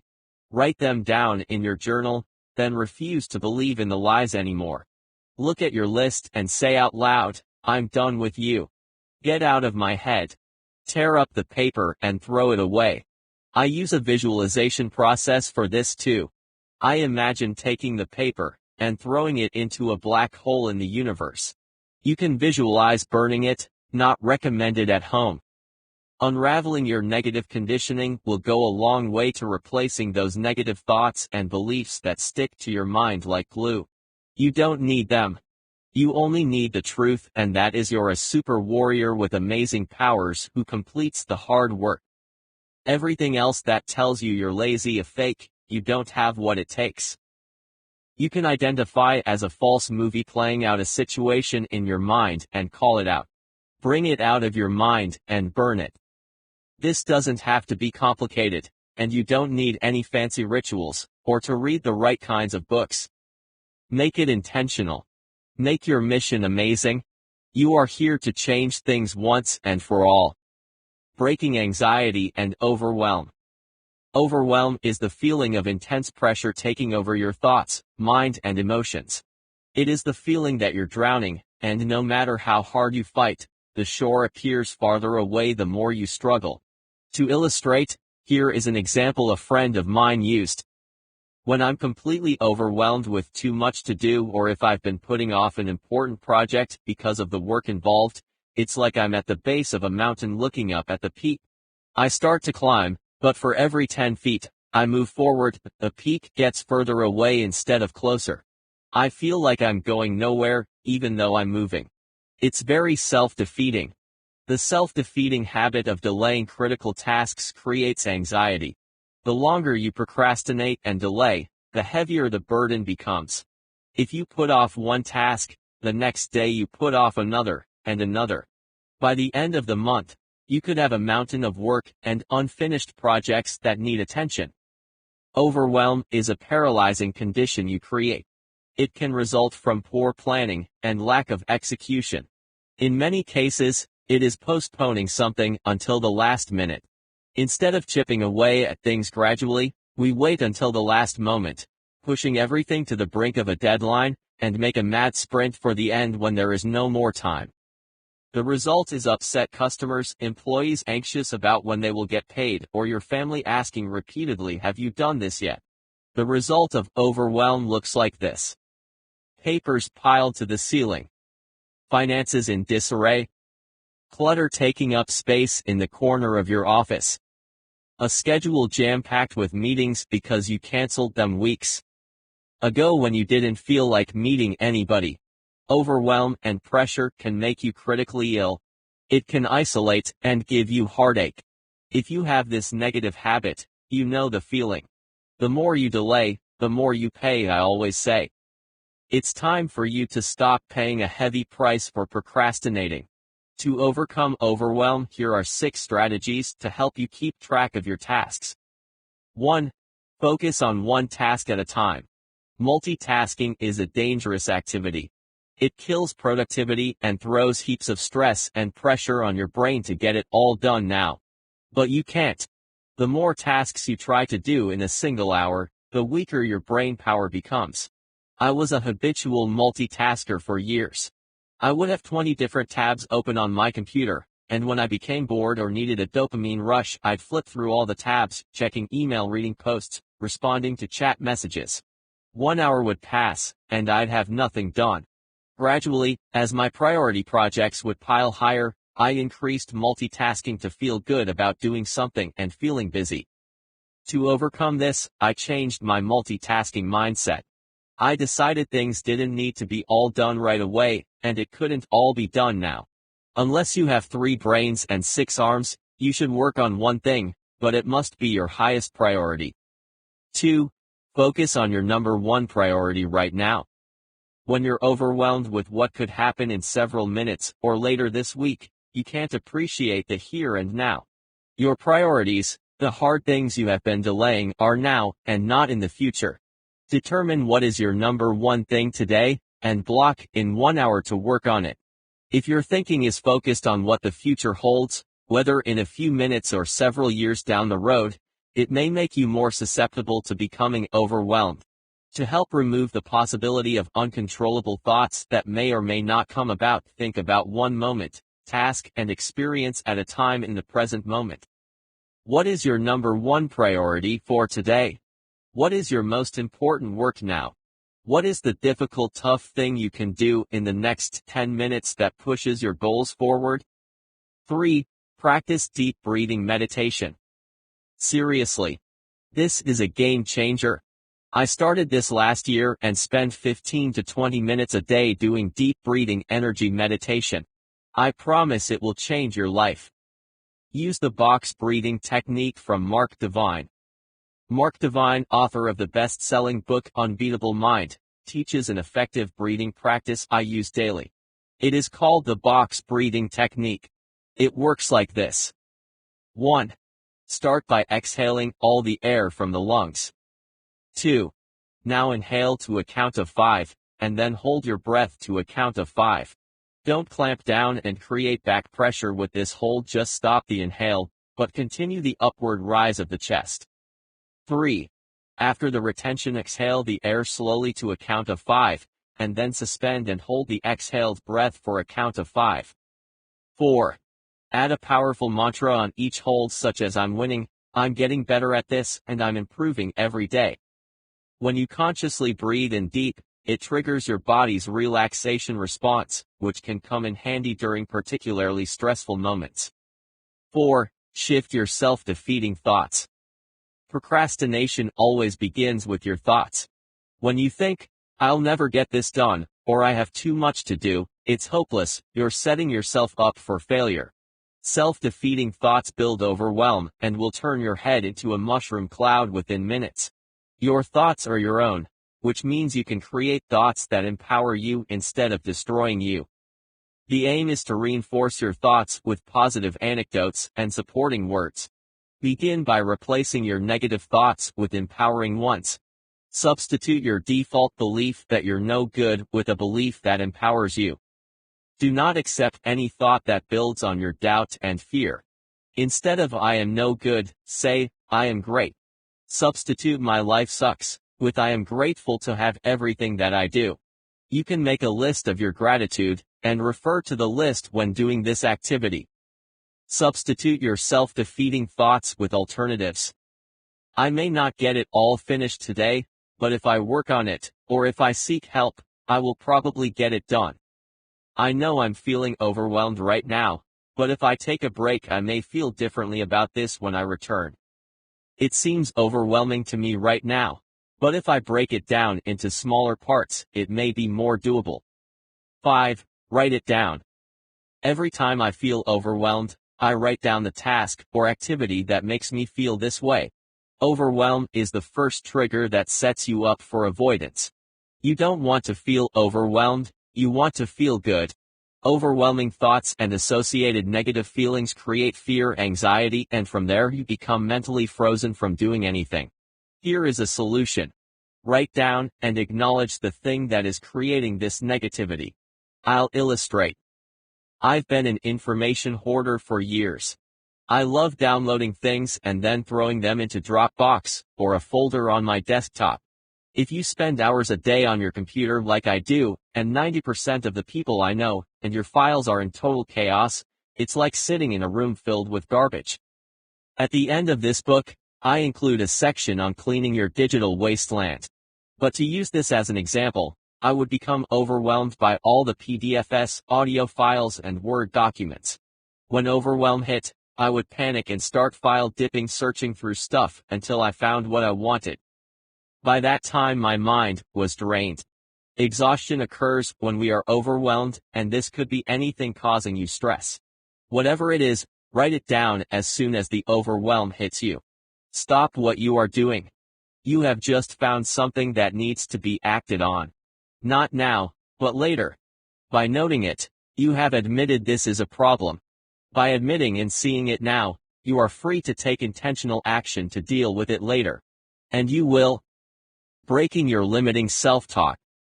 One of the most tragic things I know about human nature is that all of us tend to put off living. We are all dreaming of some magical rose garden over the horizon, instead of enjoying the roses blooming outside our windows today. Dale Carnegie, How to Win Friends and Influence People. Self-talk is your inner voice. It's switched on 24/7. While you may not focus on your inner dialogue with intention, you've rehearsed self-talk throughout your entire life. It's your mind's running commentary playing on autopilot in the background. It influences and creates how you see yourself and the world around you. Internal negative self-talk is damaging. It can lead to a self-defeating cycle of procrastination that lasts for decades. What we tell ourselves internally is expressed in the external world as it becomes our reality. If you think you're helpless to defeat your procrastination habit, you will act like it, talk like it, and then it becomes a part of your internal programming. Does this sound familiar? I'm such a procrastinator. I've always put things off until the last minute. It's just who I am. I lack time management skills. Why do I always leave things to the last minute? I'm such a loser. Self-talk is powerful because it forms your reality. It solidifies our beliefs and is the architect constructing your mind. So, it's critical that you monitor your self-talk. I have seen people literally transform everything through this one practice. It isn't easy, but as you chip away at the negative criticisms you hurl at yourself, you experience positive bursts of energy throughout the day. But you must be diligent with reprogramming your self-talk. The reason we cannot take control of life is that we fail to take control of ourselves. This begins with breaking down the negative messages that are trapped inside your head. Here are a few examples of how you can do this. I'm such a procrastinator. You are not your procrastination. Put an end to identifying yourself as a procrastinator. When you use language that emotionally attaches you to your habit, it only defeats you. You will always be that guy in the boat hanging on for life, waiting for the next wave to come in. Catch yourself when you say these words. I put things off because it's who I am. Identity has everything to do with beating your habit. As soon as you say, I'm a procrastinator, you will own this belief. Reinforcement of this idea is keeping you trapped. You are surrendering your power with every defeat. You are making a choice to act this way. Think about this for a moment. By living in the moment, you get to choose who you want to be. Your future self does not exist tomorrow or next year. Your future is now as you make choices in the moment. What you do now determines the tracks you create later. When you say, I'll do it later, you are committing to suffering later, and not now. I lack the proper time management skills. Fortunately, time management is a learned skill. Nobody is born with excellent time management skills. It is a skill that improves with awareness and consistent practice. The only thing you lack is the commitment to improve this skill, and commitment is a definitive decision. Make this your number one skill to improve this year. Read a few books on the subject, or take a course. Trust me, I have studied many of these resources and we are not lacking the material for learning about time management. This is a common excuse many people use, but it's an escape route. Don't let yourself get away with it. One book I recommend for mastering time management is How to Get Control of Your Time and Your Life by Allan. Replace your negative self-talk with empowering words of confidence. Your self-talk is convincing. It has been operating in the back of the room, like a silent intruder that has broken into your home without you realizing it. It feeds you lies and false beliefs that are built into your subconscious and streaming from the past. This is not what you are, it's what you do, and because it's a behavior, and not a condition you're born with, it can and will be changed. You have been identifying your negative self as the entity that lives inside you, and like the face-sucking creature in the movie Alien, it has attached itself to your identity. If you break the cycle, you stop living as a person who avoids doing things. Instead, you become an action taker. Your intentional action becomes a positive energy in your life. Kill your identity as a procrastinator. In its place, you will implement a string of confident language. This is to be your personal love language. Have you ever loved someone so much that you had the urge to tell them every day? your partner, parents, children, or best friends. Now it's time to tell yourself the same thing. To remove the negative discussion in your mind setting you up for sabotage, here are the self-love phrases I use. I'm a person who gets things done. When I wake up, after my morning routine, I do the hardest thing first. When I do hard things first instead of last, I am calm and relaxed. I love doing hard things because it challenges me to grow and break my glass ceiling. I love myself and my life is amazing. You have been feeding into the negative self-talk habit day after day, hour after hour. Like any habit, the more you feed it, the stronger it grows until it becomes an unbreakable steel chain. But habits can be broken. It begins when you stop feeding into it. Like any muscle, it atrophies when you don't exercise it. But this is one muscle we want to kill off. In its place, you will implement the intentional action habit. This is the habit of doing hard things first with intention. Just as you used to delay tackling the hard things, now you will take intentional action to complete these tasks. Your negative self-talk is self-defeating when you repeat the same messages again and again. This is intentional brainwashing. You feel powerless against your mind as it feeds into the procrastination habit. But remember this, there is nobody else around. It's all you. Here is how you can channel empowering self-talk into a daily action habit. Be aware of the language you are creating in your own mind.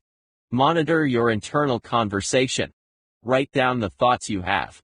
Your self-talk is a string of language you have been telling yourself over and over and over again.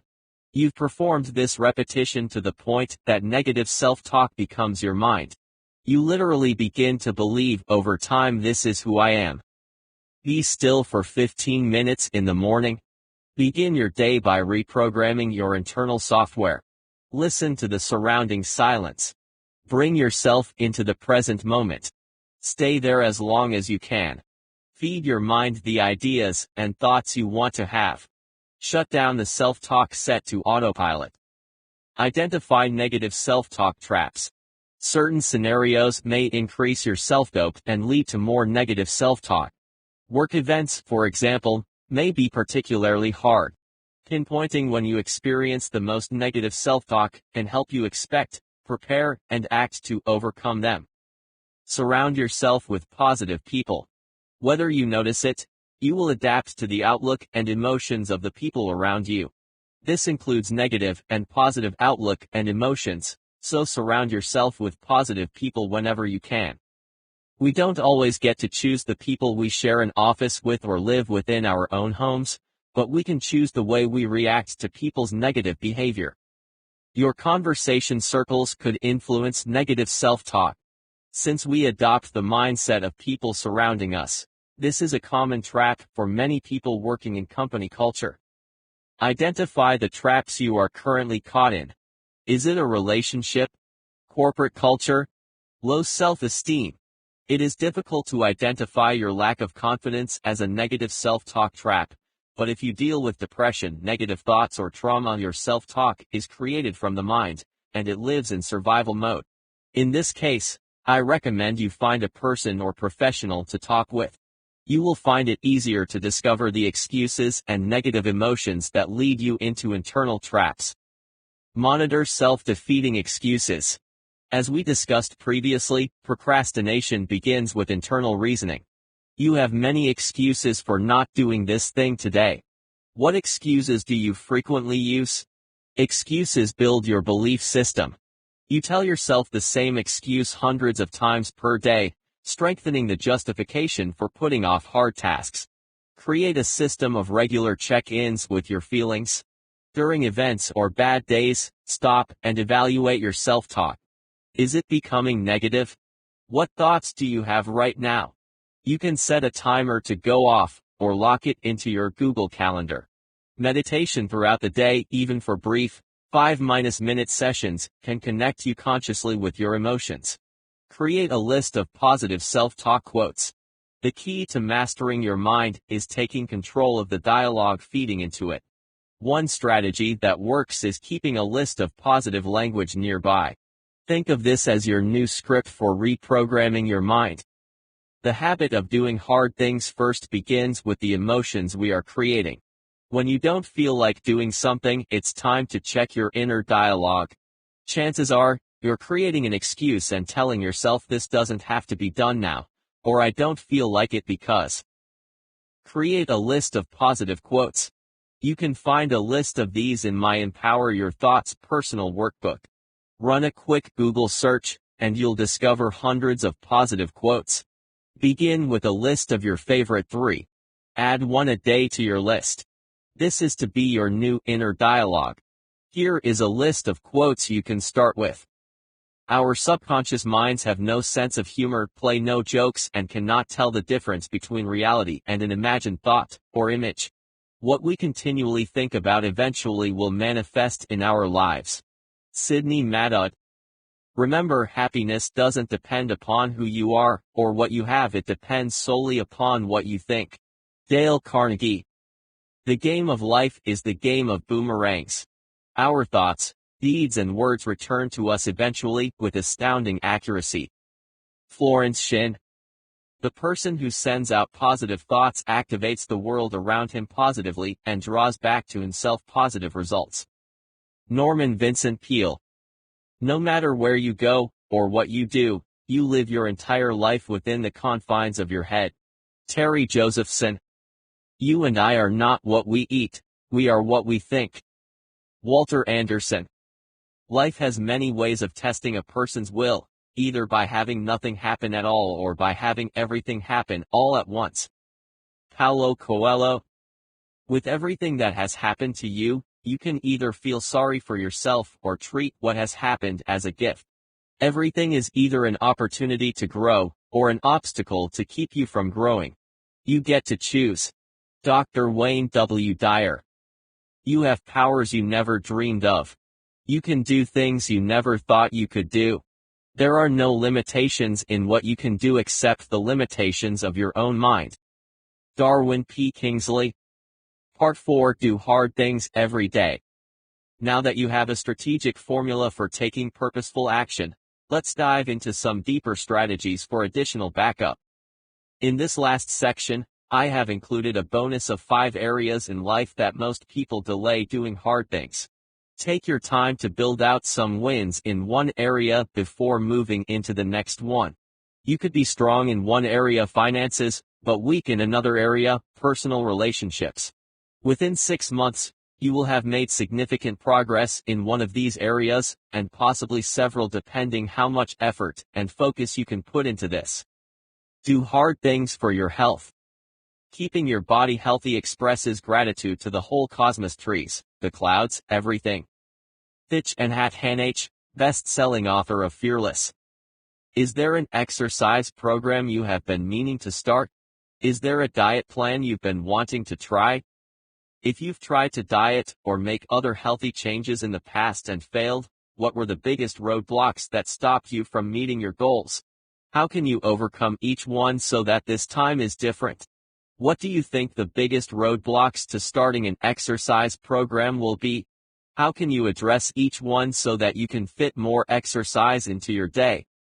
Some of the lifestyle changes you need to make: eating better, joining a gym, attending frequent medical appointments can become costly.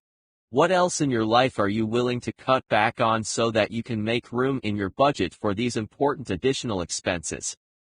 Managing a new health condition can feel stressful at times, but you can still enjoy the busy, fulfilling life you had before. How will you make sure you fit me time into your schedule each week to help you relax and distress? What other ways will you continue to enjoy your family, friends, and hobbies? Do you express yourself freely and appropriately, or do you keep most of your worries and frustrations inside? Are you creating too much pressure for yourself because you've overextended your commitment, have too many deadlines, or believe that there's never enough time? Do you take a few minutes every morning to plan your day? Do you set goals? Are they realistic, both short and long term? And do you have what you need in place to help you achieve them? Do you make time each day to exercise, eat right, manage stress, and nurture your relationships? Do you take time before sleep to evaluate how your day went and reflect upon what you could have done to be more positive, loving, and constructive? Do you wake up grateful to be alive for another day, and are you in the habit of recognizing and expressing thanks for all you have to be grateful for? Are you content with what you have, or are you always striving for more in order to feel secure? If you do not get what you want, what is the price you pay in your health because of anger, depression, lost hope, and feelings of insecurity?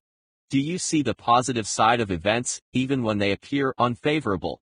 Are you able to perceive life challenges, obstacles, and accidents as new opportunities to grow and to learn? Do you empower others by telling them what you appreciate about them? Do you take time to reflect upon and relive the beautiful moments in your life, the moments of success and joy? Do you operate from a win-win mindset where both you and others can be happy and satisfied with your achievements, or do you prefer to win whether it is at another's expense? What would you like to change in your life? Do you really believe it is possible? My health plan, 10 questions to ask yourself. What do I want my healthy life to look like? A strong, fit, healthy, and confident person able to enjoy all I wish to pursue. Why is my health important to me? So I can live a life of quality and enjoy my friends and family. What is my health plan? Eat healthy foods daily, exercise daily, drink plenty of water, and have fun doing it. What habits sabotage my health plan? Late night eating. My solution is to turn off the lights in the kitchen at night and eat plenty of nutritious food during the day. What are my health strengths and weaknesses? I am consistent and feel my best when I exercise and eat healthily. Weaknesses include late night eating and binge eating. This last question is perhaps one of the easiest ways to realize what you are eating and why you are eating it. What will this food do for my health? This is the question I ask myself before every meal. Everything we eat creates a hormonal response in our bodies, and that response is ultimately under our control. Take notes and write everything down in your journal. You can answer the questions that apply to you and save the rest for another day. But even if you only start crossing off a couple items on this list, you will have started the hard things you were putting off yesterday. This program gets you to take determined action. You can do this. As you complete all the things that you have been putting off where your health is concerned, you will start to feel better, act better, and look better. Do hard things around your home. In a moment of decision, the best thing you can do is the right thing to do, the next best thing is the wrong thing, and the worst thing you can do is nothing. Theodore Roosevelt. Is there a hole in the wall of your living room that you've never fixed? Are there any areas of your home that are falling apart, and you need to call someone to fix it? Is your spouse complaining that the washing machine is still broken? I'm not a house repair person. If something breaks, I call someone. If I can't call someone, it doesn't get done. I'll throw a poster over the hole in the wall, or pretend the broken door handle is totally okay. Broken things around home, or even if you need to fix stuff up, reduces the motivation in your home. If you're in the habit of putting things off, the longer it stays undone, the heavier it weighs in on your motivation and confidence. To combat this, I grabbed a writing pad and a pen. Yes, still my favorite tools, but use an iPad if you prefer. I blocked off 5 minutes and started in the kitchen with things that could be improved. It took me 20 minutes, but I soon had a decluttering list for 3 rooms in the house. My list looked like this. Replace the floor tile. Replace the door handle. Repair the hole in Sarah's room. She had put her foot through it while showing karate to her friends. Replace the living room shade. Next to each item, I marked it as either self, meaning I could do this, or hire or calling a pro to do this. These things are not hard to do, but if you have to block off half a day to fix a hole, you might want to call someone who can do this in 20 minutes, even though it will cost you a few dollars. I went through the rest of the house and made a list of 47 things to improve, fix, or declutter. I encourage you to take an hour to do this process.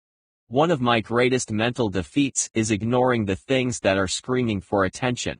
It drains my mental energy and leaves me anxious, scattered, and depleted of motivation. Your goal is to eliminate everything and anything in your life, causing you discomfort. Chances are, there are many things that you have turned a blind eye to and just accepted as normal. You tell yourself, "Oh, I can live with that." Then you repeat the process again and again. Soon you're using this excuse for everything, which is how you reduce your quality of life, by accepting the lowest common denominator. When you decide to do nothing about it, you're still making a decision. You're deciding to prolong your pain. This is true regardless of whether it is things around home, your finances, or a business project. If you ignore broken things in one area of your life, it will eventually spill over into everything else. Here are some of the hard things to do you might find around your house. 1. Improve the lighting in your living room. 2. Replace the broken handle on the cabinets in your kitchen. 3. Upgrade your shower nozzle. 4. Wash the windows so you can see out of them. 5. Install remote control lights. 6. Place Alexa in your home to help with basic home control of lighting, music, etc. 7. Install the security system your family has been asking for. 8. Declutter the garage and sell the junk online. 9. Paint the bedroom. 10. Replace the worn-out wallpaper. 11. Upgrade your fixtures.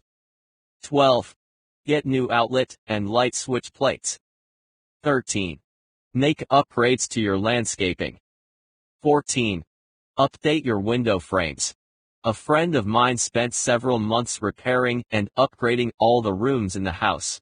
When they sold it, the upgrades had increased the value by $17,000. He said, "I made a list of everything around the house that needed to be done. I then made it my mission to fix one thing per day. Some things took several days, but we worked on the upgrades for 3 months. It began with the list and realizing all the stuff that had been neglected." Do the hard things around your workspace. If you don't pay appropriate attention to what has your attention, it will take more of your attention than it deserves. David Allan, best-selling author of Getting Things Done. Is there a project at work you have been avoiding? Is your desk a mess and files disorganized? Do you suffer from information overload on your computer desktop? Take 30 minutes to walk around your workspace and make notes of everything that requires your attention. Leave nothing out, no matter how small it is. Write the tasks down on sticky notes and tack these up on your wall. Next, tackle one task per day. Only one. This eliminates overwhelm. Read previous chapter, and as you hack away at the list, you begin to feel less anxious and more confident. Your workspace is the best place for hard things to show up. Here are 11 ways you can break the mold of doing hard things at work. This could be work you're doing in your own business, or an office job for a large corporation. If you work for yourself, it's common to get stuck even more often.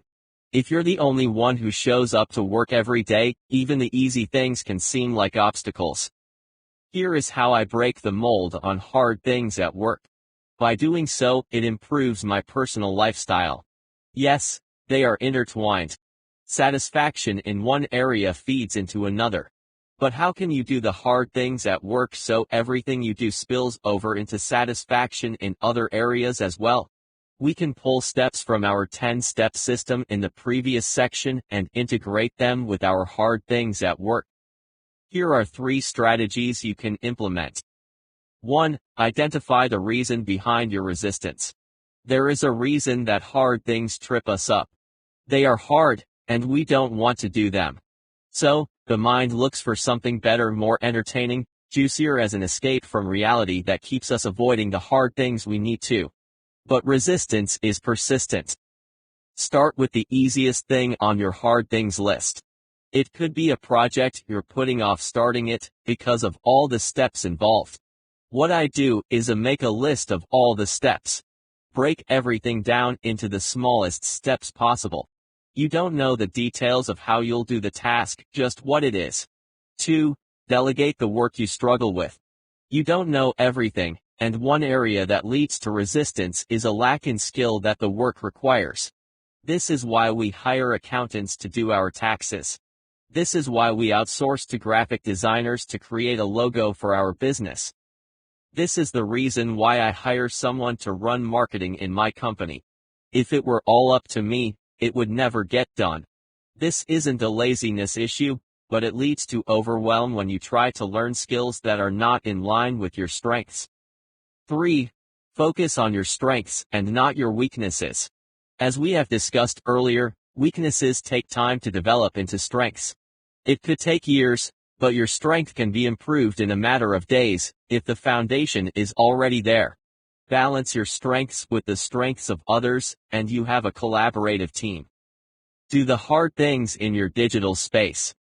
Why do you put off doing the hard thing when it comes to decluttering your digital environment? It's easy to ignore your digital content.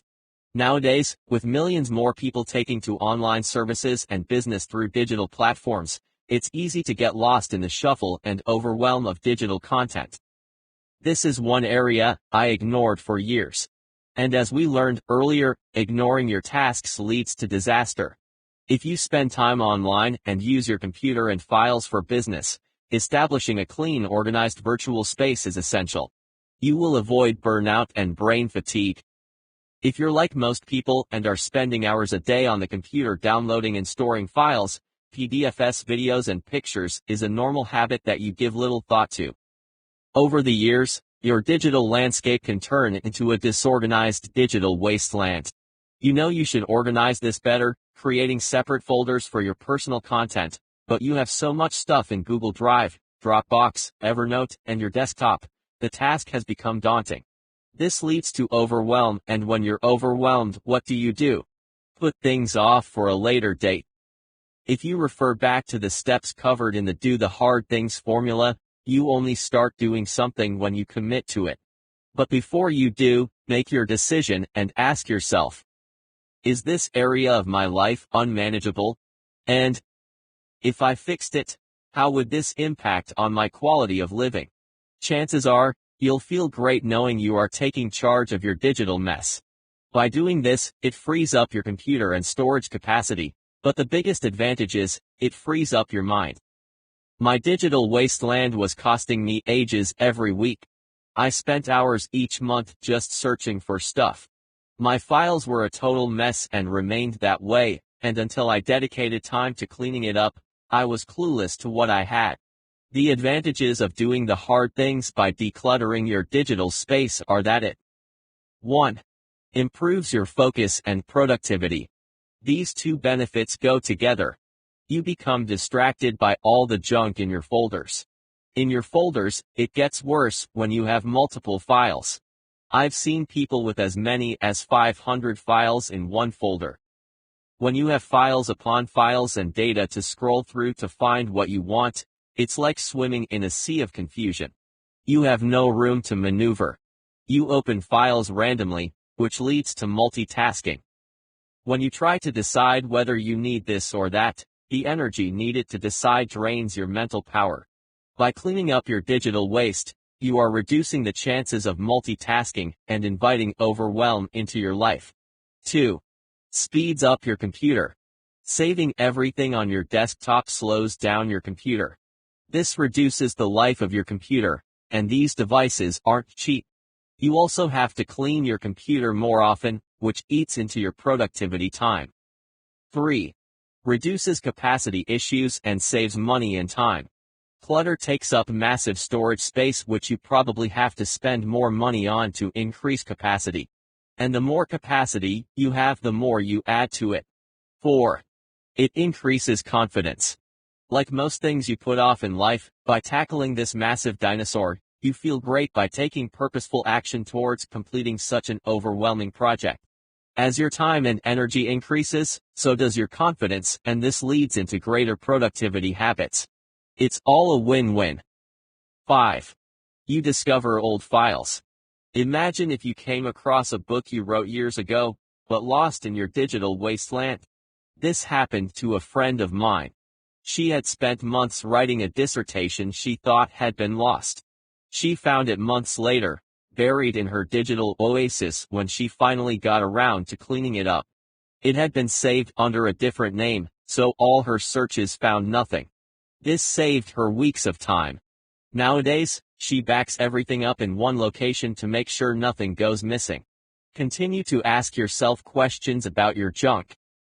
Here is my simple system for decluttering my digital files and creating a system that reduces overwhelm, saves time, and brings energy and confidence into your life. 1. Decide on one location for all your files and content. This can be Google Docs, Dropbox, or an external hard drive. I use an aid for backing things up, but for fast access, I recommend a digital space. I personally like Google Drive as you can work both online and offline. Dropbox is my second choice for larger files such as music, pictures, or video. 2. Block off decluttering time. Refer to step 4 in the process. What gets scheduled gets done. You can start with 5 minutes on the clock. 3. Create 3 separate folders. Personal. Work/business other. Depending on the file, it will be stored in one of these folders, with multiple subfolders to break it down. We won't cover the system in this book, but you can work out the best system for you. You can refer to Steve and Barry's 10-minute digital declutter, the simple habit to eliminate technology overload, if you need to dive in for a detailed process. Keep it simple. Here is a list of questions to ask yourself as you work through the process of doing the hard things for decluttering your digital files. Do I use this every day? When was the last time I opened this file? Am I saving this because I might use it someday? Is this file useless/outdated? Is this file part of an older project that is already completed? What value does this material file have? Is it for sentimental reasons? An existing project? Will I use this in the next year? Next 5 years? Do the hard things in your personal relationships. Disconnect from everything long enough to see if it feeds your soul, or if it's a distraction. What's deeply connected will always remain. Mariam Hasna. Do you need to have a tough conversation with someone, but you're putting it off? Are you considering ending a relationship? Is your partner avoiding you and so you fear this could be it, but you're afraid to ask what's wrong? Are you losing touch with your children and need to have one of those parent talks? I've been there many times. I avoided asking questions and would distance myself instead to avoid the conversation. But eventually, the thing that gets pushed aside jumps in front of you again. As we have learned in this book, there is no escape from reality. You can't avoid change. Relationships are the hardest obstacles to navigate. But when you find yourself avoiding problems in a relationship, here are 7 action tasks for you to implement. If possible, you and your partner can work together on these action items. For challenging or difficult topics, it's best to plan the conversation in advance. I'd like to talk with you about, or we really need to talk about. Then agree on a time and a place for the conversation. Decide to meet in a place with comfortable space for all participants to see each other clearly. Negative emotions such as frustration, anger, and contempt can build into deeper resentments. This splits relationships apart and makes communication more difficult. The fear of ending these relationships intensifies if you avoid taking direct action. This approach will vary depending on your relationship. In your household, you might agree to meet in the living room or on neutral ground. A friend of mine would set up a family meeting spot once a week where members would gather on Sunday for 30 minutes to openly discuss everything. He said this is one reason his family bonds have lasted, and as a result, his children feel more connected. Barriers to communication. One core reason we avoid communicating is that we have barriers to navigate. Here is a list of barriers that could influence your behavior to avoid difficulty in relationships. Identifying the barriers will be a significant advantage to you and your friends, family, or people in your organization. Check off the barriers that are holding you back. Lack of clarity around the critical issue. Fear of not having the solution. Intimidation. Inability to give feedback for fear of retaliation. Possibility of your advice or suggestions being rejected. Anxiety around diversity issues. Failure to establish the best place for common ground. Misunderstanding the actual problem. One person is extremely quiet and struggles to communicate their true feelings. The communicator is aggressive and judgmental. Fear of criticism. Defenses are triggered. Other party is hypersensitive. Lack of respect by the parties involved. Fear is the primary culprit behind our avoidance tactics, and so it crops up again and again within relationships. We fear the outcome that taking intentional action will bring. When you sense your mind looking for an escape, ask yourself, what is the potential outcome if this situation is avoided? Ask this question over and over until you access the truth. Eventually you will arrive at the reason you're avoiding the task. The same is true if it's relationship-based or related to finance or a personal project. You can reduce the amount of anxiety, fear and sensitivity before a discussion by taking the time to plan the details. Here are 9 strategic points to set your relationship discussions up for success. By creating a pre-action plan and building a foundation for support and understanding, your relationships will grow and mature. Even if the outcome is not what you hope for, you are still winning if you do everything possible to make it successful. 1. Make sure you understand what the other person has said before you respond. If you're not sure what he or she said or meant, ask for clarification. Could you please repeat that? Or, I'm not sure what you mean. Can you please help me better understand? 2. Approach the conversation with openness and an interest in problem solving, rather than needing to be right. Anytime we see a discussion as a competition where we need to be right, it means the other person has to be wrong. This kind of rigid either-or win-lose or right-wrong mindset makes conflict much more likely and mutual understanding much less likely. 3. Keep to the topic at hand. Focus on the topic of this conversation. Bringing up issues or complaints related to other topics or past events always interferes with healthy communication during the current conversation. Save those other issues for another time. If they continue to be important to you, you'll remember them. 4. Take responsibility for feeling the way you do, rather than blaming the other person. No one can make you feel a specific way. Use I statements, as in, I feel. Be clear and specific about what the other person did that contributed to your reaction. Rather than saying a general, you make me so mad, focus on the other person's actual behaviors. 5. No interrupting. When the other person is speaking, consciously listen to what he or she has to say with your full attention. This differs from waiting for the other person to finish speaking so you can respond. If you're thinking about what you're going to say while he or she is still speaking, you're not listening. 6. Drop your assumptions. Just because you have been living or working together for a period of time doesn't mean you know what the other person is feeling or thinking. People grow and change. What you want, need, or expect from each other changes, and may need to be renegotiated from time to time. 7. Pay attention to the pace of the conversation. In heated dialogue, things tend to move quickly and a lot of the work is about slowing down. The more you can find ways to naturally pause and deactivate, the easier it will be to stay clear, hear one another, and respond wisely. Reflecting before you respond naturally downshifts the pace of a conversation. 8. Genuinely try to understand. This will show up in your body language, your tone of voice, and other nonverbal communication that supports an atmosphere of goodwill and collaboration. When appropriate, state your intention explicitly, I'd really like to understand where you're coming from. Or I'm committed to figuring this out in a way that works for both of us. Such statements can shift the entire tone of a conversation. 9. Focus on what matters, and keep your attention flexible. Instead of belaboring the story of what happened, listen for what matters to both of you. If you're hearing demands, internally translate them into requests, and respond in a way that honors the other person's needs. If the situation is complex, consider breaking it down into multiple conversations on different days.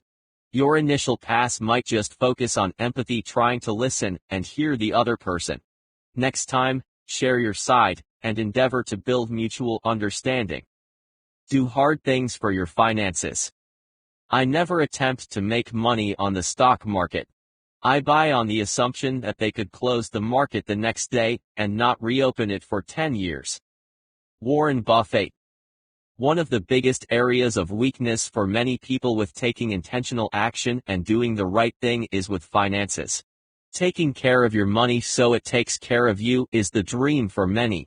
Unfortunately, many people fail to take the time to create a system for saving, investing, and building a stable financial platform.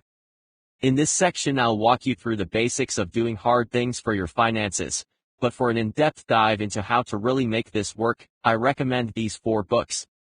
Money Master the Game: 7 Simple Steps to Financial Freedom by Tony Robbins. The 4-Hour Workweek by Tim Ferriss.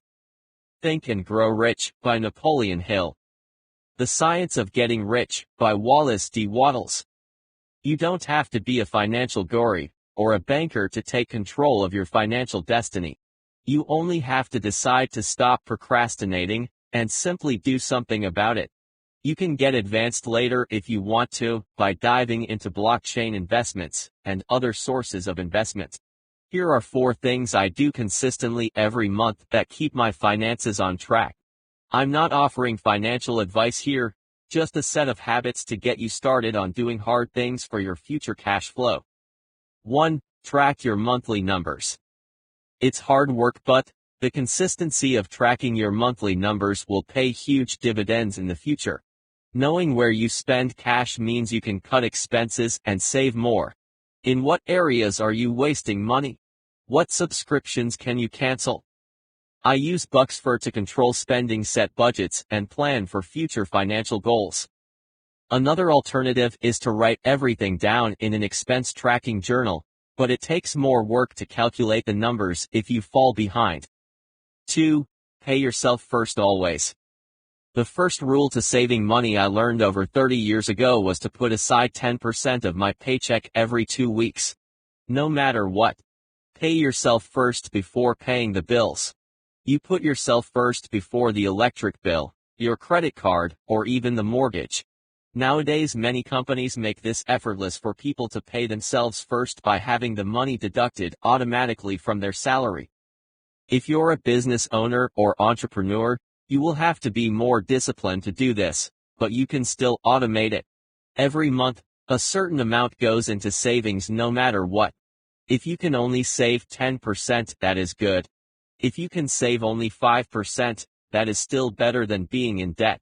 The significance is in building the habit over the long term. 3. Start up a side business, Airbnb/Amazon FBA virtual coaching. I have a friend who has set up 2 Airbnb locations in the past 3 years. He now brings in an additional $5 minus $10K a month. And he has more to come. Yet he still works full-time while monitoring the business a few hours a day. He hires someone to come in and clean the place in between stays. I know other people making money with Amazon FBA online courses or book publishing. You can set up most of these businesses with some money needed for startup, depending what it is. But planning for the future means doing everything possible to maximize your monthly income. You can keep this simple to start with. My investment portfolio is easy because this is what I do. 4. Explore additional income streams. You don't have to be an entrepreneur to build extra revenue into your income pipeline. These days, there are so many ways to make an additional income that it makes sense to take advantage of everything you can. Imagine if you can bring in just $300 a month extra. You probably have a full-time job, and if you are really busy with work and family, set aside 1 hour a week to work on a side hustle. Always look for ways to expand. Obviously, a small section on money isn't enough to cover everything, but at the very least, I hope that you get started doing something. That is the purpose to this entire book, to get you doing the things you've always resisted. If we are paying attention to our lives, we'll recognize those defining moments. The challenge for so many of us is that we are so deep into daily distractions and being busy that we miss out on those moments and opportunities that, if jumped on, would get our careers and personal lives to a whole new level of wow. Robin S. Sharma, best-selling author of the 5 a.m. Club. CONCLUSION. Final thoughts on doing the hard things first. How wonderful it is that nobody need wait a single moment before starting to improve the world. Anne Frank, The Diary of a Young Girl. You now have a complete system for breaking through any form of procrastination and getting your work done. Those tasks that you abandoned long ago, or continue to avoid, can now be zeroed in on and handled with grace. But the journey doesn't end here. To be successful, you must go back through this material and put the strategies into practice until they become a habit. Repetition builds consistency, and this forms habits that bring you everything you've ever wanted. Developing the habit of taking hard action becomes easier with consistent effort. You will always have to deal with fear. Everyone has fears to confront, from company CEOs to frontline bank employees to billionaire entrepreneurs. What always makes the difference is how you handle the fear. When you resist against doing difficult tasks, ask yourself, if not today, when will I commit to doing this? If not now, then when? Keep pushing forward. Change only happens when you are committed to making it happen. Make it a routine habit to revisit this material and practice the steps to conquering the procrastination habit. Don't let procrastination win. You are totally responsible for turning things around, and it begins with showing up with intention every day to be the best version of yourself. As you may have heard, success isn't final and failure isn't fatal. You will have good days and days when you feel like a failure. But as I always tell people, the only failures in this world are people who give in and give up. You can fail 1,000 times over, and you're still a winner in my book. Earn your small wins and rack up confidence points. Confidence comes with taking action always. As Tom Bilyeu once said, in one of his lessons taught through his show Impact Theory, the only guarantee in life is that it will be hard. Success is never guaranteed, but that you will go through hard times to get there is. Embrace the hard times. Push through resistance. Beat your lazy mind, and train it to do as you say. You are in command of your own mind, it isn't commanding you. Make it your personal mission to become the absolute best version of yourself. Visualize who this person is in the future and direct every action towards becoming that person of greatness. Your victory is in the struggle. Your commitment to becoming better than you were yesterday is the path towards the winner's circle. You are earning a seat at the table of greatness by showing up to play hard and work hard. If I get there first, I'll save a seat for you. Saw. Also available from Scott Allan. Visit Scott Allan's Amazon store for a complete list of books and personal development training. About Scott Allan. Scott Allan is an international best-selling author of 15-plus books in the area of personal growth and self-development. He is the author of Fail Big, Empower Your Thoughts, and Rejection Free. As a former corporate business trainer in Japan and transformational success strategist, he has invested over 10,000 hours of practice and research into the areas of confidence development and mindset mastery training. With an unrelenting passion for teaching, building critical life skills, and inspiring people around the world to take charge of their lives, Scott Allan is committed to a path of constant and never-ending self-improvement.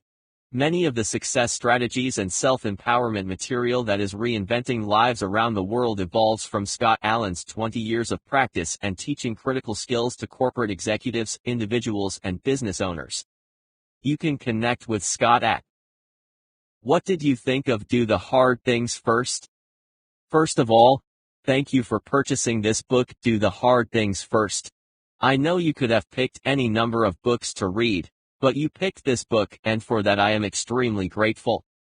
If you enjoyed this book and discovered tons of value in reading this, I'm asking you to take 5 minutes and post a review for DTHTF on Amazon.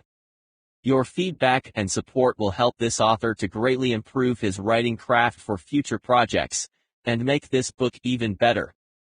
All the best. Scott Allan. Coming soon.